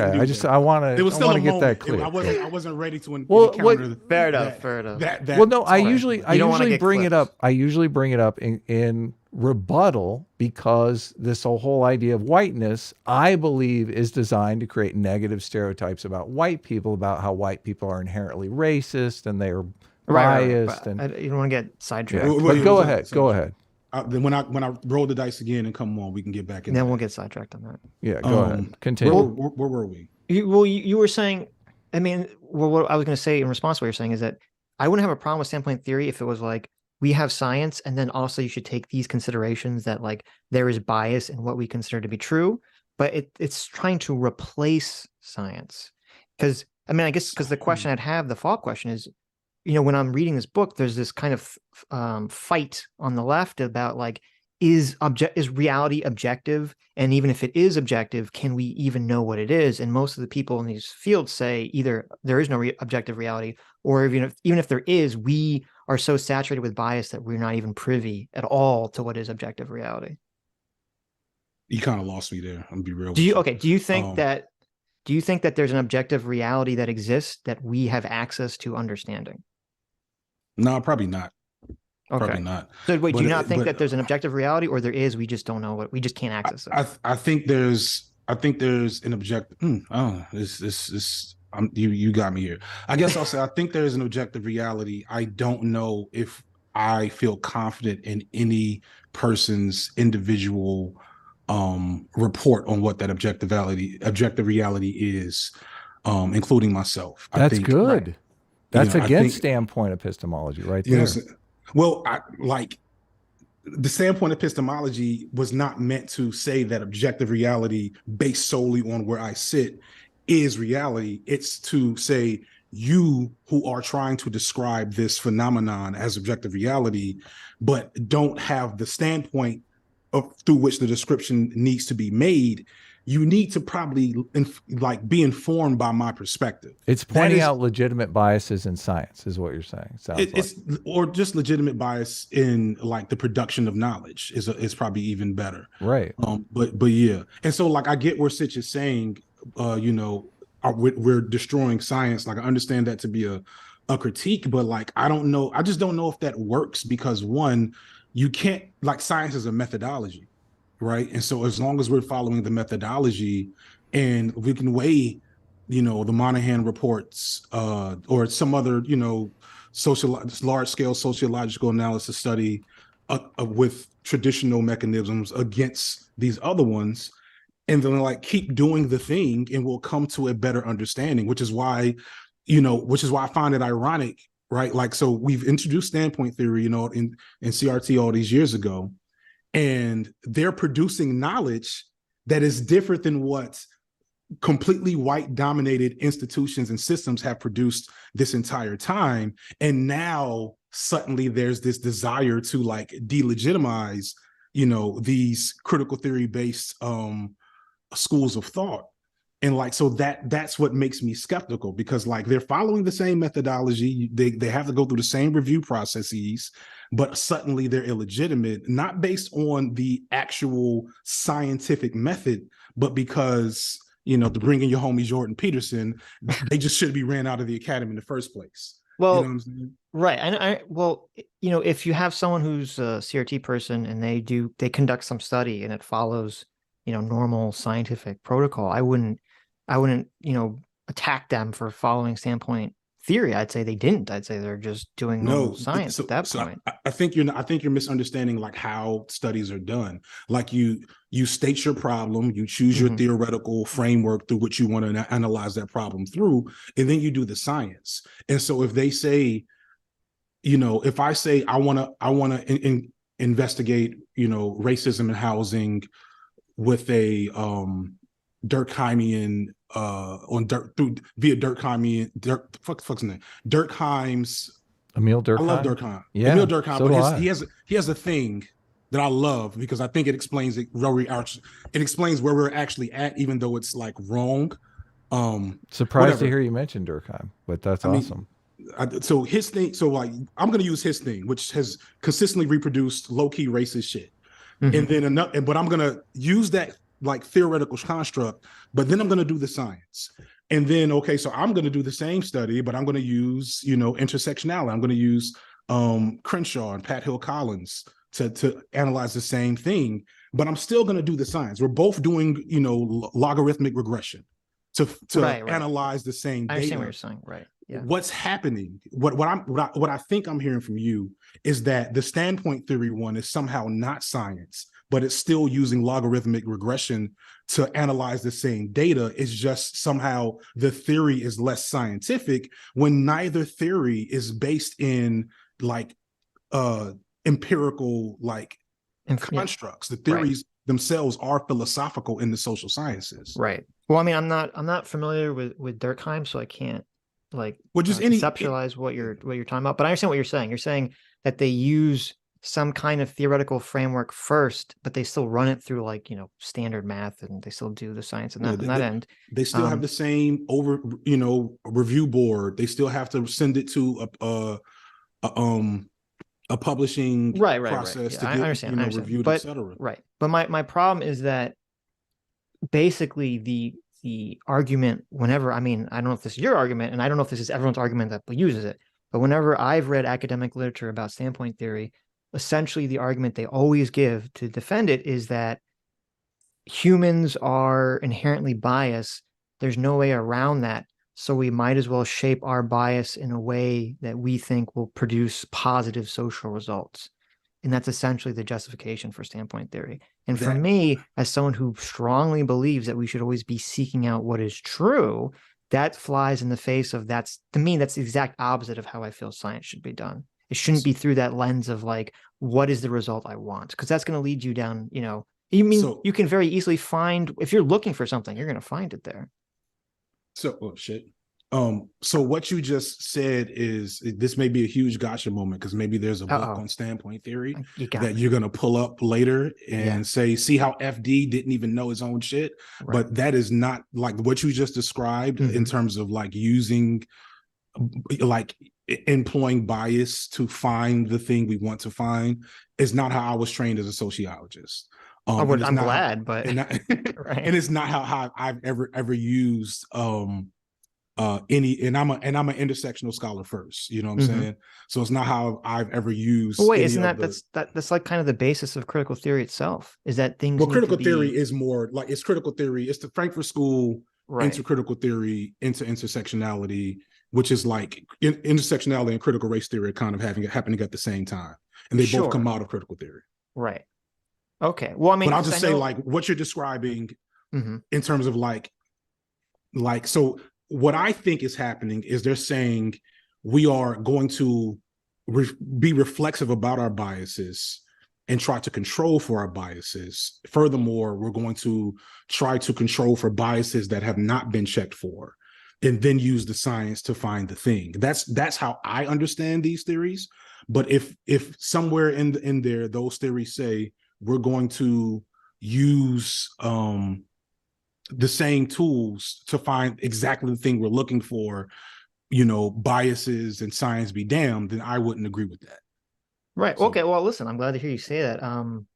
I mean, I would hope that in school people are being taught to just look out for biases, not to levy their biases in the direction. But again, from the literature I've read, including the origin point of the book, they're pretty. I mean, I don't know. Maybe we would quibble about, if I started reading sentences to you, we would quibble about how to interpret them. But from my perspective, when I'm reading what they're saying, they seem to be very clearly saying that they don't believe that humans have access to objective reality. So therefore, the kind of like throw that out the window, fuck it approach to it, and sort of we just need to be pushing for things for positive social change.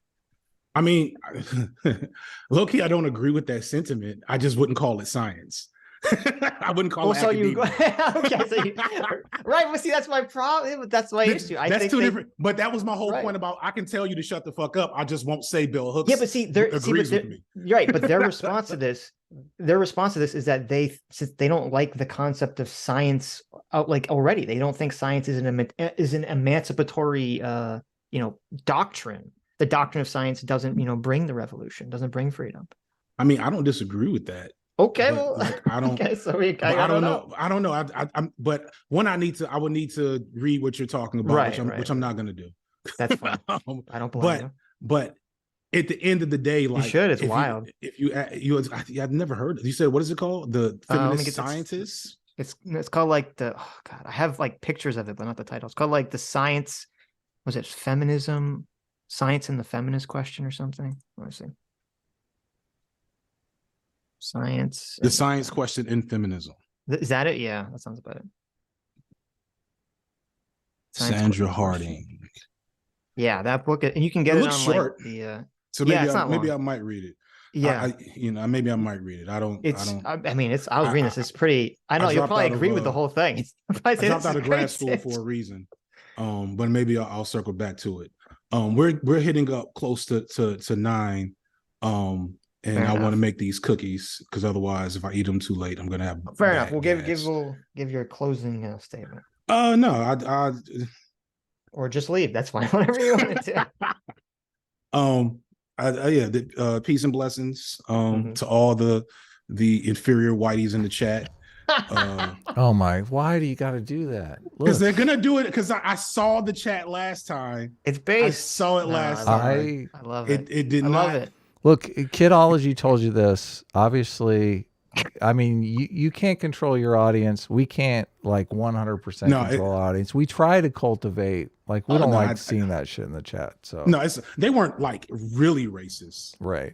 Just they weren't the indefensible. You have racists in your chat racist. Well, I am. They were just systemically right wing racist. They were just systemically. They were just right wing echo chamber racists. There you go. Perfect. So. Peace and blessings, y'all. I hope nothing but positive change and thank you to you too. Thanks for coming on. Yeah, take care, man. Bye. And then there was 3. Welcome back, Dylan. Now, see, I didn't say anything, and now I'm the best progressive. I am the best progressive, and everybody has to now give me pats on the back. I was thinking, I was like, we accidentally placed Dylan in a no-win situation. He can't, he has to be silenced, Well, I mean, you might get a shout out. I thought maybe at the end I should apologize for being white a few times. I don't know. I haven't considered it. I decided against it. Oh my God. Look, I think FD needs to work on that. He needs to get more apologies from white people. I agree. No, yes. He needs to demand less apologies from white people. Like if you're walking away from a conversation, you fucking Nazi. No, listen. I have a lot of respect for FD Signifier because he's jumped in twice. What the hell? One, he's talked to us twice, even though he knows we pretty vehemently disagree with him. Yes. 2, he's one of the few people that when we have this conversation, doesn't hide his power level. Doesn't try to lie and gaslight me. Totally. Right. Or it could just be that all the there's so many white lefties that when I talk about this stuff, maybe they just don't know what the fuck they're talking about. Maybe. So So that's the issue. So I do appreciate that he is completely upfront and it seems to be very knowledgeable about a lot of these topics. Like unlike most of the people in PredTube. So I know basically nothing about FD Signifier. I've seen none of his videos. I've seen this there was like a drama video or something. I've paid no attention to it. Right. So it's just not. He's just never really, I guess, covered topics that I was that particularly interested in. His last video is pretty interesting. I mean, it's YouTube drama, but I mean, YouTube drama. who doesn't know, like YouTube drama? What's up? Honestly, my community seems to not like it that much. Really? I feel like you need a more fun community. That's the thing. After doing panels for so long, having participated in some jobs, my community really loved it. And then I went to Ukraine, almost like I went on a real journalism mecca. Right now, I'm back, and like all of my community are like anti-drama extremists. That's so sad, Dylan. You need to fix that. True. Will you be my drama? Will you start a drama with me? We can. Yes. I mean, we have to find something. I think you're a whore. I think this stream. No, come on. No, doesn't work. Okay. Call Adam a racist transphobe for not wanting that'll trigger trans me. women in the locker room. I mean, that's gonna happen. I think you might get some drama just from having this conversation with us. I don't think so. Okay. I mean, I've talked this the third time. People keep telling me that if I keep Short Fat Taco keeps telling me if you keep talking to me, you're gonna get canceled. It's like, why? Who's gonna do it? What's gonna happen? Dev is just he's a big drama whore, so he thinks Well, no, here's the thing. We're not. If we were bigger, you would get in trouble for talking to us, but we're not. I don't think so. I think so. I mean, I went on Jesse Lee Peterson's show in person. That was awesome. But I'm assuming you're pushing back on everything. Well, of course I'm pushing back. And I gave pushback today. Wait a second. I've seen that episode. I think didn't you tell Jesse Lee Peterson that you were into dudes, and he just had like a look on his face, like, dude, and I asked him like, do you like dudes? And he was like, huh? And dude, like a month later, you got it. A month after he was telling me you're really bad for being gay. I was like, I'm sure. Do you like big beefy men, Jesse? What about you? Do you know if you're straight or if you're gay? A month later, a big scandal dropped about him touching men who worked under him. I have no clue if it's true or not. He denies it. Fuck, it's crazy though. Worked under him, huh? Wait, see, you figured out. There you go. You figured out the perfect response to when he says, "Do you love black people?" You say, "I don't know. Do you love men?" It's brilliant. Yes, I love both. There you go. Love them all. I love them all. What else are we gonna talk about now? We were to the end of the video. We just have a super chat, so obviously. Okay, we can do super chats, and I can head out then. Well, you can head out whenever you want. Head out whenever you want. That's our. Hey, I like to stay for the whole show. I like to provide. I say I'm on a show. I'm on a show. You know what I mean? Look at this guy over here. I mean, it's a good thing you're not on the Sunday show because like we usually stream for 10 hours. I mean, it's gonna take what? Oh fuck. Okay. Well, you know, I bend my principles a little bit. Yeah, I was gonna say we have a lot of chats to go through. It might take. I mean, we might be like an hour or two. Yeah. I'll see if there's. I'll see ones that are addressed to you specifically, and then you can get out of here. Awesome. Putin made a speech. I want to look at it. Oh yeah. What's up with that? Biden made a speech. Biden just shows up in Kyiv. Yeah, he went to Kiev. He went to Kiev. Yeah, I mean, it's the first time a president has done what he's done without military protection. I mean, it was pretty.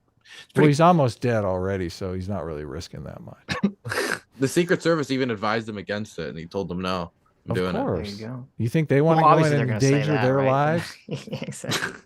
They're gonna be like, this guy's gonna get us killed. I'm happy he went. It's something I said he should have done like 6-7 months ago, but like I'm happy he did it. I understand that the Secret Service was probably like freaking out the whole time. They were like jamming phone service in Kiev in order to like protect him, to stop people from taking pictures of where he is at any particular time. I think. I mean, do we really think that like Russia's gonna like start war, like World War III, by like taking out Biden? No, I don't. In fact, they actually pulled a gangster move, and when he was halfway to Kiev, they just sent the Russians a message like, "The president's in Ukraine. Just he's there.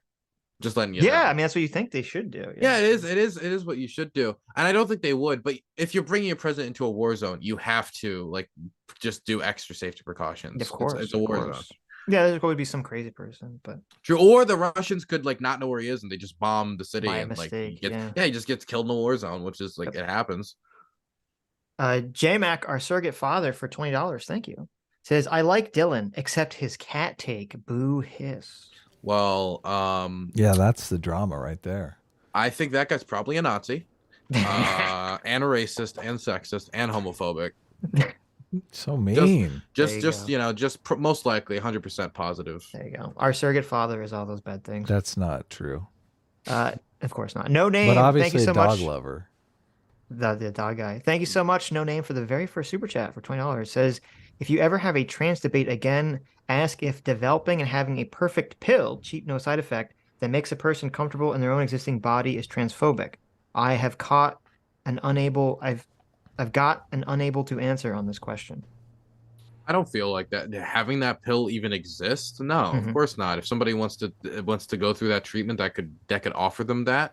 I mean, absolutely. And when you think about how expensive gender affirming care is with the surgery and everything, that's another reason why it's like the idea you choose to do that. You're like, yeah, I just want to spend $20,000 to $30,000 to go through surgery and all these treatments. I have to pay all these I think most people there's a massive cost barrier there. I think as well, but yeah, I'd be fine with that. Not to mention how cheap it would be in comparison if somebody wanted to make that decision for themselves. Like, yeah, absolutely. What about well, here's the I think the issue, the contentious issue would be if there was a pill that cured gender dysphoria, it would probably be medically unethical to do transition after that point to people that are not already transitioning. I guess it would depend, because if somebody, for example, if somebody, I think, started to transition and then they've started to socialize themselves as a woman, there's possibly like a point of no return. You know what I mean? Right. It'd only be for people that haven't started at all. Maybe. I haven't really thought about it. I mean, it's magic technology. I have no clue. Yeah. Nice pun. It's like Dave for $2 says, was your Ukrainian coverage crowdfunded?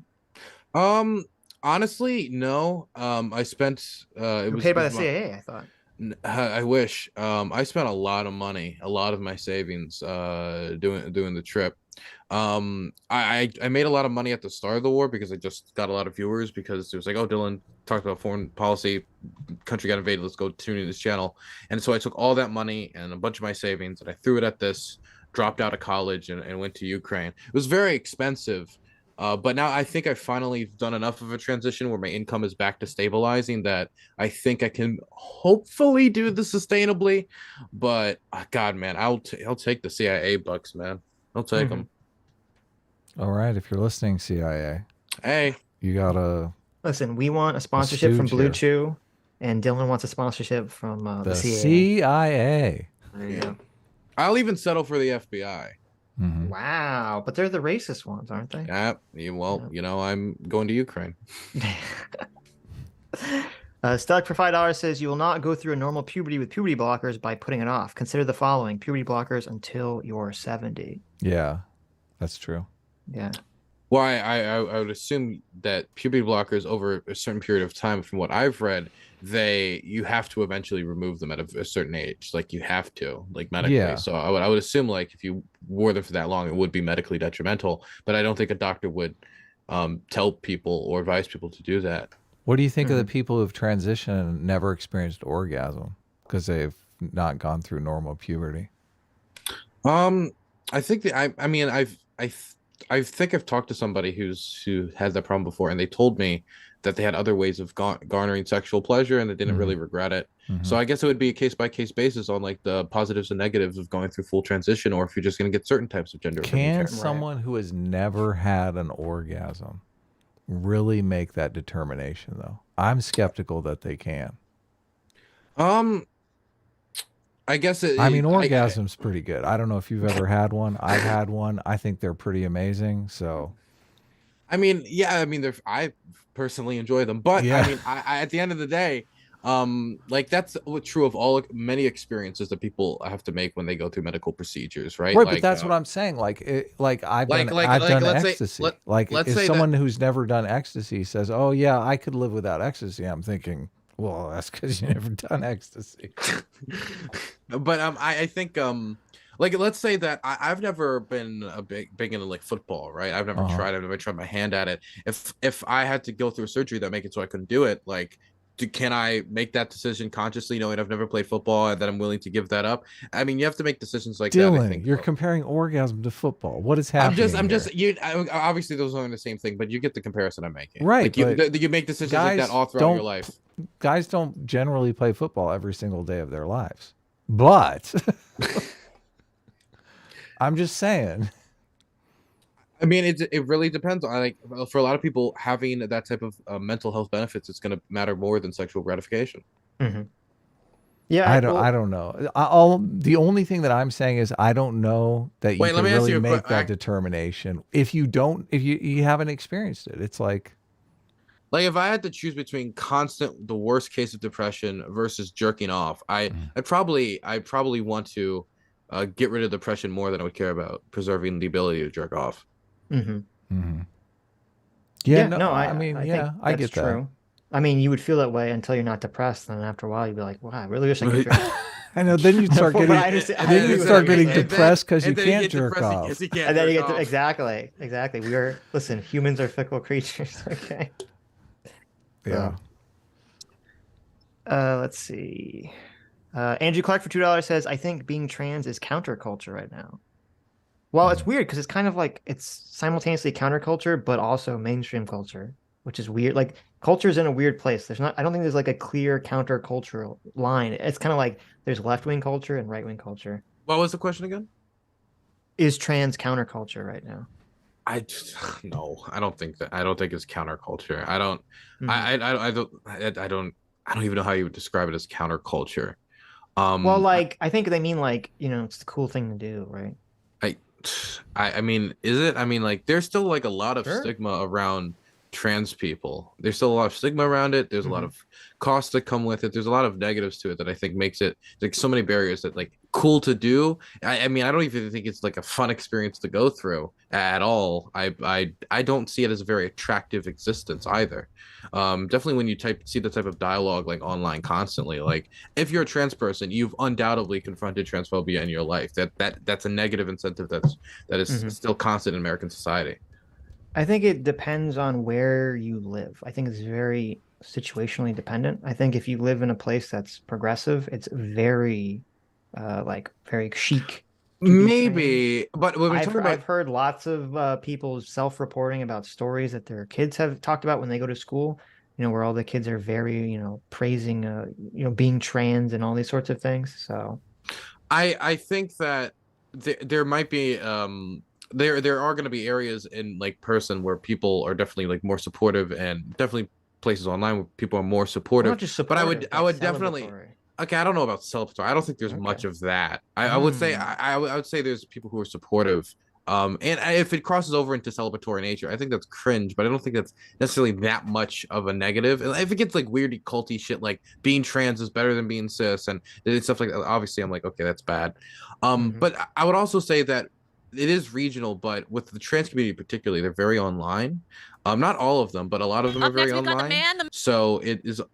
There's still like even if you're in a supportive area, you can still experience like hate in other ways through different forms of behavior, just like you can also experience support online as well if you're in one of these hateful areas. Sure. That's why a lot of trans people who are in isolated communities are super ultra online, because that's the only place they can find that type of support. I know it seems like I know I feel, I haven't seen any studies on this, but I feel like a lot of people can use a trans identity, even if they don't like take puberty blockers or anything. Even if they come out as like non-binary or whatever, can use a trans identity in order to, gain social status among a clique or a friend group for young people.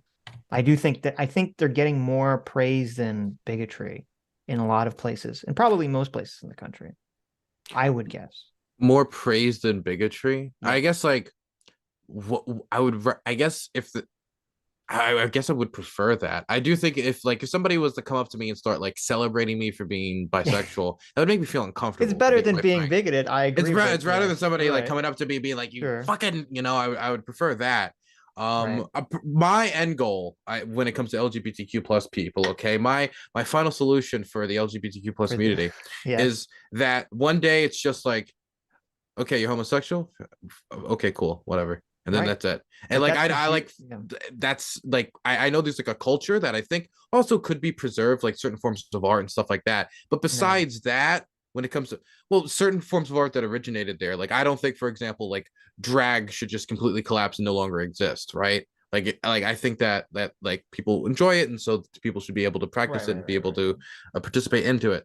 But besides that, like I would never feel any need to go to a gay pride parade if there was not any homophobia. You know what I mean? Yeah. Well, no, I mean, you're saying what you're saying because you still believe in liberalism, where I would believe in a future where, you know, if someone's gay or straight or bi or trans or whatever, that doesn't matter. Like, it's just like, that's just some aspect, like, oh, you have brown hair, right? Like, no one really fixates on that. But that's kind of the problem I have with a lot of the sort of, you know, queer theory-esque, you know, more radical, queer aesthetic woke people regarding this issue, whatever you want to call them. There's that word again. I know. Woke. Is that well, when I say woke, I mean people who believe that cultural issues can't be solved by liberal solutions, and there needs to be, you know, that's a very unique definition for woke. But it's the real definition. Why is it the real one compared to all the other definitions? So generally, my definition of woke is when you have dyed hair, of course. Well, there you go. So generally, when the average person says woke, what I think they mean is progressive political correctness. Aggressive political. Yeah, I think that's basically it. Right. Yeah. So, but when my definition is because all the theory in academic literature, like we were talking about with FD signifier, that all this woke stuff comes from, all believes that liberalism can't solve cultural problems. And so we need to move to some kind of weird reimagining of socialism only through a cultural lens. So that's why I use the definition. Now, I don't believe that most people that are woke understand that's what they're doing, but that's what they're doing. I mean, I just, it's just a very specific definition of woke I haven't heard anybody else use. I know, but I'm much smarter than other people, so. Yeah, we're based. You got to start a new dictionary. Well, I'm accurately pinpointing what's happening. And I think that's part of the problem with this conversation about the culture wars is that most people don't realize what's happening, or they don't trust other people's, because it's like, oh, you know, the Republicans call everyone socialist, you know, the people on the left call everyone racist, and it's just like there isn't actual conversation about the ideas that are being, you know, discussed. Have you tried calling someone racist though? It's really fun. Of course, it's very fun. We've had some contentious debates on this channel. Last Tuesday, someone called me racist, and I bet they had a blast doing it. I called them a groomer, and then they lost their shit. They got super upset. Well, that's not fun because that's against my people. You're not allowed to. Exactly. It was fun for me, though. I will say I agree. It is fun. I do get triggered at that groomer shit. Do you really? I do get triggered at that. Well, you better watch out with the racist stuff, because you might get one. We might throw one your way. Well, see, but that was what was interesting about that interaction, is that someone called Adam racist, and then Adam got all mad, and then they kind of mocked Adam because mad, and then Adam called them groomer, and then they got all mad, and I was like, wait a minute, why are you mad? And then they're like, well, because, you know, you're saying we're a pedophile. And I'm like, well, why do you think Adam gets mad when you call him a racist? Yeah, and there's kind of like this aha moment. So you're saying that so you're saying that as like Adam deserved it because he was. So you're saying too late. You already said it. You already did it. You're Kathy. I'm saying Newman that Adam now. is a racist pedophile. Is what I'm saying. You already Kathy Newman. There's no getting out of it. You said so. You're saying. I heard it. Yep. I'm trying to build a straw man so it's easier to take you down, and then I'm gonna become the next co-host. Where's the Kathy Newman meme? I gotta bring it up. So you're saying. Who was the other person that wanted to supplant you to be co-host recently, Adam? They all want my spot. Look, look, groomers, get away. Okay. BC for $5 says, this goes back to definition conversation earlier regarding woke. Is woman a useful definition if it can include biological males? I mean, it depends on like when somebody says like, I think there's a usefulness for like a social term when we're talking about something that's more societal, like gender, and there's a usefulness to like sexual terms, like what is a female and what is a male, because that's like biology. That's like that is you're talking about like physical things that are like like testable and provable, and like this is what a female is, this is what a male is, and it's useful for medical information as well. I think there's usefulness to the terms, at least. But I'm also not an expert on gender theory, so if someone's like, can you tell me all the usefulness of gender, or like, I'm not going to be able to. I'm not really good. I'm not really good at that. Well, I mean, I think I think the way it should be phrased is, you know, instead of kind of trying to say that there's no difference between trans women and cis women, it should just be, you know, you just say trans woman. Like, I don't think that's why I don't like the whole trans woman, like a woman, trans woman is woman. I mean, argument. I wait, okay. So, but if I say, is a tall woman a woman? I mean, I added a descriptor for a different type of woman, but they're still a woman, right? Yeah, but the tallness doesn't have any effect on what we describe as the woman aspect of it. Right? I mean, trans does have an aspect, so I think it deserves a modifier. I mean, I do think that people, I don't know, when it comes to femininity and when it comes to like muscly women or tall women, people do like, when it comes to like social standards, they do treat them somewhat differently. But I guess right, but they're not, they don't need to add the modifier, right? What do you mean? Well, we don't necessarily need to add it for trans women either in a lot of scenarios, do we? Well, no, not in every scenario, but I don't think that should be the argument about like there's no. I mean, the only time we really need to reason times we really need to add the modifiers when we talk about certain medical stuff. I guess like for a lot of people, like sports is really important. Well, you know my argument for trans people in sports. I say allow trans women into the women's sports because the thing is, they dominate. I would assume, and if you were to allow like the like none like the people who are just starting to transition, and I think it would be cool and it would be fun to watch. It would make women's sports more interesting to watch. Women. I mean, people talk about all the time how women's sports is really boring. Yeah. So like, what's the fucking problem? Base take. I agree. I want to see women get their ass kicked by, you know, trans women. That's true. But no. So I guess my issue is that it feels like that when people lean heavily on the trans women are women argument, what they're trying to do is they're trying to circumvent the conversation like that we had for 2 hours earlier about trans women in women's spaces. They're just trying to say there is no difference, shut up, as opposed to actually having a conversation about. You know, I think everybody would. I think most people, the vast majority of people, would acknowledge there's a difference. It's just that some people want to say the difference is that you're not a woman, you're faking it. And that's something they disagree with very, very heavily. And but you could say that without saying a trans woman is a woman. That means something. A tall woman is a woman. A short woman. Yeah, but that's a type of woman. No one's. When someone says trans woman, when somebody says trans woman, people understand that that's somebody who was born a man, but has a gender dysphoria or has gone through the transition process and is transitioning. That's what a trans woman is. They're a woman that have gone through that process. That is what somebody means when they say trans women. So but that still falls under the category of a saying woman. That's why we're saying trans woman. That's a type of woman. Or you wouldn't call them a trans woman. You call them a trans something else, wouldn't you? Well, no, because the way I'm reading the trans woman as woman is that they want to drop having to even say trans woman. They just want to say woman. Well, I mean, I'm not obviously. It is true to say what it is true to say woman because it's a type of woman, but calling them trans woman is also true because that's the more specific type of woman that they are. Yeah, but it's not being levied again. It's being levied to circumvent an argument specifically. What specific argument? The woman's in, like trans women in sports. Because that's why you're a bigot. Because you're a bigot because a trans woman is a woman. So obviously they should be in women's sports. That's the argument. Well, I think like you can make arguments for other types of women not being involved in sports, like women on steroids or women in like if you're like a disabled woman, like a woman in a wheelchair, it's gonna be very difficult to allow them into an MMA match. Right? What about ugly women? They shouldn't be allowed. Should we keep them out of sports too? There's an argument to be made that they should be. Actually, I think we should put all. No, I gotta shut the fuck up. You can't make that joke, Dylan. You'll get in trouble. Listen, I'm shutting the fuck up right now. I'm already a self-described sexist. Only I can make that joke. You make it. I'm not making any jokes. Do you want to tackle the defining what a woman is question? Or? I do not. Okay. Adult human female. There you go. Metalworks 411.90 for $5 says, and I'm skipping around, guys. I'm not reading all of them just yet. says, I remember Sitch tweeting about an experiment where transgender patients took some kind of psychedelic that cured dysphoria. I don't remember tweeting that, so send it to me. Dude, what? I want to know what plant that is, man. That's pretty interesting. I don't remember that. Matt Walsh made a garden, and there you go. See, that would be the ultimate like trolley problem for Matt Walsh. It's like, listen, you can cure gender dysphoria, but they have to take a psychedelic drug. Oh my god! Did you see what he said today? Did you see what Matt Walsh said today about if he had a trans?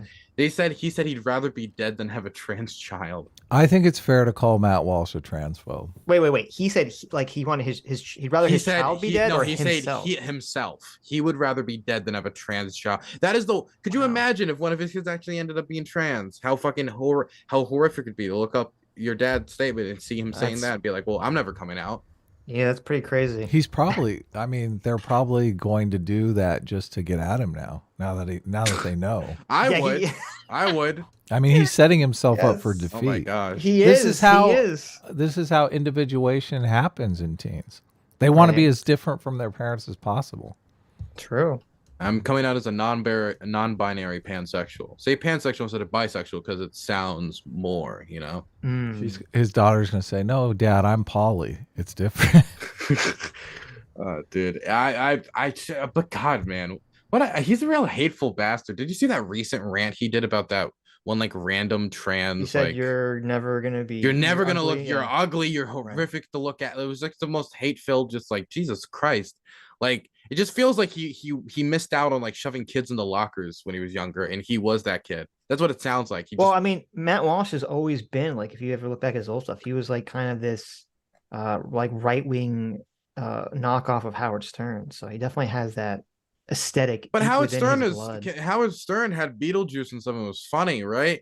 I mean, like, I'm talking about like just being a shock jock, you know. I got you. Okay, yeah. Howard Stern was great back in the day. But... My goodness, dude, I going back looking at the old Whack Pack clips, I still crack up. Who's your favorite Whack Packer? It probably is it's Beetlejuice and I can't believe I'm saying maybe it's possibly the Clan member just because I love watching him get pissed off. I just love watching him get angry at the dumbest shit. Wait, did you hear when he would argue with Crazy Alice? Oh my god. I didn't. Oh my god. See, the thing is, this is all before my time, so I only know all this shit through YouTube because I'm. Yeah, no, me too. I was all back in the day. Oh, I assumed you were like in your 40s, 50s. No. Oh, okay. I'm in my 30s. I found Howard Stern so like super late in life, but I got like if you would get serious back when I guess serious still is a thing. You could listen to all the archive stuff, and then I'd go on YouTube clips and like Artie arguing with Crazy Alice was fucking beautiful. So what was okay? I gotta look up Crazy Alice and look at this later. Yeah, look up like Crazy Alice and Artie like just arguing. Crazy Alice, Artie. Okay. I brought up a picture of the Whack Pack, so I've never. I was never a Willie. Just because like a lot of them look kind of.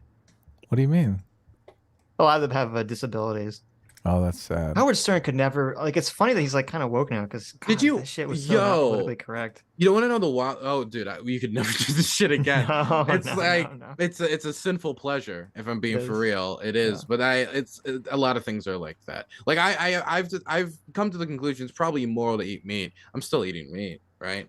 Right. But have you ever watched the Howard Stern 9/11 episode where he's like broadcasting as 9/11 happens live? It is insane. Yeah. Oh my god, he's cracking jokes and shit. No, he gets like, we need to go out there and bomb the fuck out. It's like he's fucking, wow. It's like really crazy, and people are calling in. You're like, he's fucking throwing like kind of casually throwing. I think of like a few slurs around and shit. It's like some pretty wild shit. It's like the prime of like. Just like probably the peak of like terrorism. Holy shit, what do we got to do? You know? Yeah, I mean, it literally just happened. He's in New York. So. Yeah, and I know it's just such a weird like time capsule because there's all these news broadcasts where you see like the news stars kind of like uncomfortable, like oh my god, you know, as they're watching history, but they're not able to like go off because that's not their job, right? Right. And he's like one of the few that does, and he's also his show is they have callers call in and people. I think Donald Trump called in during the Howard Stern program actually even. I don't remember, but I vaguely remember something like that, or he called into some news show. Either way, it's just a really cool time capsule to look at to like get like what the general feeling was kind of at the time, like immediately after. Yeah, that's true. You can never see something like you don't really see stuff like that nowadays. But sad. I think my favorite Whack Packer is either High Pitch Eric or Eric the actor. I like Beetlejuice. Beetlejuice is I mean, he's just like, you know, he's the whack pack, you know what I mean? Or actually, no. My favorite was what's his name? Riley Martin. Did you ever hear Riley Martin, the guy who communicated with aliens? No, I didn't, but I gotta look this up. We got like a Riley. Here's your other Riley Martin. He was my favorite whack packer. He had his whole thing about how he was abducted by aliens, and he actually got a show briefly on Sirius Radio that was like the Riley Martin show. Did you? Okay, so there's two things that you've seen the boxing match, of course, right? The Beetlejuice boxing match, fantastic. Yeah. The other thing, did you see like the big like test of wits? Have you ever watched that? When they all took the IQ test? Yeah. Well, no. When they had a quiz show between Beetlejuice and I don't want to call him, like, I think it was Slow Gary, but they didn't use the word slow. Oh, who did he have the IQ test against? Who did you say? Who you? It was Gary and Beetlejuice. I'm bringing up Beetlejuice. Who'd you say you're in favor of? Riley Martin. Riley Martin. Okay. Was it who? Gary? Why am I? Oh, Gary the retard. Yeah, Gary the retard. Yeah. Oh, yes. I have seen this. Yes, I have seen this. Yes. It's the battle. My other one I really like is the one with Beetlejuice. Look at you. You like Dylan over here is like my favorite episode. So we have two people with intellectual disabilities taking a fucking quiz show. Look, I never said I was a good person. Okay? I said, look, okay. See, this is the dilemma, okay? I have a sick sense of humor. I have a terrible sense of humor. Yeah. I have a sick sense of humor. I really like the one where they make Beetlejuice think he's flying a plane and giving instructions, and they make the plane fucking crash into a building. It's fucking Beetlejuice is like, I don't know. I guess they're dead. It's fucking, dude. It's always hard to tell Beetlejuice. You're like, how much of this is real and how much of this is like, does he know what's happening? Who was yours again, Sitch? I forgot. Riley Martin. Riley Martin. Yes, Riley Martin. You probably have to type. There's probably some actual Riley Martin somewhere. Oh no, it's the guy with the headband. If you get his picture. Okay. This guy looks. Riley. He has a very interesting voice. I'm Riley Martin. Let me tell you about the aliens. Oh my god. And he's always complaining that Howard Stern wouldn't give him enough money, and he was very anti-Semitic. So he was like, "You greedy Jew bastard, to give me some more money." Oh my god, dude, it was great. God, oh my god, Howard Stern used to be so amazing. Dude, do you remember when Howard Stern had that terrible take on podcasts? You remember that shit? He was like, "Podcasts are gonna like fall away. Like nobody's gonna care about them anymore." And it's now like it was like Grandpa. Yeah, someone asked him about Joe Rogan, and he's like, "Podcasts don't matter." It's like, okay, Grandpa, go back to sleep. They were competing against him, though. Obviously, he had every incentive to. Right. Yeah. Right. He'd always say like, "I came up through radio, so I've been tried and tested by this medium, but these podcasters, it's like, okay, Grandpa." Man, whatever. I wonder if he would make more money on a podcast than what he's doing now. No, he's like one of the highest paid people like in entertainment, period. Really? Still, yeah. When's the last time you listened to fucking Howard Stern show? Never. I know. Actually, we talked about this. I don't remember why. We actually looked this up a couple streams ago. He is the highest paid. Oh no, it was over the Steven Crowder Daily Wire thing. And yeah, he's the highest paid entertainer, I believe, or the highest paid like pundit, radio host kind of person currently. Huh. I think it's because literally the only reason Sirius Radio exists is because of him. You know why? Because he was stealing all the money from the mentally disabled guests. He was not paying them properly. Yeah, he was pulling an Andrew Tate. It happens. But yeah, no, it's wild because like it's weird. I thought it was super weird too because I'm like, who? I don't know anyone that listens to Howard Stern now. I don't know a single person. I've never heard anyone talk about him. And yet he's still like I have no clue what a modern Howard Stern show would be because the whole funny shit was all the offensive, crazy shit. Yeah, that's what I'm wondering. You can't even do that anymore, right? You could never do what Howard Stern You'd be canceled in like 15 minutes. Yeah, right. It's not like I'm saying I'm happy it happened, but it happened at a different time and age, you know? Right. Yeah, no, exactly. I have no clue what his show's like nowadays, but. There's no way. Well, I think he had Beetlejuice on like a year or two ago, but now Beetlejuice, I feel like they've had Beetlejuice on for so long. He's different. He's become an icon. You know what I mean? Well, it's kind of like South Park. They can kind of grandfather in them being offensive to some extent. Yeah, that's true. I guess it's different when it's real people. You know what I mean? And not just like an actor pretending to be someone with disabilities on South Park. Well, and also I think part of the fact that no one talks about Howard Stern is maybe protects him. That is true. It's just all his dedicated viewers from the last 30, 40 years who have just stuck with him. Yep, that must be My it. goodness. None of them are on the internet. He should start a Patreon. He sounds like someone who would do really well there. They're all in their 60s, so none of them are on Twitter. My goodness. Could you imagine if he started a Twitch channel and he'd fucking look at a chat? Dude, oh my god. He would hate it. He would collapse. It'd be impossible for him. That's awesome. I never get to talk about Howard Stern with anybody. Don Spaghetti for $2 says woke definition is moralized and problematized of conflict theory. I mean, I think that's an accurate definition. I don't think most people know what you mean when you say that. But yeah, no, that sounds like a bunch of libtard college speak to me. Well, it is, but it's true. So I was right. See, boom. See? Well, not libtard. It's more like socialist tard, but that's the problem. We need libtard is such a good slur. Like it just sounds so good. I sometimes when people ask me how do I identify politically, I say I identify as a libtard. It's just fun. Right. It's a fun word. But we see I need something like that for like the communists that like just rolls off the tongue so nicely, like libtard. I don't think I can't think of any. I mean, commie is the one. Like commie is the one that you think of. It's not, the libtard is just it's perfect. It's like cuck-servatives. Genocide lover. And look, I have to be nice enough with the socialists because, like, I need to be able to go either way depending how it goes. Listen, you're simping for them. I understand. Yeah. Do the socialists make any money? I'm not. Like, sure. look, if the revolution does come, I want to be like, Michael, like Thomas Shelby from what's that? From the Peaky Blinders. I need to be able to go any way possible. Like, if I'm with them, I'm with you. You know, it depends how. You're like the guy. You're like in the Mummy when that guy is confronted with the mummy. He has all the different religious symbols on like around his neck. Yeah, exactly, yes.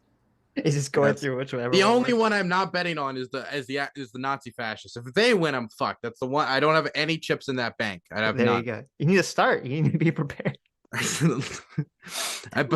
Oh fuck, man. I can't get over that Michael that dude started the White Students Union being there, and like they must have known he was there, and they just kind of like. I feel like at a certain point, perfect in, and you already fucked up. True. I've spoiled my chances. Lucius Cornelius Sulla for $5 says, is social and medical transitioning for minors both dangerous? Sorry for phrasing Sunday's super chat badly. I meant it the other way around. What was the? I don't. Is social and medical transitioning for minors dangerous? So I mean, social transitioning. I mean, all of it is probably the one with like the least amount of like long-term implications because it's probably not going to be that difficult to change your outfit. I don't know about that though, because I think there's a lot of psychological research that once you've made like a public declaration, it's just as hard to turn around. I mean, it's just as hard to turn around as like medical like operations. I don't agree with that at all. Well, I wouldn't say it's the public declaration, but it's definitely difficult. It definitely adds a roadblock. I think that the problem is like nobody. I think a lot of it should be. I remember when we were talking about. Okay, like can I give you an example of something? I remember when I said I was gay, right? Because that's what I thought I was, but because I hadn't like done the mental math, like it's possible to like both. When I finally came to the conclusion I was bisexual, it did feel like I don't want to look like a clown. It should be like, oh, I was this, and now I'm just like flip flopping. Really? Right? So you're like, oh, I don't want to come out to my friends as bi because they're like, oh, you said you were gay. What the fuck? No, I didn't feel like my friends would treat me any differently. I actually felt like people would just like, honest from the other side of the aisle, would kind of try to use it against me. Like, oh, look, you're flip flopping everywhere, right?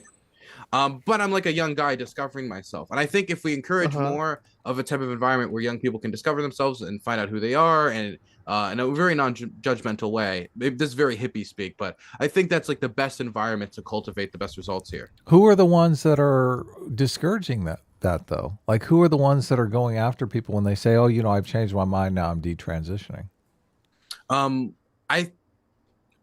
I think if anybody goes after somebody for detransitioning, I think that's wrong, because Sure. Well, I I couldn't agree. imagine how Yeah, much of a difficult definitely. experience that would be. And anybody doing that, I But do it's the condemn lib them. cucks. They're the ones doing it. It's not, well, when you say it's the lib, it's They not the are. lib cucks necessarily. When you say it's a lib cucks, you just mean it's the lefties, right? Yeah. It's the lefties. Yeah. Okay. They are the progressives. people- yeah.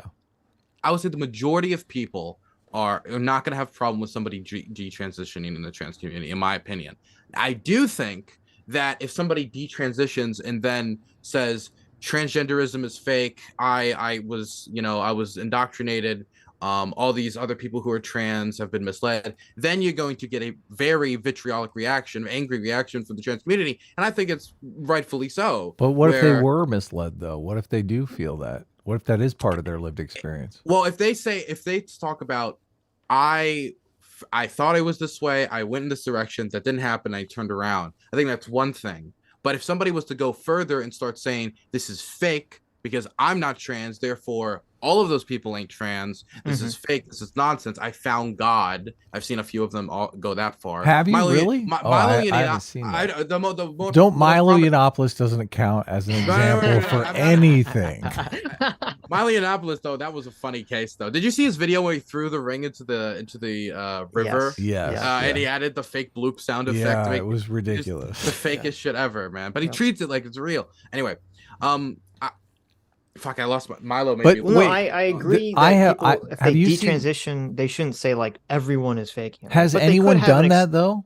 I don't know. I'm sure someone has done that, but they could have an experience where they did feel that their doctors were either pressuring them or just not doing the due diligence to explain, to really see if they were trans or not. I believe in consumer protections for everything, including like mental health care and stuff like that. Right. If somebody was misled by a doctor, then not only do I think that the person in question should be treated fairly, they should look into the doctor to make sure that they practice their medicine ethically. But I don't want to say that that's an excuse for people to like detransition and then attack the people who were just like a few years ago accepting you with open arms. Right. Well, though you acknowledge that, like, if you're, I don't know, say you're like 13 and you're born male and you believe, you honestly believe that you're trans, so you start dressing as a girl, you grow your hair out, and everyone's calling you this other name, whatever your female name is. And then when you're 15, you're like, oh shit, I'm not trans. Like, it's going to be pretty awkward. Like there's going to be social pressures to be like, maybe I'm not trans. I understand that awkwardness probably a little bit more than I care to remember. Right. But when I do think, though, that there's probably a larger social pressure away from people even coming out as trans in the first place, considering the social ostracization.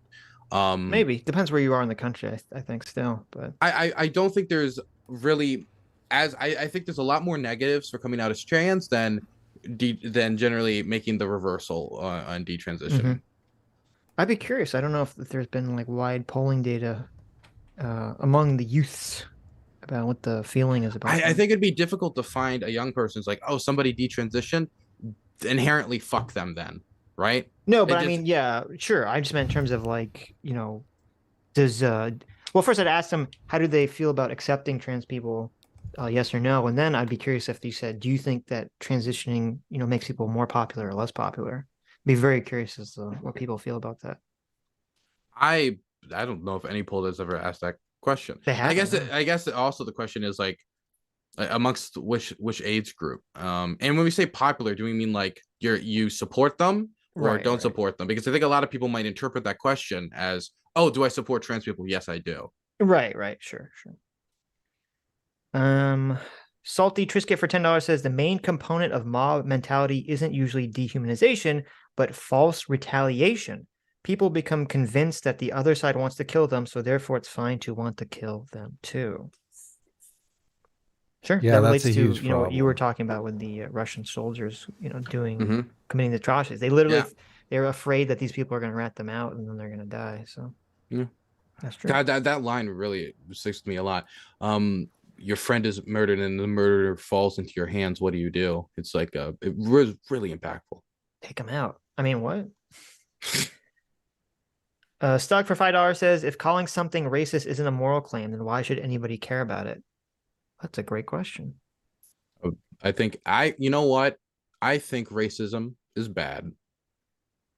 Yeah, well, it's because he brought it because when I don't know if Signifier said it today, he said in the last conversation that he was trying to disassociate the term racism from the moral claim, which I think that's impossible. I mean, agree. like, Yes, that doesn't make. I mean, I understand. Like, I want to analyze it and not like analyze this away from the ethic. I think you could maybe do that on the individual level, but if you're making a public statement about something, it's very going to be almost impossible to call something racist without it also meaning bad, because racism, in my opinion, is inherently bad.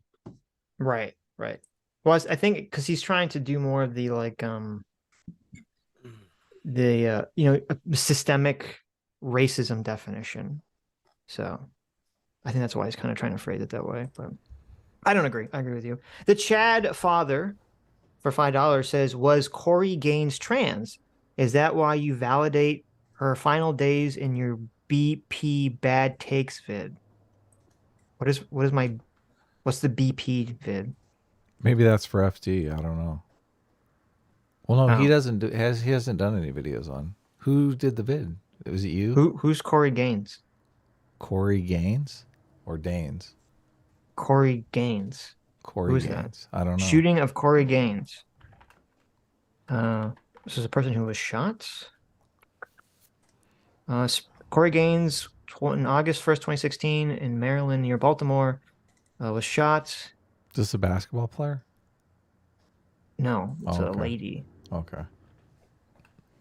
She refused to vacate her vehicle. She was shot by the police.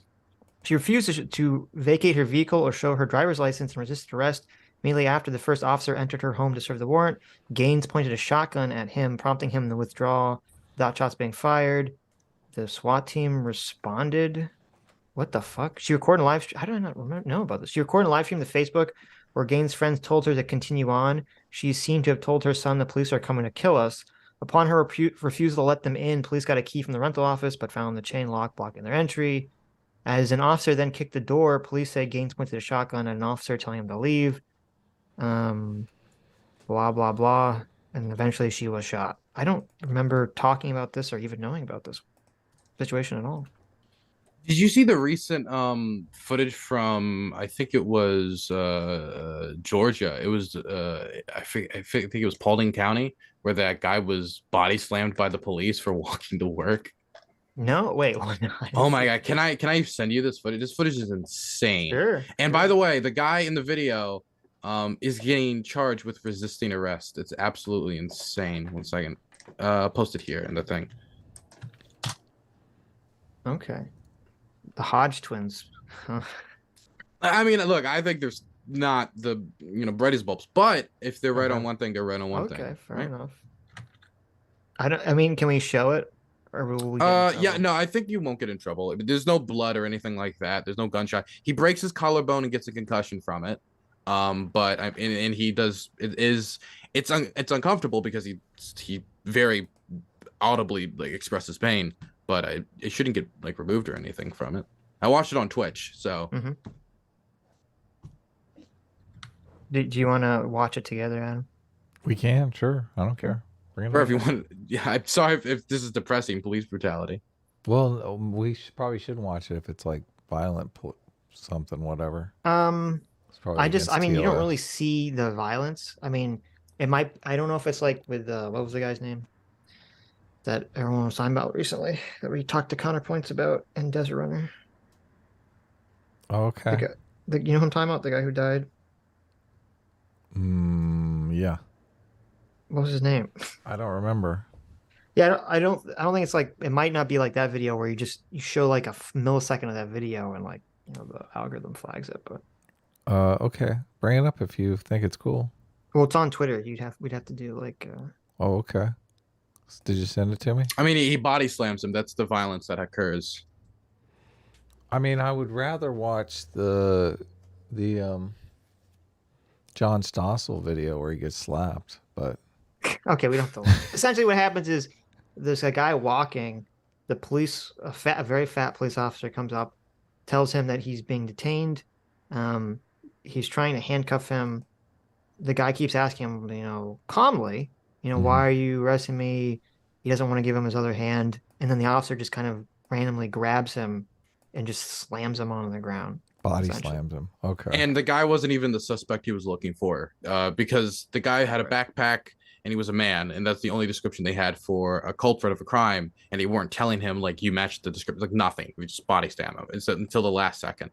Right. Yeah. No. Obviously, well, here's the thing. I don't think the police obviously should be, even if the guy's like passive resisting the way he was, I don't think that merits a body slam whatsoever. And that guy will probably get fired for doing that and get in trouble. He's been put on desk duty so far. But you got to just do what the police tell you. The same token. I do agree with that, but it's also like we got to remember, like, if somebody's rights are being violated or somebody's not being treated fairly by the police, at the end of the day, we can't, our answer to that can't just be simply like, just do what the police tell you, or like, but that's just like authoritarianism of the most. Right. But the thing is, the police, his rights are not being violated in that they want to detain him. They're allowed to do that. If they suspect you of whatever, they're allowed to detain you. That is true, but I feel like at the very least he was owed an explanation, considering, like, if I'm literally just walking down the street and the cop says you're under arrest, and I'm like, why? And they're not telling me anything. Like, how do I know this cop isn't just abusing his power? How do I know he's not just gonna throw me in the back of the car? This is like a weird kidnapping. How do I know this is even a real fucking cop? Like, what cop would randomly come up to me and try to arrest me without telling me anything about anything? Yeah, well, I mean, first of all, it depends, because I guess his question is like, you look, do you think they're like a fake cop or something, right? But I don't think, I don't think if you're getting arrested, the police officers have no legal obligation, I don't believe, to tell you why they're arresting or detaining you. I think that's probably something that should change.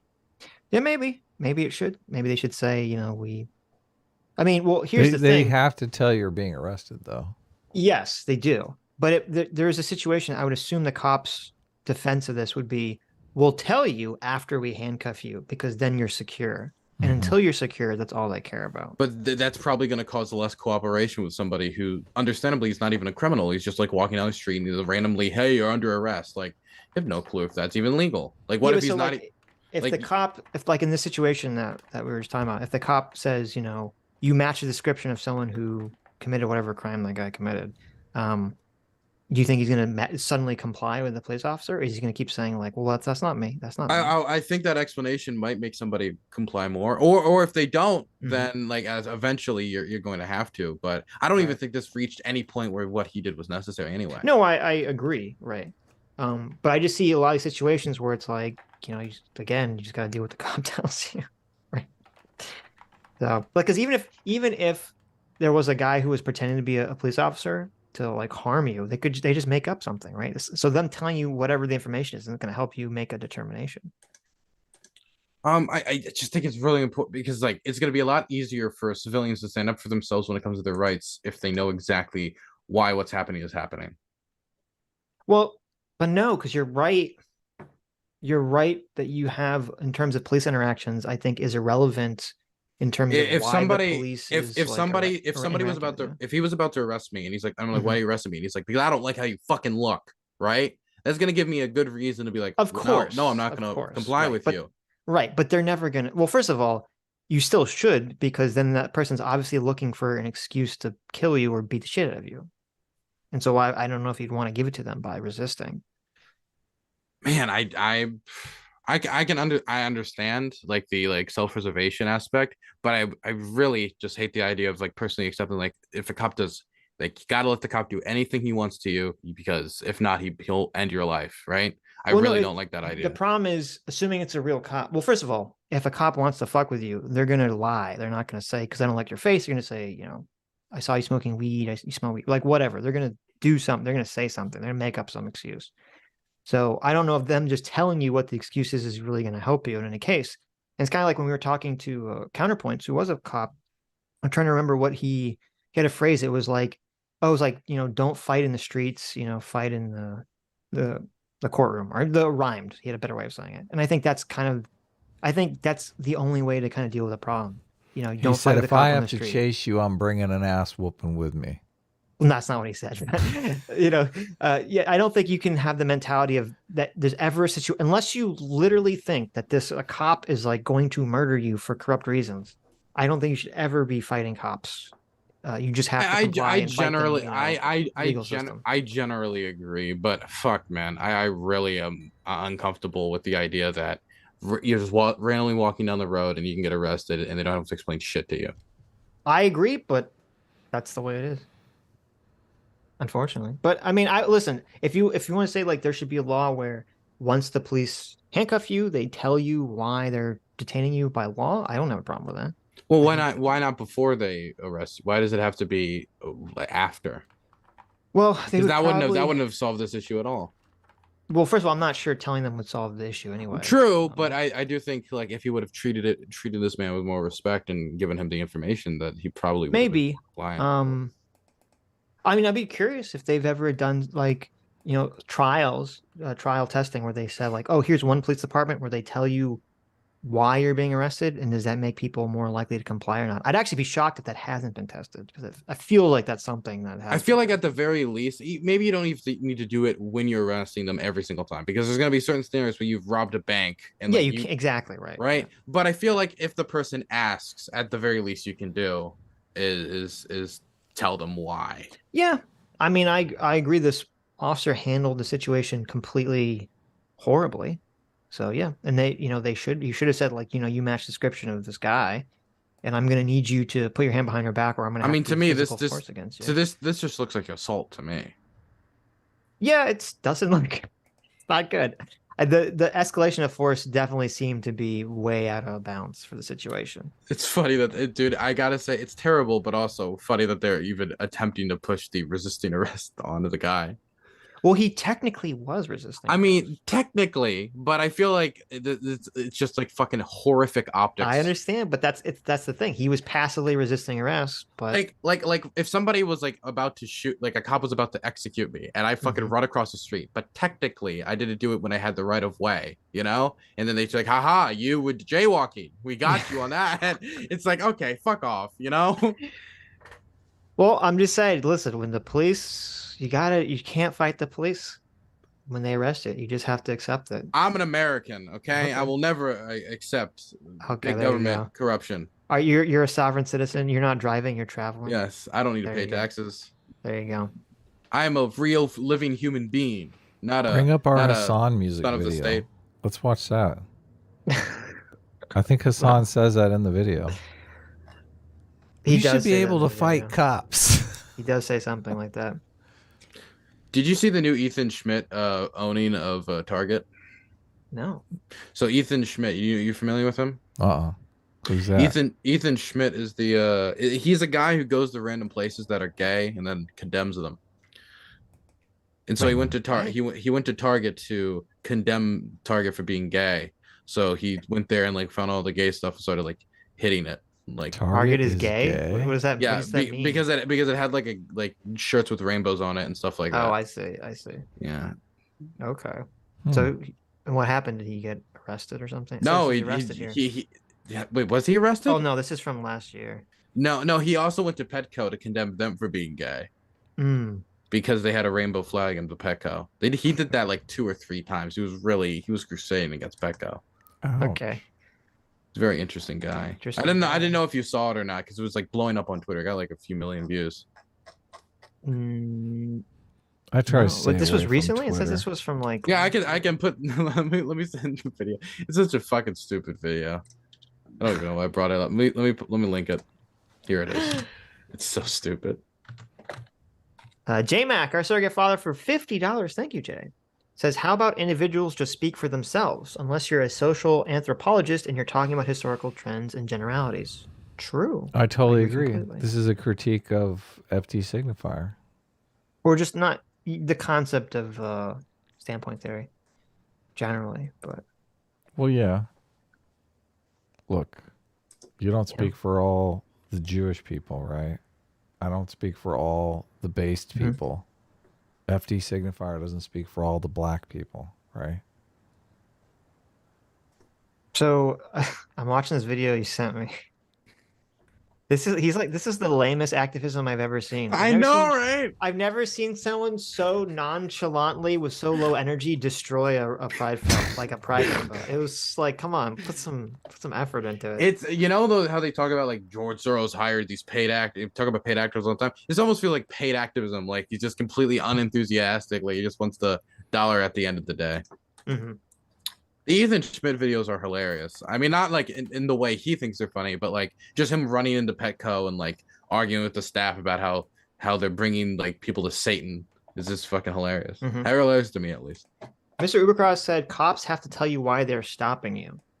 Well, there you go. So did this cop break the law then? I guess if he didn't tell the guy, yeah. Got you. Okay. So there you go. Burn him at the stake or whatever. Give him a year. Send him back to cop school. It's cop re-education, right? They got him. He has to go back through cop school, but with a dunce hat.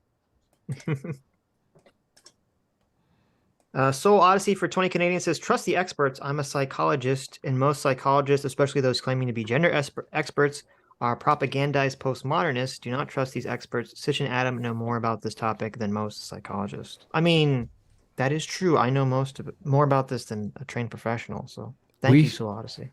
There's one gender therapist on YouTube that looks exactly like the scientist developer from The Incredibles, with her black bangs and her big black glasses. Yeah. No capes. That's it. Yeah. It's just watching those videos, thinking about this is a person advising my children just will make you completely insane. Mm-hmm.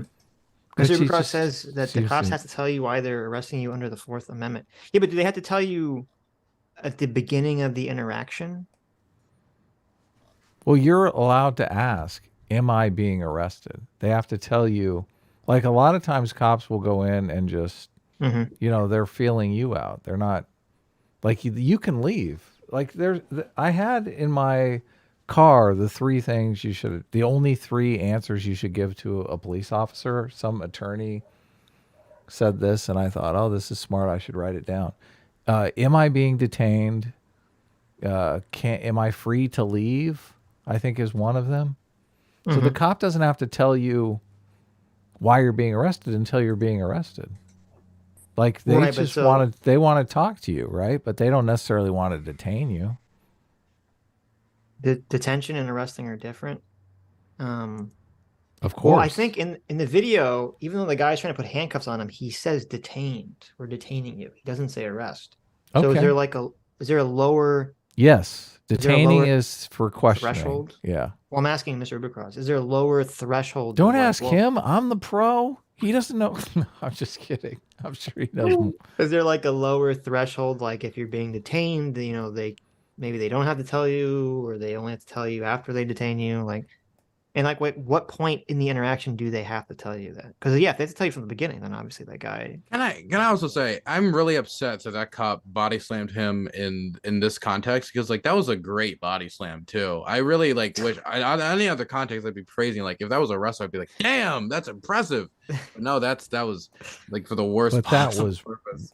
It's very rare you see somebody just straight up body slam somebody like that. Like that's the best body slam I've seen in a while. Like on the street. Where's the body slam? It's a good body slam. Like I have to see this. He broke his collarbone and gave him a concussion. So obviously it fucking worked. The guy is like orca fat. So I'm sure it did kind of look like a whale doing one of those like backwards like fallbacks into the ocean. You know what I'm talking about? Like when they pop out. Yeah, it did kind of look like that. Okay, I'm bringing it up. Detention. As soon as they detain you, they have to tell you why. Yeah, but here's the question, Mr. Ubercross. Do they have to tell you why they're detaining you before they detain you? Or is what is the definition of detaining? As soon as a cop touches you, are you detained, or is it like only once detained means that you're not free to leave. Like that's why one of the questions is, am I free to go? Because if they answer no, then they're detaining you.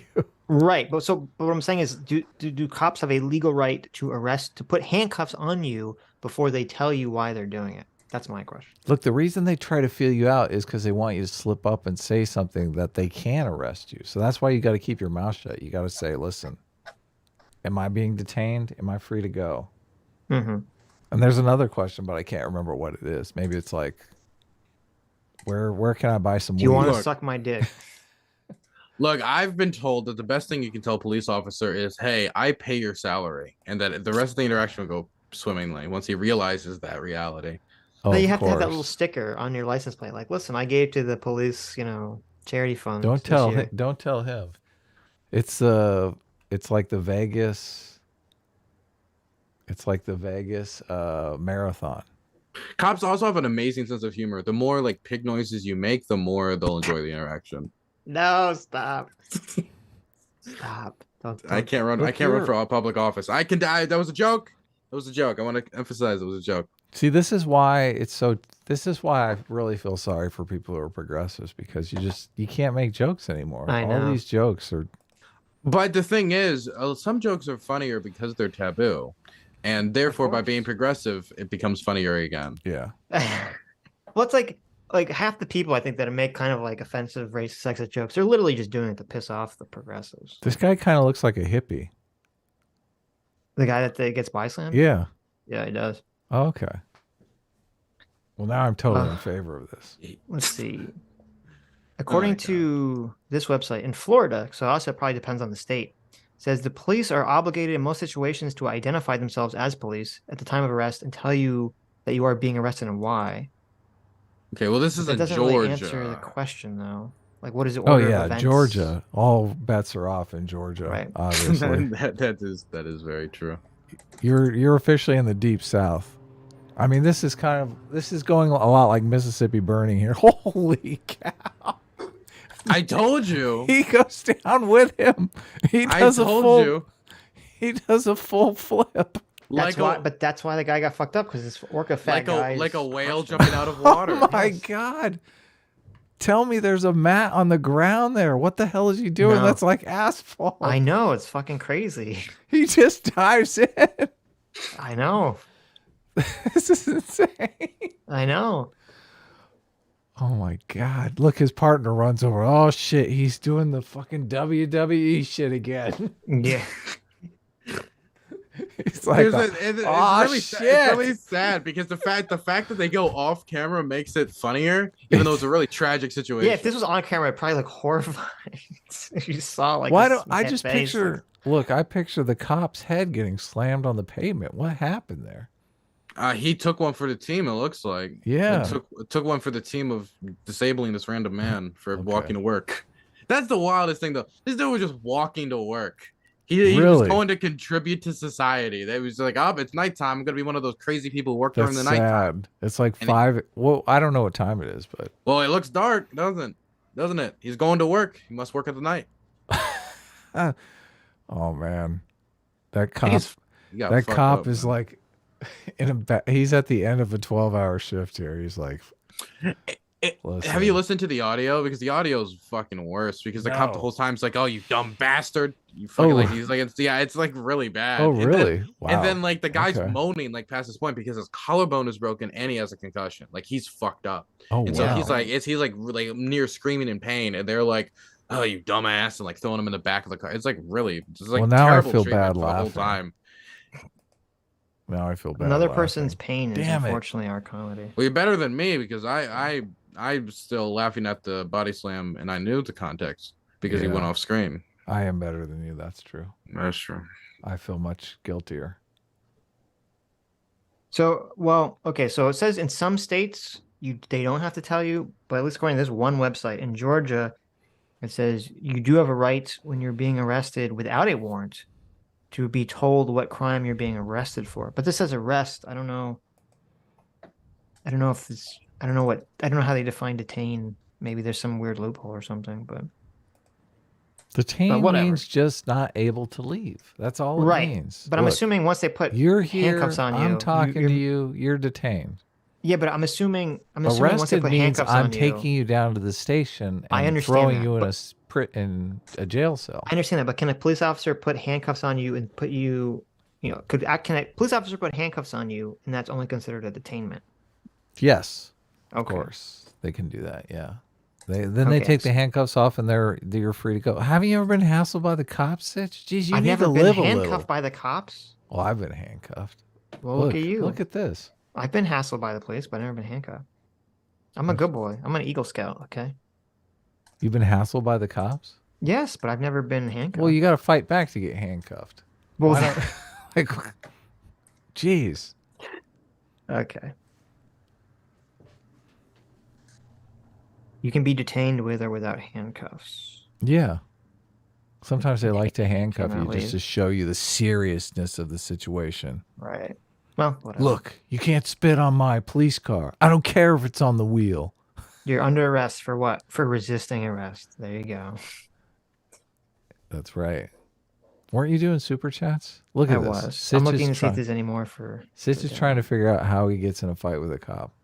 Look, don't get in a fight, man. Vile Van Gogh for $20 says, "Did you see the panel with Destiny and all the progressives? They debunked democracy with pro-democracy takes. Then they reached the 200 IQ revelation that the right is effective because they know how to organize with order." Oh, I did my watch God. that conversation. That was his conversation with where President Sunday ran away. I need to watch that conversation. Is it on his Man. channel? And I have not watched any of the President Sunday content. Everybody tells me like it's funny content, it's good content, but fuck, man, just all seems so terribly uninteresting to me. Yeah, it is boring. the whole conversation is not very. It's what's her name was in it too, Brianna Wu. The whole conversation is not very interesting. Just the parts where President Sunday complains and acts like a child is kind of funny. Just get the. I was told he acted very, very badly during it. And I was told he made it a lot about Destiny. Well, it's funny because it's like Destiny's on this panel. Destiny's obviously the most, not the most centrist of the bunch. I mean, he's still on the left, but he's still the most centrist of the bunch. Everyone else is much further left than him. And they're all getting really fucking annoyed with President Sunday because he's just being like a child essentially. And then they go off on this whole tangent where like they start arguing about, President Sunday's attacking Not So Erudite, claiming that she's a fraud or something. Mm-hmm. And like that's like no one's on the panel. Like she's not on the panel. Like what are these people like? Why is he bringing this up? So it's kind of funny. Even Brianna Wu was like telling President Sunday to like shut the fuck up.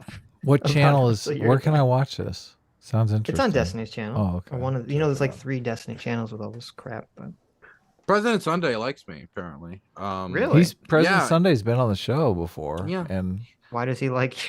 I guess he's a fan of what I'm doing in Ukraine. Okay, I think. enough. Which I have particularly no opinion about him. I just like how he I just don't watch his content. It's just like not my and I don't follow the drama, so I have no opinion. And I try to and there's people around me, and they all don't tell me good things, but I try not to base that. If I'm not interacting with the person. he was supposed to be working on a height critique, and he was going to come on the show, but then he dropped the Not So Erudite. You should talk to. I mean, you should talk to him, but he's. I don't know what I would. I don't know what I would talk to him about. Really, but the thing is, I do like about him is just the way he talks. I love it. I just it's. You like that monotone? I do like it. It sounds. I don't know why, but it sounds like. Oh god, this sounds like an insult. It sounds like the type of person that like he would drop a nickel into the cup of a homeless person, but then wipe off his hand and keep going. You know what I mean? No, I don't know. I don't. It's very hard to describe just the tone of his voice. What do you mean he drop into a nickel and then what is he wiping? He sounds like a Christmas Carol character. You know what I mean? Like oh, he's disgusted, like a so he Scrooge? wipes his hand off. Like a Scrooge kind of. Yeah. Just like this old, just the way he talks is very Victorian-esque in the way of. I understand. Okay. Of the higher class. I don't know what exactly how to pin it down exactly. Ironically, he's the exact opposite, but. I just like hearing him just respond to things in that tone because it's very it's very different than what we usually have. It's all the voice, yes. It's funny. I'm gonna be frank. It's funny. That was it was crazy when I listened to, who's the Dev had that video about White Nervosa, right? Yeah, I didn't watch it.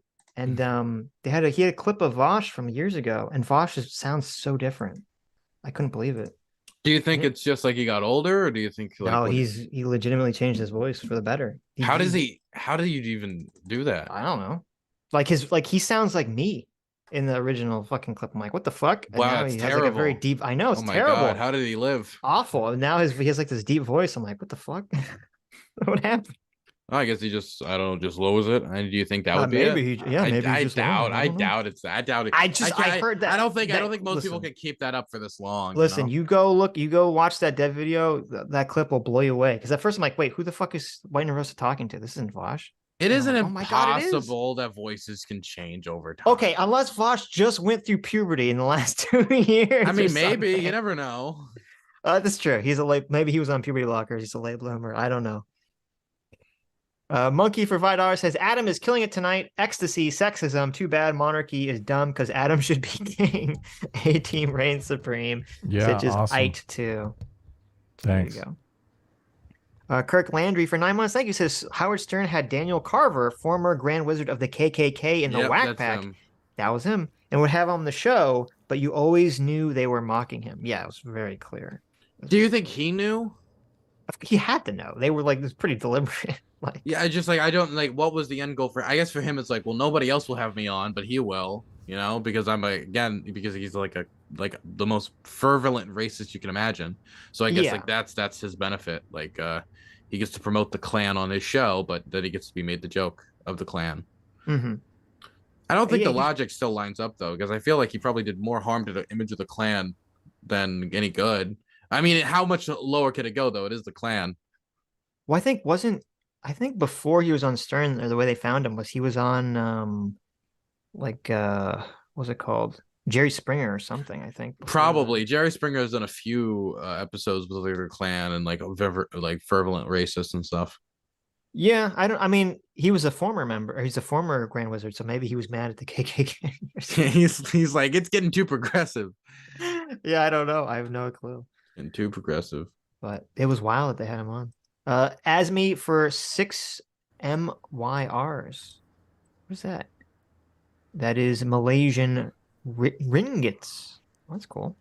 Thank you. Says Adam, look up Finster. I did. Who's that? Finster is a hot streamer. I mean, Twitch. A cross-dressing streamer. Yeah. Yeah. Are you saying that they are a hot cross-dressing streamer? Yes. Or that like that's a name for a hot? That's the name of the streamer. That's the streamer's name. Gotcha. Are they trans or are they just cross-dress? No, they just cross-dress. Well, there you go. Right. Yeah, they pass pretty well.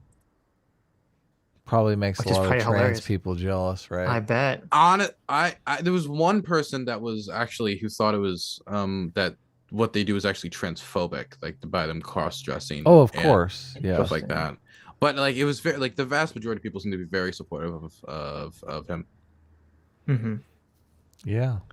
I mean, listen, if I was trans and they look better than me, I'd be pretty mad. Okay, that's all. Yeah. Without hormones or anything. JMac for $20. Thank you, JMac. Says the cops told me why they were arresting me, but with a BAC of a blood alcohol content of 0.227, I kind of knew why. Yeah, exactly. Do you even have to ask at that point? Why you guys arrested me? Do nothing. Yeah, I bet. Oh my god! How does anyone get a blood alcohol of 2 point? Yeah, Jesus. 0.2. You have to be responsible to be a father. Isn't that like 20% alcohol? Isn't that? I'm sure he was being hyperbolic. Let's see. Can you imagine? That was about them sending us our hand-me-downs. Soldoge for $4 says, okay, the whole quote, we're just sending the Ukrainians hand-me-downs, so it's not that costly, claim is BS, and I'm tired of hearing it getting peddled. The U.S. is explicitly sending money to Ukraine to buy off-the-shelf items. We aren't simply giving them hand-me-downs. You are absolutely delusional if you think that the U.S. will just make do without HERMAs, Patriots, or ammo caches. The cost is still there. We're just buying on the back end. It's a combination. It's just the problem is that when people say the amount of money we sent, they're taking the cost of everything. Mm-hmm. And some of it when it was manufactured as well, right? So we're talking about the stuff in 1960 when it was manufactured, their cost. They take all of it, put it together, and say this is the amount of money we've given them. But that's not fair because a lot of it isn't money that we're just giving them. It's actually the only stuff we spent on a lot of the older equipment is just the travel costs, shipping it over to them, possibly training, right? And so that's why I think it's important to include that a lot of people like this is equipment that would probably never ever find a use on a modern American battlefield again, but now it can actually be used in a useful way. We are also spending on it'll never find a use, but it's being used now. It never it did find a use. Okay, it's now finding a use, which it probably wouldn't have in the service in an American military. Yeah, we're not at war, obviously. But yeah, we still need to send them more modern stuff. The HIMAR multiple rocket launcher system has been incredibly effective in tearing apart Russian logistics.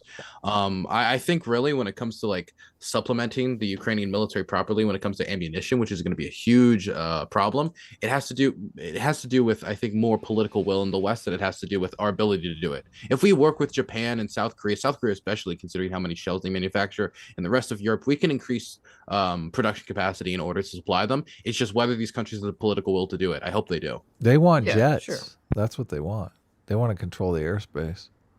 The fact that they've been able to deny, dude, it's fucking crazy. I don't think people give enough credit how crazy it is that the Ukrainians have denied the Russians air superiority in Ukraine, considering like the size of the Russian Air Force, and the fact that again the Russians thought they were going to have air superiority in 24 hours. 24 hours. It's a year later and they haven't anything close to air superiority. That's absolutely insane. The American argument in response to the jets, and I do think jets should be sent, or at the very least we should start training Ukrainian soldiers on jets, because eventually they're probably going to want to be on NATO standards since they're moving in that direction. Is we want to offer them anti-air rockets for them to control the airspace, because it's cheaper, takes less training, and they don't see it as much as an quote unquote escalation. Right. Yeah. Though we are just sending them money and new stuff too. Yeah, of course. And they're worried they're going to fly those jets over Moscow. That's why we're not sending them. Yeah, of course. That's part of it. The longer, it feels like the biggest concern is the longer range missiles, that they think they might use it somewhere outside of Ukraine in a capacity that could be extremely escalatory. But I think that, well, the thing is though, we have worked pretty in tandem with the Ukrainian military when it comes to striking targets with HIMARS. I actually read a piece, and I've had conversations that seem to indicate that a decent majority of the strikes with the HIMAR rockets, or at least a decent percentage of them, are literally, they get the coordinates of Russian ammo depot, they then send those coordinates to the American military, they analyze it for 7 minutes, send it back to them, and then they strike it with the more accurate coordinates. And if they're having that direct back and forth, and some people say that it's literally like they usually won't do it if the Americans don't confirm it, seems to indicate that there is a lot of like hand-in-hand working. And so if they could establish a strong relationship when it comes to these longer range missiles as well, or at least maybe have it be like, look, if we get a strong commitment to not use it in that capacity, then I think we should give it to them, because I think it could really do damage to Russian logistics and help the war effort a lot. I think we should just nuke Russia. That's an option too.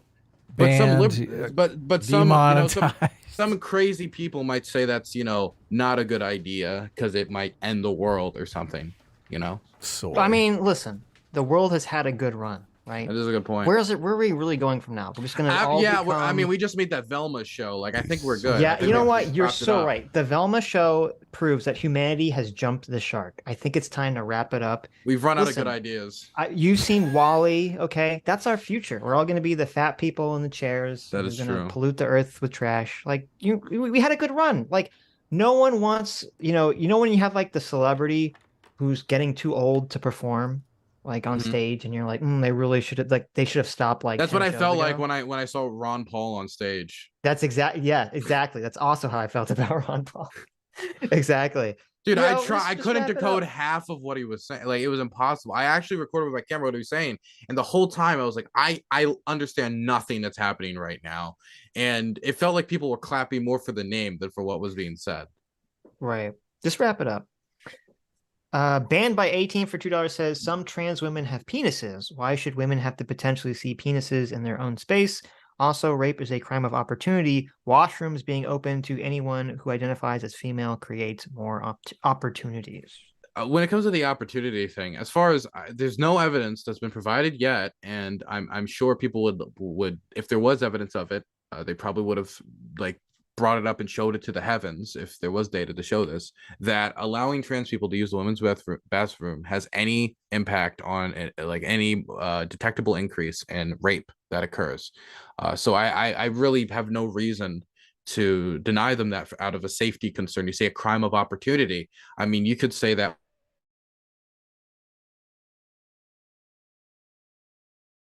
What happened? Audio went out.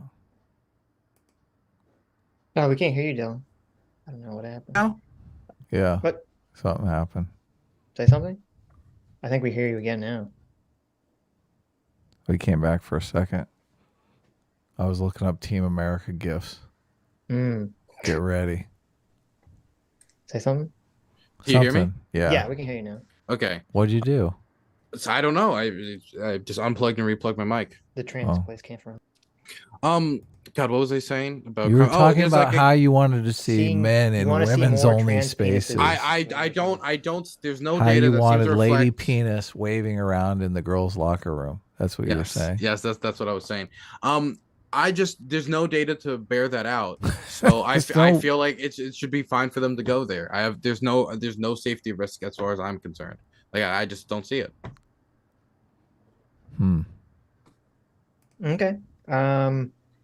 Arithmus for $2 says, ask Dylan if he knows how medical experts learn what treatments are effective for particular ailments. There's a huge difference between blind trust of experts and trusting the scientific process they use to discover answers. I would assume that if there was a medical professional, they would learn from either in school or they would, learn it through researching, or they would learn it from possibly just like the hospital would establish guidelines. I don't know exactly how they get the policies. They just guess. They just guess. They just guess. They just wing it, Yeah. You've been shot. I think you need radiation therapy. Well, no, shot is easy to determine. We're talking about something that's like your feelings. Well, I mean, but that's true with all mental conditions, right? Like depression is similar. To some extent. I don't know. I mean, I don't know if there's like tests for that.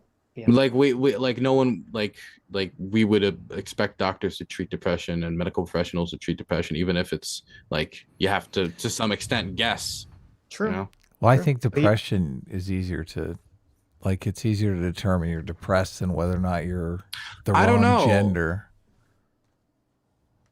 Well, I don't know if I agree with that either, but I guess, I mean, the problem is, and this does happen kind of with psychiatry nowadays, like if you take things you don't need, like SSRIs or things of that nature, because you think you have an illness and the psychiatrist doesn't do their due diligence, I mean, they can fuck you up.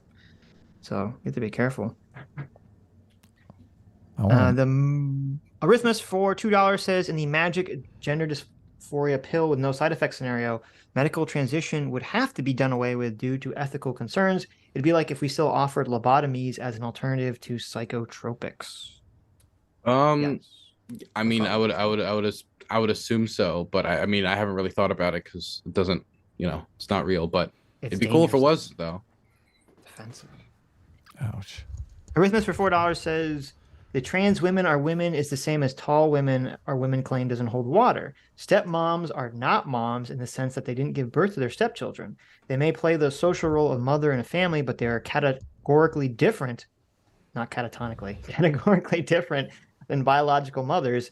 Inversely, biological mothers can abandon the social role of mother, but they can't escape the biological role. We all acknowledge, though, if we walked up to somebody who's a stepmom, right, and who's been raising this kid for 10 to 15 years and tell them you're not mom, you're not a mother, they would take obvious offense because of the social implications of what you're saying, even though they acted as a mother for 15 to 20 years. But for all intents and purposes, they are a mother. They served every purpose besides this one aspect, which was the birthing aspect. So I feel like it is perfectly fine to call a stepmom a mother, even if we're saying they weren't their birth mother. They weren't the one that gave birth, right? But and if you acknowledge that they were a trans woman, if you acknowledge though that they were not the biological mother, I doubt they'd take offense at that. No, but if you were to say they're not a mother, they are going to take offense to that. Same thing when it comes to trans women.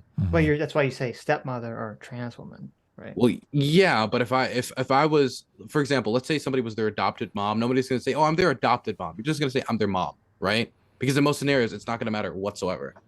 But they take offense when you say you're not a biological woman.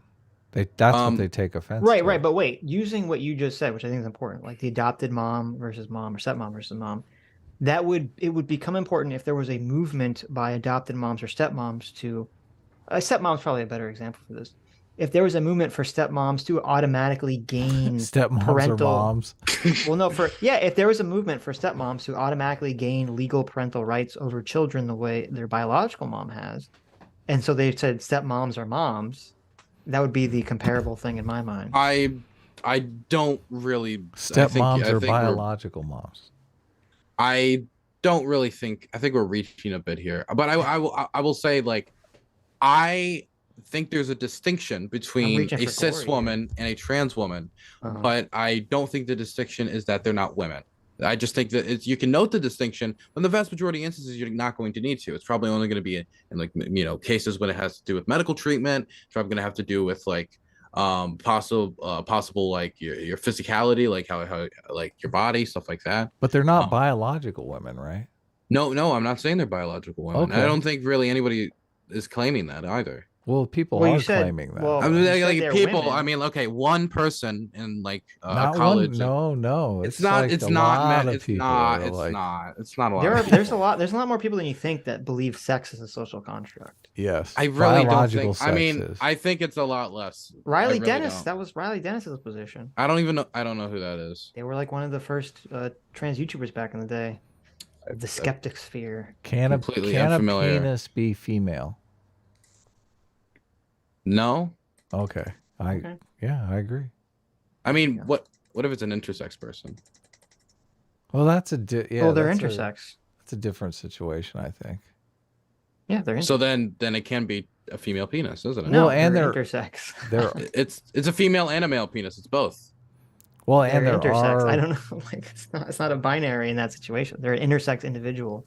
They have some sort of chromosomal origin. There are males that have like XX chromosome and females that have XY chromosome, though. Yeah. Which they never really know. They talk about this in the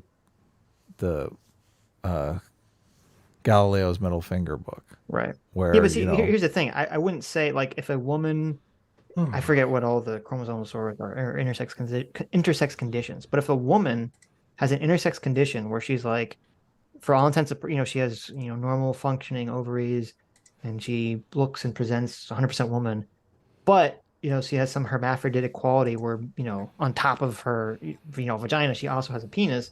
I wouldn't say that's a female penis. I'd say that's a woman with an intersex condition that also has a penis. Like I wouldn't genderify the penis. What they generally find is like a woman will go to the doctor and they'll discover that she has like testicles inside her body. Yeah. She doesn't or a man can also have ovaries. They've discovered this too, but usually they don't. Like the person doesn't even know it. They're just living their lives. If you had ovaries, wouldn't you? If a man had ovaries, wouldn't he get all cramps once a month and be very confused and start bleeding out of his butt or something? Well, they have had men, I guess, menstruate, but I don't know if they menstruate out there. How does that even work? Where do the ovaries go? Look, those parts of the book, I'm like trying to fast forward through. I'm like, I can't Adam's take like this. Adam's listening with only one ear because he's like, ew. I know, it's so bad. Man with ovaries. Sitch's mom, look, it's my mother, for $2. Says, Sitch, I'm here to ask you the real JQ. When are you going to transition into making me some money? If you won't be a doctor, a lawyer, a banker, then go talk to your Dylan friend, become a war hero in Ukraine. I need a successful son. There you go. There you go. You want to go to Ukraine? I'll leave it up to the war hero. Okay. Yeah, what would we do? Would we edit in your character into Ukraine? There you go. Listen, I should post super serious photos of the war with you edited in. You should find some horrific tragedy where there's just dead bodies everywhere, and then you just Photoshop my fucking cartoon avatar right there, and be like, yeah, look, there's Sitch. He came. He's a hero. Yeah, exactly. Terrible. I would lose everything. Rightfully so. Solodos for $2 for $4 says, I'm always split on Dylan. As an officer, I will always appreciate journalists like him going into the thick of it to get the truth. I see him similar to Sebastian Younger. However, I find his political takes to be dog shit. Oh, well. For example, I saw his tweet trying to condemn the anti-war rally because some people were flying Russian flags.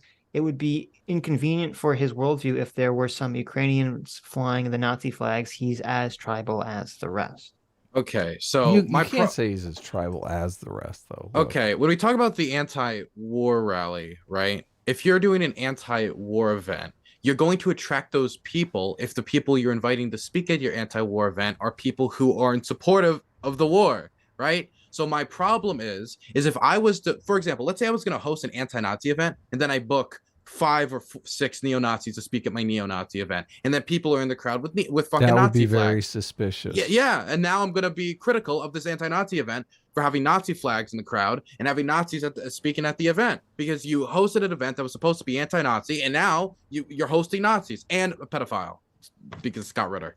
But so like, that's my criticism of it. It's the reason that there were so many Russian flags there is because he created an environment through having all these people who went up there and just said Russian talking points. Ukraine's a Nazi state, and people up there who are in favor of Russia wiping Ukraine off the face of the earth are going to make those people feel comfortable. They're going to come there. They're going to market themselves, and they're bringing those people into the crowd. You cannot host an anti-war event if you have pro-war speakers speaking there. It just doesn't make any sense to me. Look, we had those 2 guys on last week, and they would not even engage with anything we were saying. Like, those guys were extremely partisan. Dylan is at least willing to engage with what we're saying. Like, he may disagree with us, but I mean, my take on partisanship is just, the inability to have a conversation with someone outside of your partisan bubble, and I don't think that applies to Dylan at all. So I mean, when I went to the event, the Rage Against the War Machine event, I didn't go there with the intent of just making all these people look completely fucking evil or whatever. If you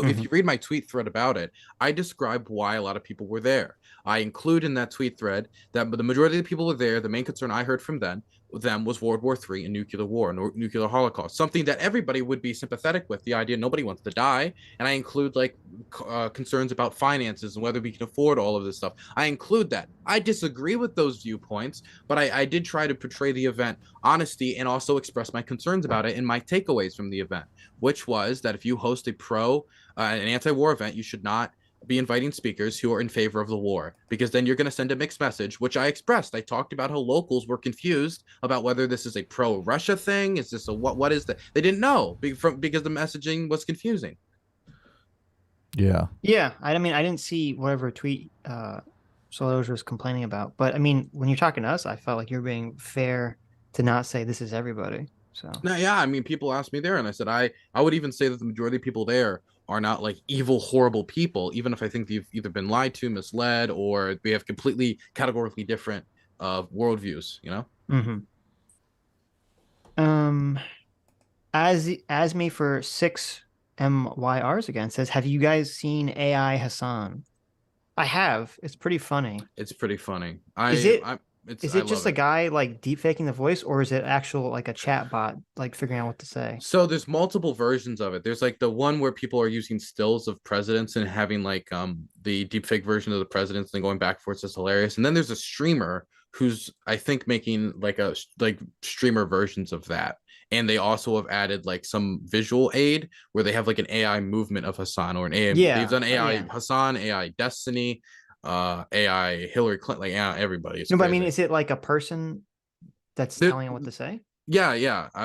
Wait, no, I don't think so. I think it's an AI. Like it's unexpected responses. Yeah, that's pretty awesome. I think the online president one, the ones we're seeing on Twitter, the president going back and forth, I think it's like typed up. Well, obviously. No. Right. Oh, you mean the presidents that are alive, right? No. There's these people are deep faking the president's voice to make him say silly and funny fucking shit, and that's what I'm talking about. That's typed up, but the stuff of AI Hassan that people have seen, that's real. That's an AI. JMac for $5 says, Sitch, I was not being hyperbolic. I was charged with a super DUI misdemeanor. Don't drink and drive, kids. Well, there you go. Don't drink and drive, kids. It's very dangerous. Well, I'm glad you learned your lesson. I be our look, I don't signifier think again. it look, I don't want to talk bad about the drunk drivers. I won't have you slander them. It's the drunk crashers that, ruin Of course, they ruin the ruin it for reputation. everyone, right? Exactly. Common Cure for $5 says, Dylan, are you for or against playing Atomic Heart? I heard it was like, I know people talk about the politics of it, but I heard it was shit. I heard the voice acting was bad. I heard it wasn't that good. I generally like the kind of post-Soviet aesthetic, like just like visually. I play a lot of Stalker. I actually have a Stalker tattoo on my arm from the video game. Wow. So like this seems like my ballpark for a game, but I just even heard it was garbage. So I don't even need to ask myself the ethical question. And I haven't looked too much into the ethical question anyway. If it was a fun game, I'd probably end up playing it no matter what. What is it? So lazy. all I know about it is I saw the picture of the robot waifus.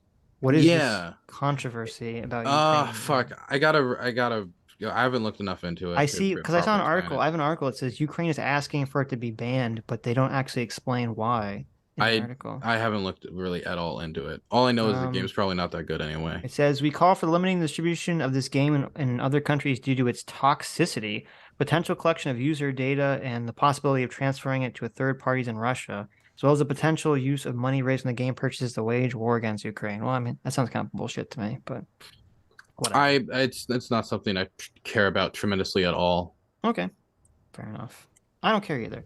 As me for 15 MYR says, Sitch and Adam, are you willing, and Dylan, are you willing to be a warlord's boy toy if it means you can survive the apocalypse? A warlord's How hot boy is toy. That's very optimistic of you, Adam. That is very optimistic. Well, I mean, if she's hot, sure. Can I? It depends if I can pick the warlord, right? Like I want to have my like good pick of warlords. If let's say it's a war in America and like our states all collapse and we have like different warlords in states, which I think is the most likely scenario, right? Okay. For us to have warlords, I think no matter what, if it's a Maryland man, then he's a good quality man. So yes, as long as if they're from Maryland, then they're a good quality man. Yeah. Okay. Yeah. So I'll do it in that instance. Yes. But I'll any other state, and I wouldn't do it. The warlord is Finster. Oh no.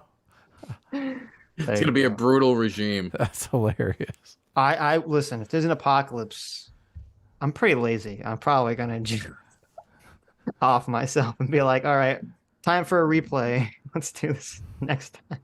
Yeah. This is too much of a hassle. I don't want to be hassled. Okay. Well, I mean, I would fight for a bit, obviously, but be prepared. I mean, I enjoyed Fallout. Yeah, I enjoyed it. I enjoyed it from the air-conditioned room that I played it from. That's true. WTF 1A for $5 says, as someone who has 3 stepdads, you'll never be seen as a father, only a stepfather. I think it really depends on like what age the father entered the relationship is like a major contributor to that. Like if if it happened like when he was really young, like for example, my father did not raise me. I was raised by my grandfather, and if I'm being for real, I view him more as a father figure than my actual father, even though you say father figure. Yeah, father figure, right? Because I think it's because he's a grandfather, and that's a specific other designation, and not a stepfather. But I did have a stepfather for some time, and if he was still my legal stepfather, I'd probably just call him father to some extent. I probably would have ended up just doing that because he would have had a much bigger role in raising me. JD Bachant for $2 says, tons of people think biology is a social construct. Yeah, it's more than you think, Dylan. It's scary. I don't think it's as high as percentages as is being implied, because it makes me think like 40% of the trans community thinks like that's what what's making it sound I would be very curious for there to be some polling data on that. I don't think it's 40%, but I think it's higher than people anticipate. Joe the Meg for $5 says, intersex conditions are sex specific, meaning that that specific condition can only impact one or the other sex. Well, they have them all cataloged like that. I just want to call something a female penis. You guys aren't fucking fun. A female penis. Listen, female penis can only exist in the realms of anime. Okay, sorry. Still have girl cock though. There you go. GSP 1005 for $20. Thank you. Says, I think there's a difference between expanding a category, trans women, and selecting a subset, tall women. You can say the category of woman should be expanded, but that is what you're saying. Trans women are woman is doing. It's expanding the category. Well, I do think you're expanding the category and how most people think of it, because most people didn't know about trans women up until this point, or anything of the science or medical stuff behind it. I agree with you, Jespy. Jaeger for $2 says, "What is Dylan's opinion on Jackson Hinkle?" I think he's a piece of shit. Wow. There you go. I really don't like him. Very strong opinion. I generally, the last time I talked to him, the conversation ended with him trying to go after my mother's heroin addiction. I really don't like him, man. Ouch. That's a little. It's like I generally think he's just. I think he's just a bad person. I've debated. Isn't he super right wing and he's always on Jimmy Dore's show? He considers himself a MAGA communist, whatever the fuck that means. What does that mean? Yeah, I'm confused. I thought that means you're a Nazi. Like literally. It means nothing. National Socialist. It just sounds like Naz bullshit. That's what it sounds like to me. Interesting. It does sound like National Socialist. It means nothing. You cannot be these movements are so contradictory that it makes no sense. It's like being like it's like being like nationalist. It'd be like if I was like an anti-colonial imperialist. It's like what the fuck does that even mean? Yeah, I mean, I listened. I remember listening to when you guys did it. You and Destiny debated him. And when we Infrared. did it, huh?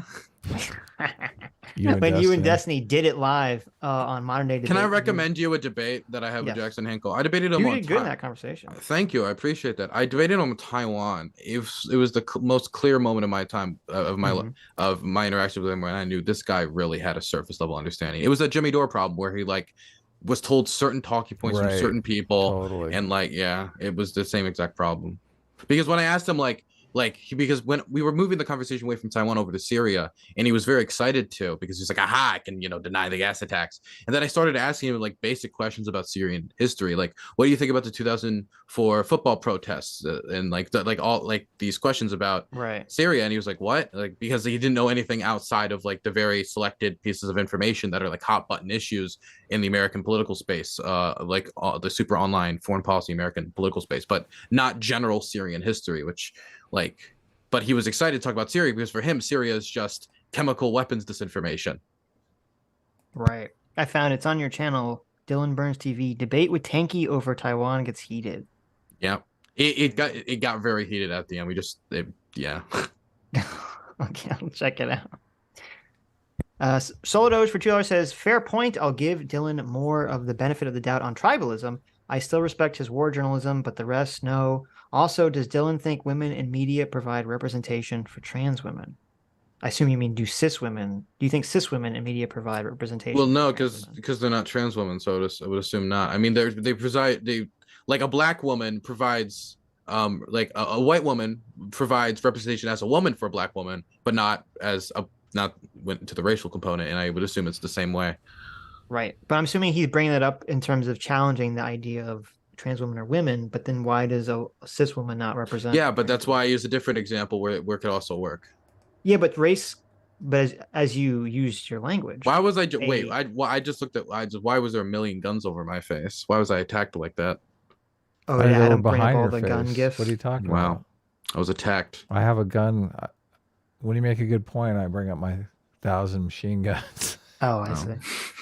It's shots being fired. No, but the white woman, the black woman, you're not. You said a white woman could represent, unless you're really deep into intersectionality, could represent the womanness that a black woman experiences, but not the black aspect, right? Yeah, that's basically what I'm saying. Right, I would assume it's the same thing when it comes to the trans aspect. Right. Well, but it doesn't really translate to the trans aspect, does it? I mean, in the capacity that it is a unique experience as a woman, the same way that any other specific experience as a woman would be unique in a way. But outside of that, I don't much see the difference. Okay.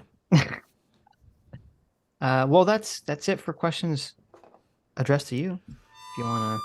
Wow. No, we still have more really? super chats, Adam, but I don't. Oh, I don't want to keep Dylan here forever. I thought we were doing short streams on Tuesday. What happened to that? Oh. That didn't happen today. Oh yeah, obviously. Okay. But it's funny. I looked at your Twitter timeline and I see your tweet. You're like, I'm gonna go live after I'm done with Sitch and Yeah, but no, I'm not going live today. I'm skipping today's stream. Don't do it.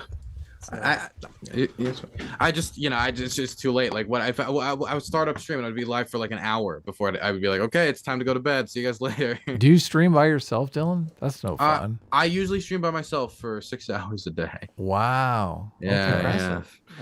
Well, the thing is, I used to stream with other people, but it's just like the stuff I want to talk about is like so boring for the average person, probably like for the average other political commentator. When I'm like, yo, you want to talk about what's going on in Myanmar? And it's like, what? No, I want to talk about President Sunday. It's like, yeah, I have no interest. And so I'm just not, as I've made my content more serious, I have lost a lot of the working relationships I used to have with people. We got some drama talk out of you. We talked about Kidology and FD Signifier, and he even showed up while we were talking. That's true, but how much did I talk during that segment? Like it was kind of obvious. You got to get caught up on the drama, man. I mean, maybe it's just hard to make, if you don't care about something, it's hard to make someone care about something, you know? Yeah. Like, why the fuck should I care about what President Sunday said about not so erudite? Why should I care? Because it's fun. Well, you shouldn't care about that, but there's other drama that you could care Listen, about. you were a good white ally, okay? FD came on and you were silent. I was good, man. You know that never mind. You know that picture, that meme of like the white people in the field with Martin Luther King in the clouds? You know what I'm talking about? No, no, I don't know. You don't know that meme? Never mind then. Are you talking about like you watch the skies? Okay. It kind of looks like that. Whatever. It's okay. It's okay. I forgive your lack of meme knowledge. I'll forgive it. But yeah, you can leave now if you want, or I don't know. Awesome. Well, I appreciate you guys having me on. You guys have a good one. For everybody who was at all interested in anything shout out your stuff. My name is Dylan Burns. You can find my main channel where I post my more journalism content now at Dylan Burns TV. For my daily uploads, I upload 2 videos a day on my second channel, Dylan Burns Live on YouTube, DYLANBURNSLIVE. So if you like live streams, that's the content you're probably going to want. If you want journalism, main channel. Thank you so much. You all have a good one, okay? If you want to message me that stuff, I'll put it in our description too and pin a comment and everything. Right. Awesome. Yeah. I'll do that. Thanks for coming on, Dylan. We really appreciate it, and we always enjoy talking to you. Thank you very much. You have a good one. Take care, man. You too. Bye. Okay. Let's see. Where did I? Because I jumped around a lot. So. Oh, that's why I was like, "Look, you got to the end." Well, no, I was trying to read the ones because there were a bunch that were addressed to FD or the topics that we talked about with FD. That's great.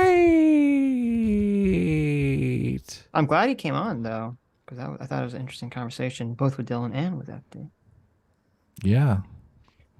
You got to ask him your CRT questions that you were dying to ask him.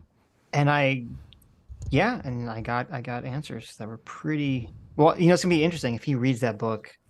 I'm very curious what his impression is of that book if he reads it. The thing is, like, I sense that FD Signifier's like, man, I can't get any of my friends to read all this CRT. He's like, oh my God, someone who's actually read this stuff. I know. That's how I feel about him. I'm like, wow, wait, this guy actually knows like what I'm talking about. Yeah. And he's not like feigning ignorance. This is incredible. He's like, oh, if only he could be black. That's what FD Signifier is saying about you. There you go. He'd be perfect. There you go. Listen, I was going to ask him, but we got sidetracked. Oh, never mind. I was going to ask Dylan that. I was going to ask Dylan who his favorite Dragon Ball Z character was. But... Who cares? Come on. We're supposed to be doing short streams now. Remember? Michael Gallup, thanks so much for being a free seeker for 6 months, says, Adam accuses Davies of being Weasley because he says MMT focuses on the minutia, but he talks about it because Adam asks / incorrect assertions about it. Well, I don't think the assertions I was making were incorrect. I think you just... I mean, the minutia between the Treasury and the Fed, I think, is not unimportant to the argument that I'm making. Yeah, I don't remember why it got brought up. It's important in terms of if you want to the question that I focused on. If you want to deny that the government is the source of the money, then it's important, but then it's still minutia. Well, but it's an important question in terms of, you know, the validity of the claim that we talked about with, like, can the government just print money without issuing debt? Like, or do they actually have to change the law? Then it is important, because what is the mechanism for that? So, did you dig into that? Do you know what the law is? I didn't dig into it. Okay, No. good. I'm assuming that it is the law. Well, I'm assuming it's the way it is because it is. I didn't look into it's the law. I didn't look into what it would take to change that. I'll ask Mosler. There you go. He'll know. JD Bachamp for $5 says, correct me if I'm wrong, but Plato and Aristotle should actually be credited with the early conceptualization of communism. Loving the stream, guys. Well, I'm going to be honest. I don't know. Yeah. I haven't fucking read a single lick of Plato or Aristotle since my philosophy class a million years ago, and I don't remember anything that was said about it. Back when I did read some Plato. No, you were eating the Plato, Adam. That was earlier. Okay. It was funny because, like, I forget how we got to it, but on Twitter, yeah, we were on Twitter, and there was, I forget, we were kind of arguing about socialism or something. What was it? No, it was about the Nazi socialism thing, and like basically the socialists kind of went into the whole, socialism is when the government does stuff. Do you like public roads? That's socialism. Do you like, the fire department? That's socialism. And I'm like, so basically, if that's your definition of socialism, like every country on earth is a socialist country currently right now. And these countries were socialist countries before Karl Marx invented the concept of Marxism and before anyone created the concept of socialism. But I don't know. So the whole thing's ridiculous. But also, it would mean the Nazis were 100% socialist because the government sure did lots of things. PC for $5 says, well, FD also said during stream that racism isn't evil. You guys should have told OC and AF during the Tuesday debate. Oh, told him about FD. Be like, listen, we know a black guy. we have a black friend. We have a black friend, and he told us racism isn't evil. So you guys are wrong. We should ask FD if we can call him our black friend. I see that. I thought about it as a joke, but I forgot. Oh, damn it. Well, next time. It's like, can we refer to you as our black friend? Yeah. Look, if we get in any trouble, FD, can you be our black friend shield? Right. Gene the Angry Penguin for $5 says, calling Adam a right-winger is almost as bad as calling a penguin a fish. Yes. You will pay for that. I saw that, yeah. There you go. Guy for $20 says, bad audio means left-winger. Does a good mic not fit into most trust fund budgets? Ouch. There you go. Wow. I'm glad when he had good audio when he talked to us. He had great audio. Yeah. It was awesome. I think his audio was bad last time. Right? Or am I misremembering? I don't remember. But I can't believe Kidology didn't warn him. I know. That's bad. Bad form. I know, God. D5280, thanks so much for the gifted membership. And PC, thanks so much for the 5 gifted memberships. Thank you.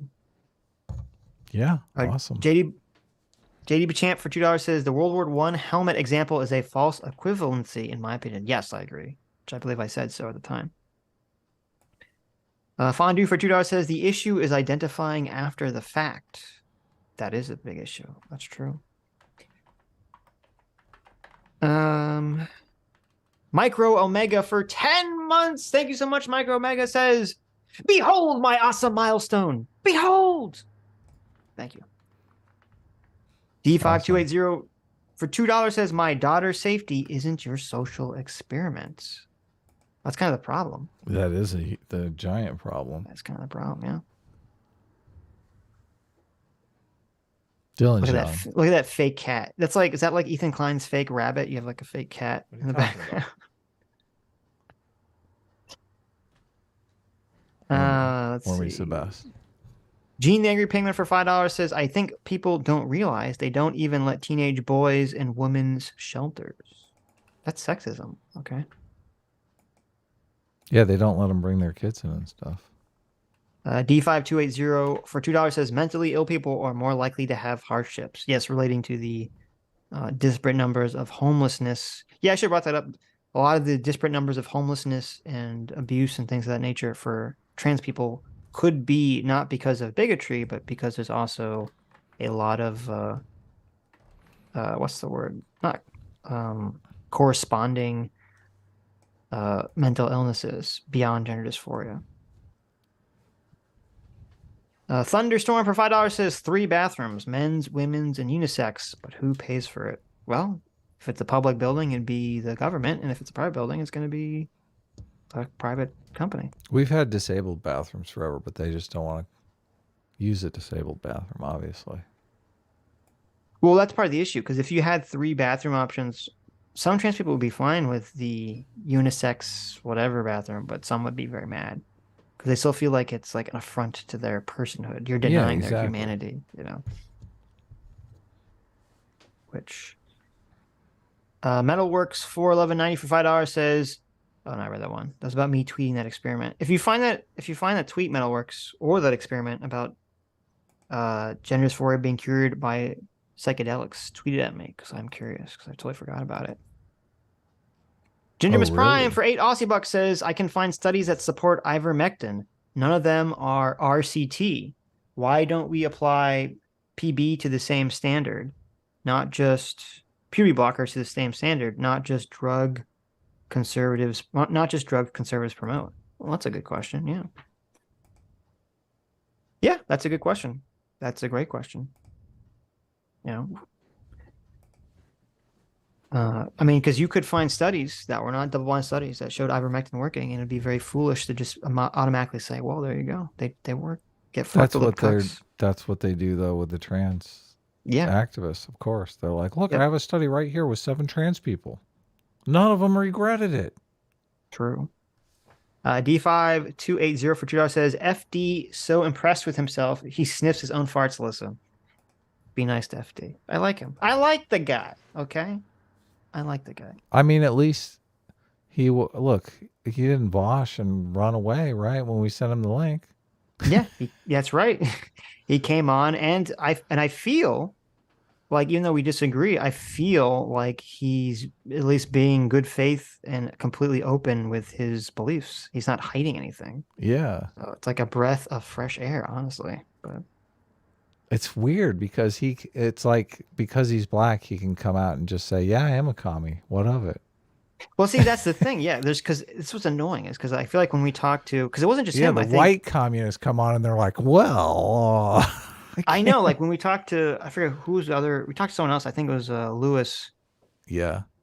Who was just very open with some of his positions. I feel like when we talked to like a lot of the white lefty bread tubers, they're so fucking like. Secretive. Like, oh no, where are you politically? Are you socialist? No, I don't like labels. I exist in the undefined realm of left space somewhere. You'll never pin me down. It's like, what the fuck? What was that guy? Okay. Who's that guy that's always like going and saying, "Oh, Sam Hodel Brill," the guy who's always like Sam, going after James Lindsay. You know, it's so funny because, like, you know, we talked to Sam. He seems so normal and reasonable. Right. And on Twitter, he's like fucking crazy. But I guess, listen, he's like mirror James Lindsay. So I guess that makes sense. Oh, you're right. Totally. But he's so bad faith on Twitter. It's great. It's wild. It's wild. But he sent me that book that proved my point from his own professor, which was hilarious. But where he's like, because we had that long conversation about whether CRT was illiberal or against liberalism or not. And Sam was kind of trying to cuck for it and say that it was, carry water for it and say that it wasn't anti-liberal. How dare you? And so he sent me the book that his professor wrote, and it proved my point because it's basically like 300 pages or whatever of his professor kind of begging radical leftists to not abandon the concepts of liberalism.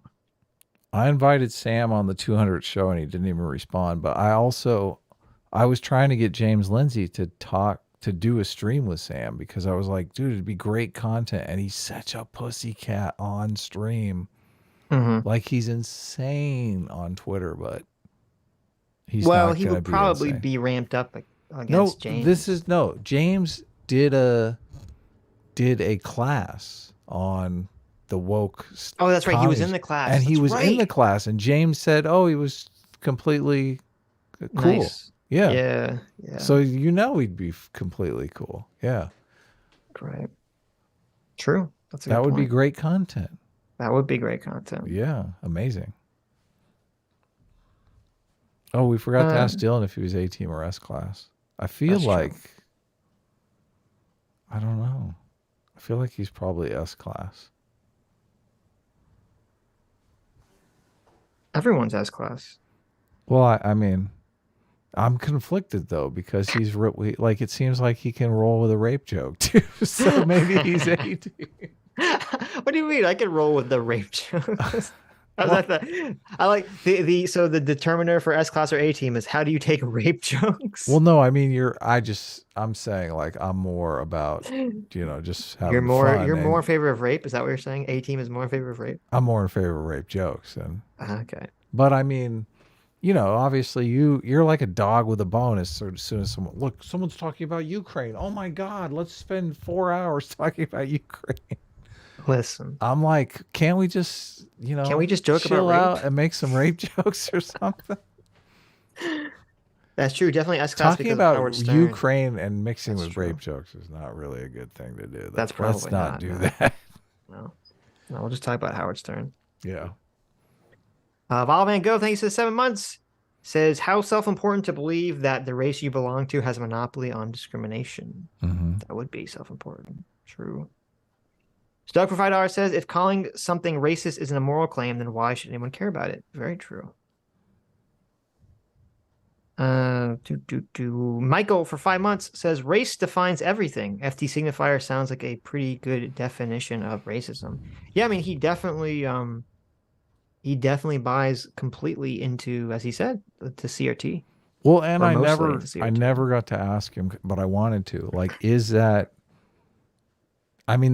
true now and something that it shouldn't be true, something that we should fight against culturally, or there's no escape to that? Because that's the subsequent question that was never asked. It seems like, I would guess, because it seemed like, when we're talking about standpoint epistemology and CRT, I mean, he buys into or believes the notion that racism and the white aspect of racism is built into the tools. I would wager he agrees with the concept that you can't deconstruct the master's house with the master's tools. Oh yeah, that would have been a good thing to ask too. Yeah, I would guess he would agree with that. I don't think of science as the master's tools. And you can deconstruct the house with the master's tools. What the fuck? That's totally easy to do. I can read you. We'll do on some stream at some point. You kick the master out and take those tools. Some use them to build your own house. When I was reading this, the women question and the feminist question and the woman question in science, some of the it's so apparent. There's no subtlety, and it's it'll make your head spin. Does science promote the radical revolution against capitalism? What the fuck? They say that in there? Yeah, it's very blatant. Yeah, here this is from the preface. Since the mid-1970s, the feminist critique of science has evolved from a reformist to a revolutionary position. From analysis that offered the possibility of improving science we have to calls for transforming the very foundations, both of science and of the culture, according to its value. We began by asking what is to be done about the situation of women in science, the woman question. Now feminists often pose a different question. Is it, and here it is, quote, is it possible to use for emancipatory ends science that are apparently so intimately involved in Western bourgeoisie and masculine projects? That's so stupid. Is that not crazy? You have to use science.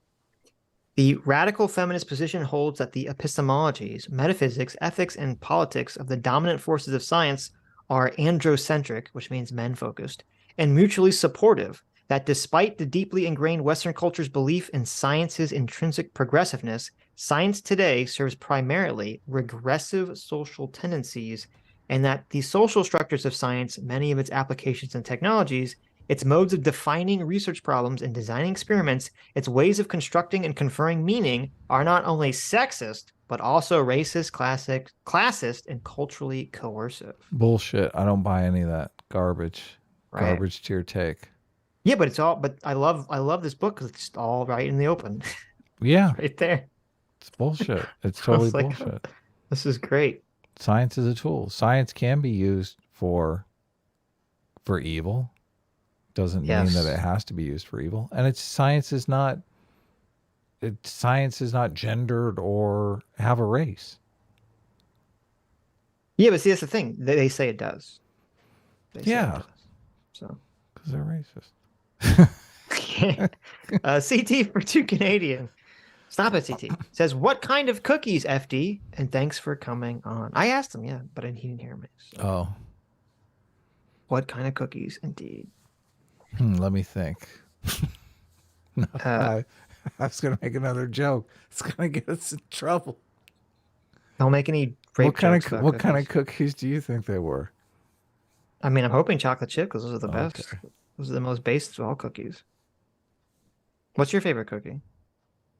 Me? Yeah. I like peanut butter cookies. Oh, yeah. Terrible answer. I know.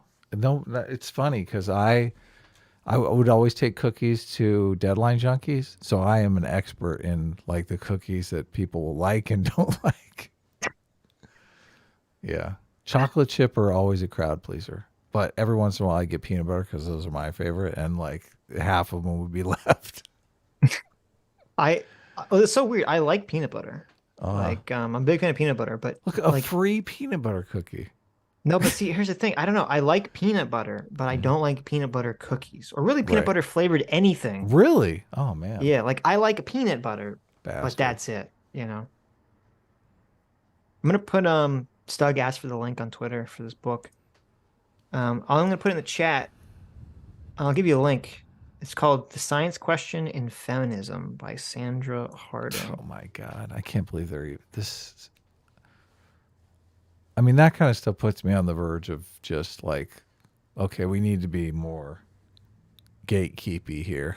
We need to censor more shit. Oh, look at you! I know. The pro censorship. I'm not doing it. I'm just saying, like that stuff pushes me in that direction, and I don't like it because it's you should be able to battle these ideas. But sometimes I feel like you get in these echo chambers in academia, and they're so used to smelling their own farts that they think all this stuff is. It becomes like a church, they're the new priesthood. Mm-hmm. Yes, Sam Hoadley Brill. It's Deontological Sam, I think is his name. I don't think he'll come on the show again. That's why I was saying, like, you could call him a cuck and stuff. You're not. Well, he should come on the show. Like I said, I invited him on show 200, and he didn't respond. So dark chocolate cookies with Reese's Pieces. Yeah, that could be good. Reese's Pieces are delicious. I like those too. Yeah, I just like good old fashioned, like a good chocolate chip cookie. Doesn't need to be fancy. Or some good fudge. Oh, you're good old fudge. Cocoa cookie dough with no chips. I used to literally just, back when I could, I would just eat those Toll House cookie. I would just eat it raw. I just, the little square Toll House cookie. Oh yeah, cookie dough. Yummy. Yeah, I would just rip them off and eat them raw. Yeah. Tasty as hell. I love cookie dough. Oh man. It says you're not supposed to eat it on the package, but I'm like, fuck that. Because they says that because of the salmonella. I don't know. Some of them are. I never got salmonella. Yeah, I never got sick from it. But I think some of the ones you buy prepackaged have gone through some amount of cooking, so they could be okay. God, I haven't done that forever. Jeez. Must be time to start. Well, I can't because of the milk now. I bet there's non-dairy-free ones I can just eat raw. Like it raw. My Dumb Movies for 6 months says, what bills and what quotes from a J.K. Rowling is FD talking about? I want specifics, please. Yeah. Yeah. I mean, listen, he called her a terrorist, but then he kind of walked it back to like, still bad, but not a terrorist. So, there's a little bit of punting, I feel like, from him from the answer to that question. But, it's fine. JD Bachamp for $5 says, I'd like to see FD return to the show when he actually has better arguments to present because he comes off as completely disorganized. to me. Well, I mean, that's going to happen if you just decide to jump in as opposed to pre-planning, but it's up to him. We would love to have a... Well, you have access to his DM, so you could try to set up something. Sure. I don't. You have to access to them too. They're open. Or are they not open? No, they're not. What are you Oh. talking about? Okay. Well, I'll ask him. I'll say, listen, if you let me know if you ever want to set up, we'd love to have you on. Yeah. On a Tuesday or something. Do that. Tell me, want to debate him on trans issues. I will tell him that. Stug for $5 says, yeah, the CRT scholars send it to other CRT scholars for review. Logarithmic regression. Do you even know what that is or what it's for? Yeah, exactly. There you go. That's what I'm talking about. Mm. Let the fart smelling begin. Yeah, right. That's a fair point. Fondue for $5 says, more important than 1350. 87% of that 50 is against members of the same race. Soft on crime is anti-black. That's true. There you go. Yeah. Alexander Cullen for 5 months says, great conversation. Thank you. I agree. Obscured Satellites in Flight. That's a cool name for 20 Aussie bucks. Says, was listening to your last stream and just wanted to say I share Adam's pain of what happened to Tim Heidecker. He was always left-leaning, but the events of 2020 broke his brain. His one-sided feud with Joe Rogan was so pathetic. True. Yes. True. What was his one-sided feud with Joe Rogan? Well, I think he was just arguing with him on Twitter. And just no response from Joe Rogan. Well, I'm not sure about the... That's hilarious. I don't think Joe Rogan responds to anybody on Twitter. Yeah, but that's why it's one-sided. Right. But the yeah, he's just, oh God, he's got the wrong take on everything. Just anything and everything. Mm-hmm. True. Let's see. I read that one. I can't read Adam being praised twice in a row. What? You skipping it? No, I already read it. Oh, damn. Could read it a second time. People love to hear me praised on the show. That's one of their favorite things. Insensitive for $10 says, you guys should get Ethan Ralph on the show before he retires, dies, or goes to jail. Ethan Ralph? I've been on Ethan Ralph's show, but he's never been on our show. Does he do other people's shows? I'm not sure. Every time I've heard, I don't listen to his show regularly. Every time I've heard him, it's always been, he's vaguely moderating a conversation as opposed to whatever his own take is. So I went on the kill stream at Dick Masterson's house, and they were all very nice to me. So, right, yeah. Let's see. Jackson Henkel, I read that one. JD Bachamp for $2 says, by the way, Kidology is a 10. Prove me wrong. Kidology is a 10? There you go. Like sexy? Sexy wise, yeah. JD Bachamp's a big fan. Oh, okay. She's attractive, I think. Sure. Duff. Grendel Vivat thank you so much for the 10 gifted subs. And thank you for the $20, Grendel. Says, to clarify regarding Sunday stream, Adolf Youth pamphlets said introducing the concept of mercy weakened the German people. Don't bother looking for logic. Sorry, I'm late. Was meeting deadlines. No, don't apologize. Listen, don't ever apologize for giving us money. Yeah. Yeah, I remember you were talking about the. I don't remember exactly what deadlines. You said. Right.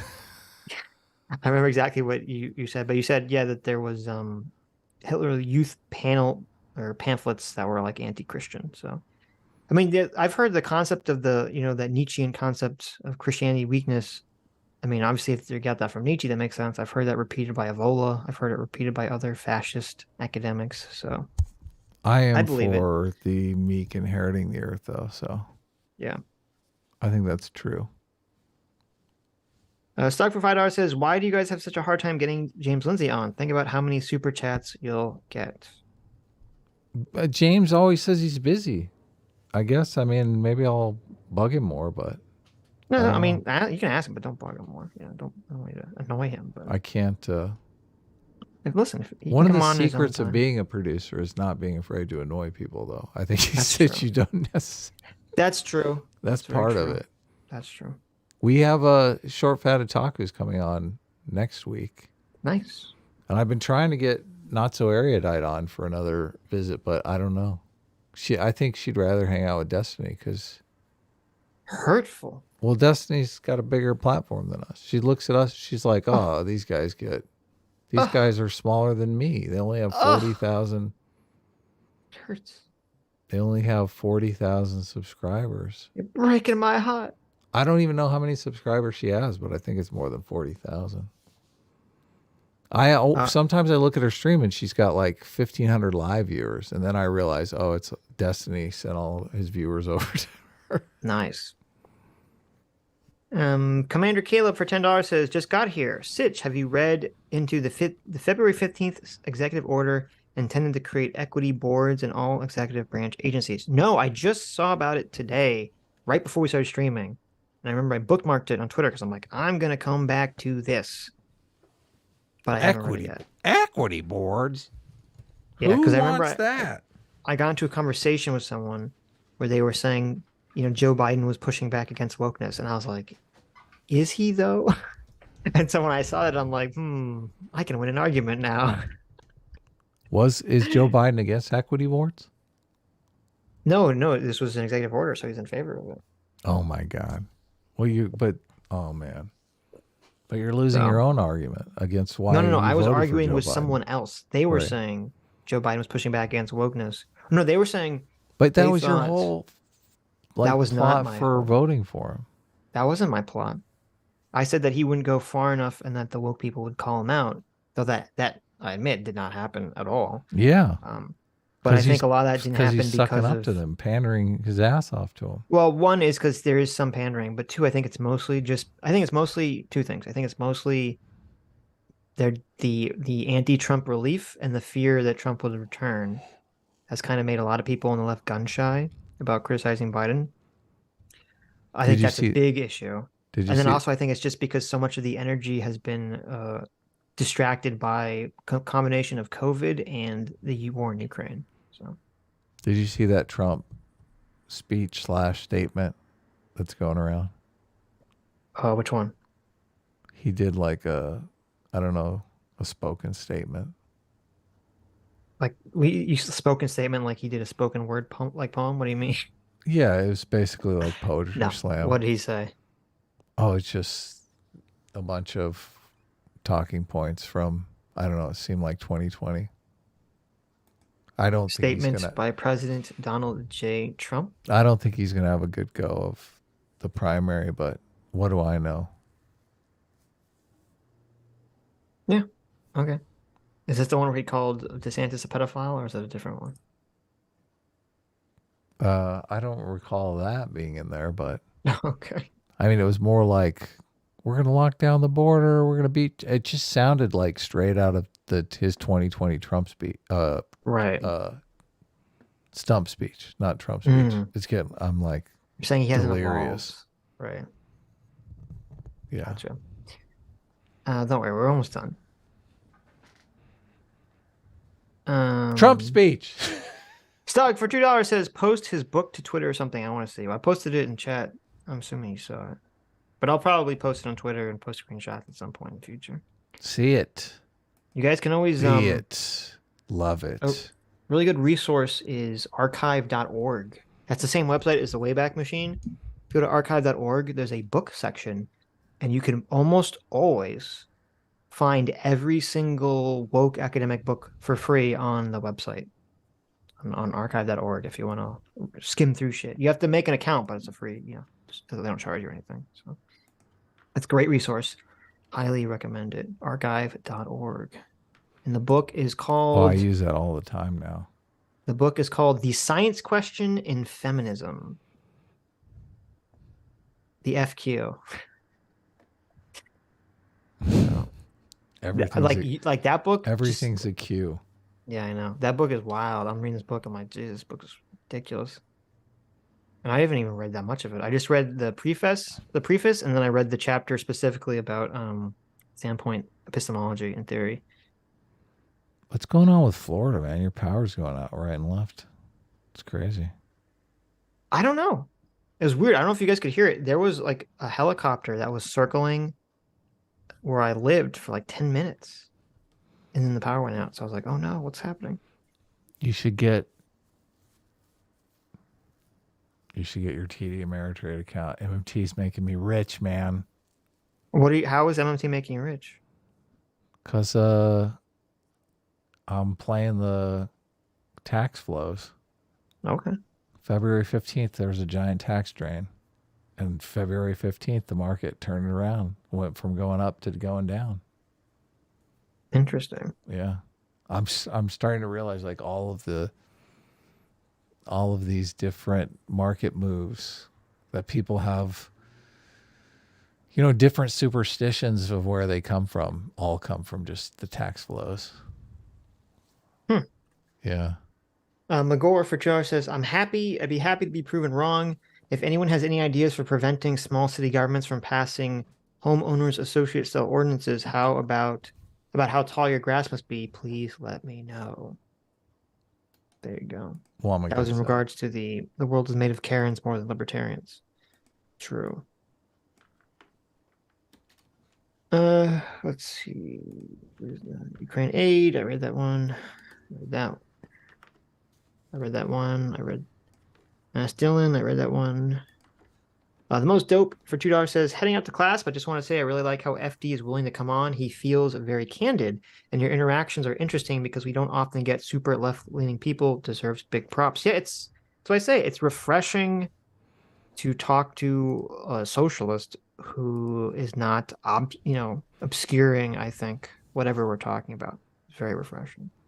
I mean, he seems way more casual with us than he did with Kidology, who Kidology is like way more closer to him politically. Yeah, but that's after he did like a weird response video attacking her. So like there's like a weird social pressure element, I think, to talking to her that there isn't really talking to us.